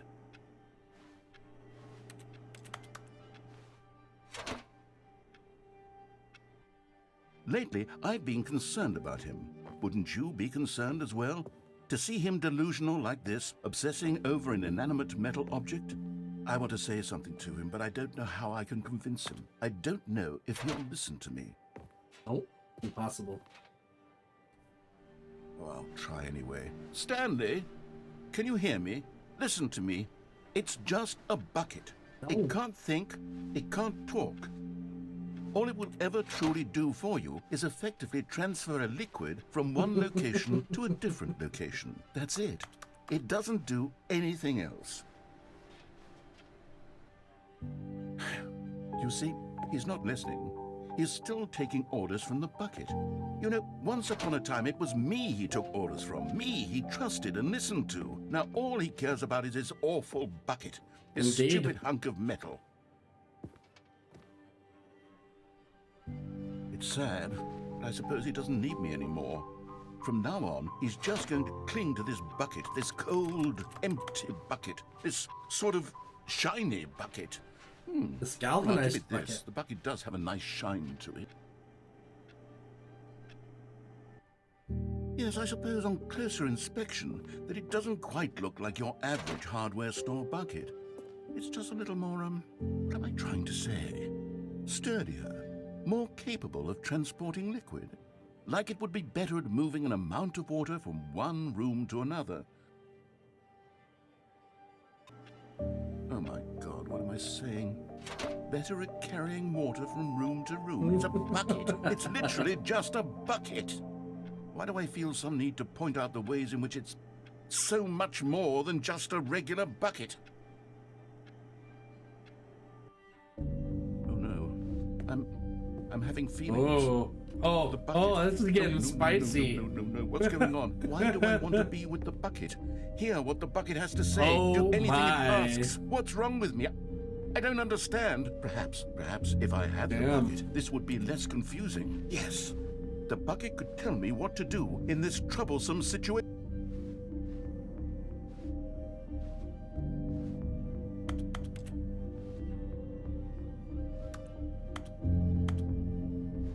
Stanley, give me the bucket. No, give it to me. Give me the bucket, Stanley. Oh, wait. I need it. Give it to me now. Give it, or I'll... Nope, mine. Can't have it.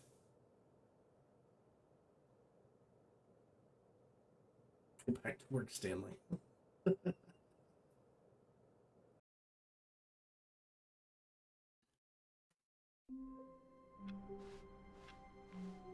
How wonderful. Stanley was alone. Finally. This is great, he thought to himself. This is what I've wanted all along. I got what I wanted. Stanley went around touching every little thing in the office, but it didn't make a single difference. Oh, please. Are you really just doing this for the achievement? Click a door 5 times. Is that all that you think an achievement is worth? No. I can't just give these merits away for such little effort. A measly 5 clicks. Now suppose you were to click the door 20 times. I would say that's the kind of effort that warrants recognition. I have to say I'm still not feeling the satisfaction of witnessing true effort for a noble cause. Perhaps 50 clicks will do it. Yes, almost certainly 50 clicks.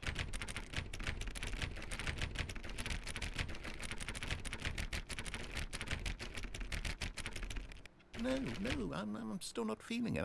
I want this achievement to have meant something. It has to be a true reward for valiant effort. I want to see some hustle, Stanley. I want to see commitment, a willingness to go all the way, no matter what the cost. Why don't the good old bucket, just Stanley and the bucket, off on another thrilling adventure together.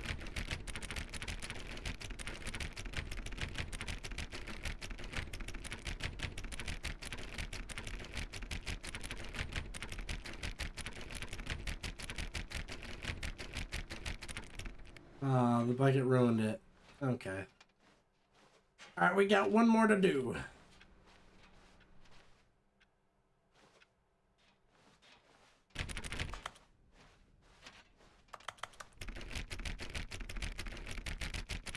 Nope. Stanley clutched the bucket tightly to his chest and entered the door on his left.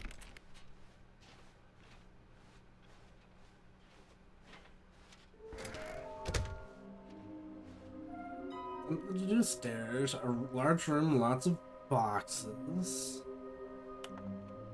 Some are both red and blue. Private but smelly purse for an important person. Oh, I know where that is.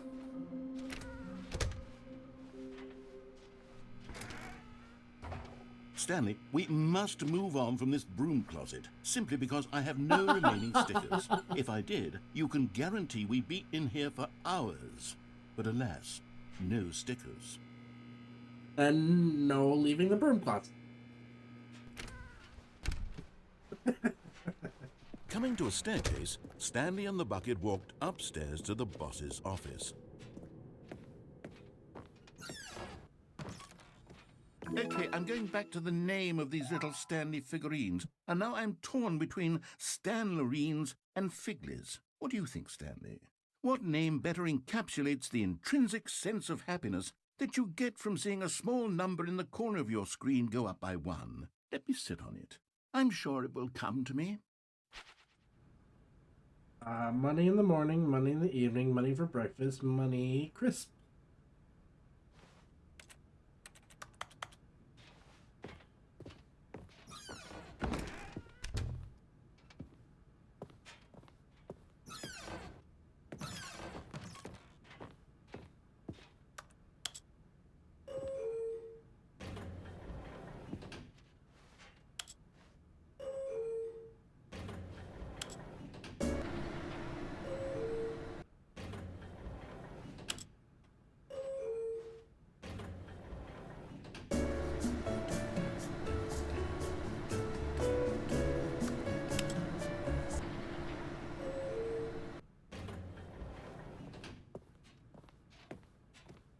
$2854 or 45. Stepping into his manager's office, Stanley was once again stunned to discover not an indication of any human life. Crushed by the weight, but Stanley guessed the correct code by sheer luck. Was it that the bucket knew all along? Was the bucket guiding him? Yes, this is certainly the most logical explanation. Yes.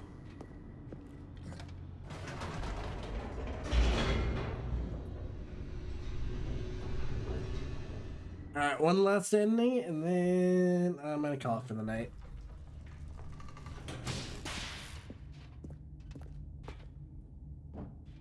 Stanley and the bucket walked straight ahead through the large door that read, Mind Control Facility.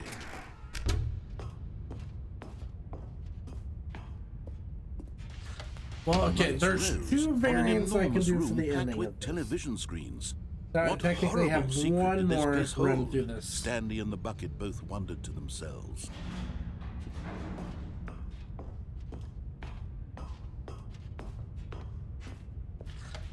The monitors jumped to life, and Stanley nearly dropped the bucket in shock. No. Everyone in the office was being protect the bucket. monitored like guinea pigs. The bucket had never seen anything like this, and it very nearly burst into tears as Stanley cradled it gently, reassuring it that everything would be fine. Everything will be fine, bucket. Don't you worry. Was the bucket under the mind control facility's influence as well? No. Had the bucket been no. told to do things it didn't wish to do? What kinds of things does a bucket want to Secretly, do the bucket is the mind controller. These questions raced furiously in Stanley's feeble mind. No! He screamed into the bucket. He couldn't accept it. His own life in someone else's control, never! He squeezed the bucket tighter. His one friend in the entire world. At this point, he could trust no one except for the bucket.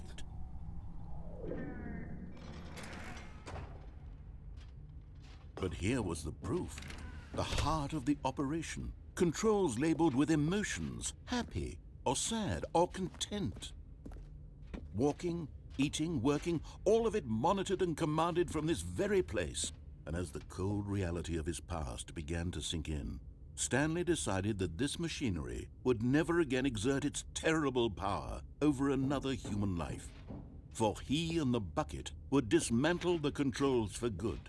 Two best friends, Stanley and the bucket, up against the world. They high-fived in a really cool way, and the bucket made a sassy comment about taking down the system.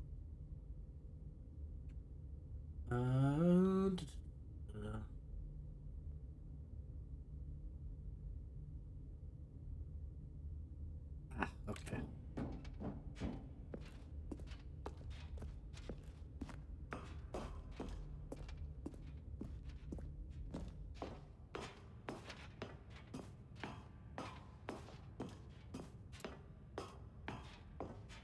When at last they came to the source of the room's power, Stanley and the bucket knew it was their obligation to put an end to this horrible place and to everything it stood for. System power on. But at the last second, the bucket jumped in and pressed the button to turn on the controls. Stanley gasped in horror. Had this been the bucket's plan all along? To take over the machine and claim the power for itself? How could the bucket have betrayed him like this? Stanley was prepared to throw the bucket away in disgust when suddenly an image appeared upon the enormous screen. Birds. Silly, silly birds. The control buttons became active again. Oh my god, we got birds! Stanley flipped through one video of silly birds after another, and then it dawned on him. This wasn't a mind control facility at all. It was a facility for monitoring and surveilling silly birds all over the world. The mind controls were only a facade to disguise its true intentions. Had the bucket known this all along? Stanley marveled at the metal genius in his hands, the one who had pointed him towards this incredible discovery. Stanley and the bucket never found freedom because they spent the rest of their lives here in this place, flipping through live streams of the silliest birds imaginable. Of all the possible paths his life could have taken, this one was surely the best. And Stanley was happy.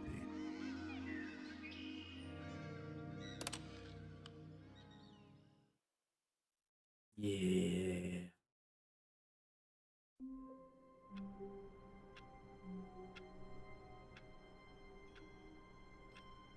Yeah, one more time and then we're done. All of his co-workers were gone.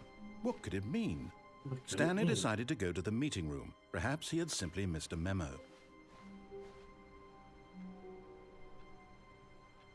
Where are we going today? The bucket asked. Stanley just smiled. Anywhere they went together would be... Stanley clutched the bucket tightly to his chest and entered the door on his left.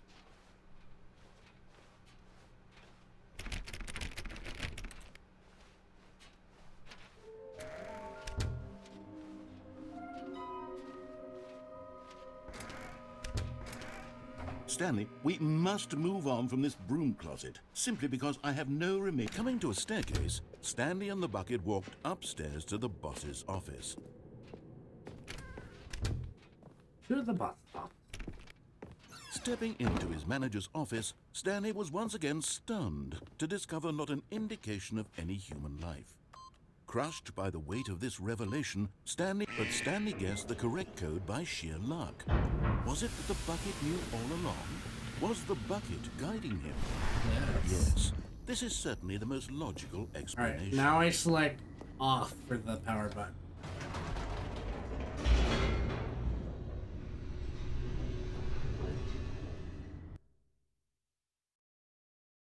Got 4.5 hours of this game, and I'm nowhere near 100% at it. Stanley and the bucket walked straight ahead through the large door that read, Mind Control Facility. I still have to walk through escape without the bucket.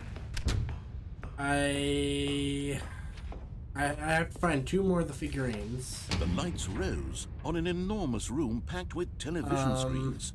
What horrible secret did this place hold? Stanley and the bucket both wondered I have to do the red and blue rooms without the bucket, so I can get the figurine there. I don't know where the other is. The monitors jumped to life, and Stanley nearly dropped the bucket in shock. Everyone in the office was being videotaped, monitored like guinea pigs. The bucket had never seen anything like this, and it very nearly burst into tears as Stanley cradled it gently, reassuring it that everything would be fine.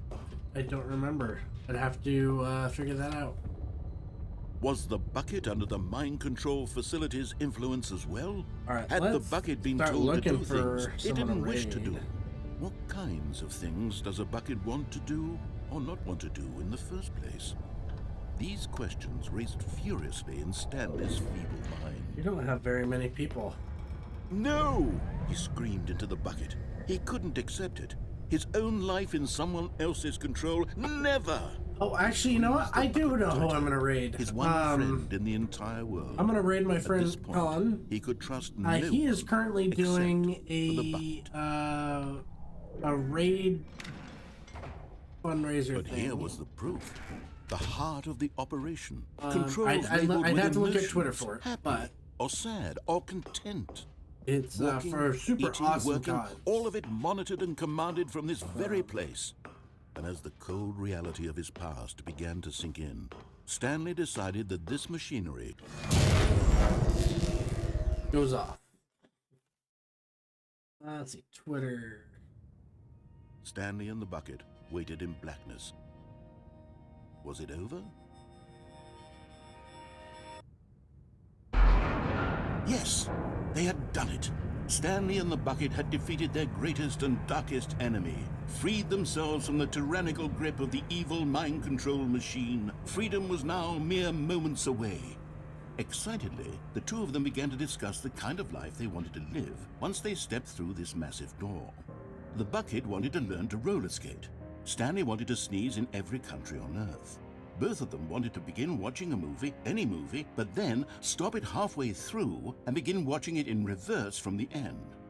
True, it was a simple life they envisioned, but it was one they'd lived together, with one another to lean on, to trust, to support.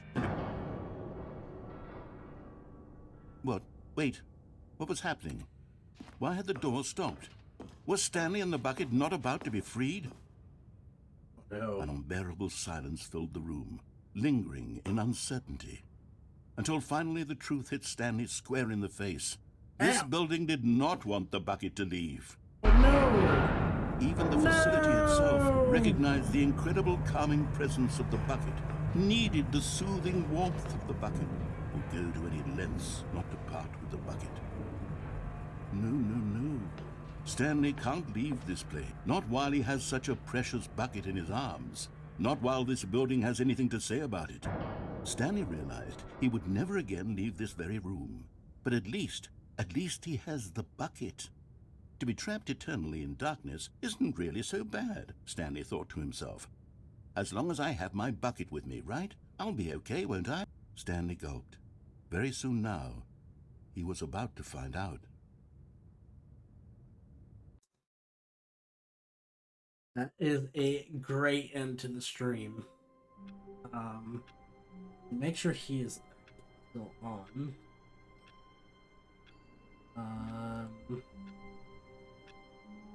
What is his schedule looking like?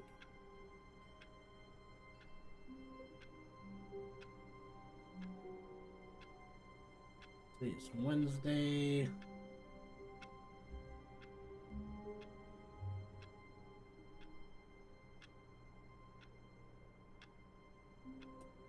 So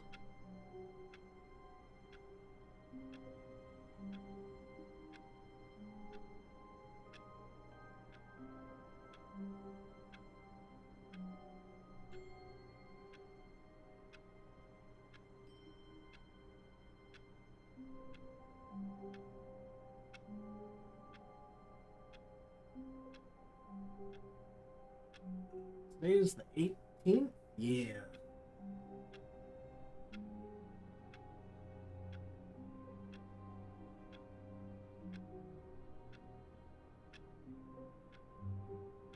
Alright, yeah, so we are gonna go raid my good friend Con.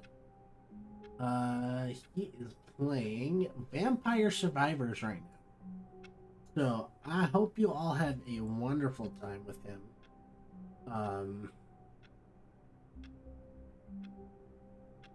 He is doing this is a Raiders for Human Rights raidathon. It's like the first like official raidathon I think or at least that I've heard of. It's all for Planned Parenthood. I'm not sure what all like the rules for it are, but basically everyone is just there to support and give love for Planned Parenthood, for the fact that women deserve the rights to their own bodies. And so this huge thing is being put on by a bunch of people. I think it's like 60 plus streamers are participating in this. So just go give them some love. Just have a hell of a great time.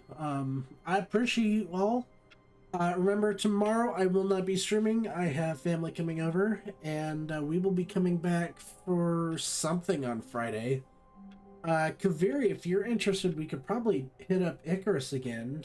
Otherwise, I'm gonna have to figure out something to do. So I hope you all have a wonderful night, and I will talk to you later.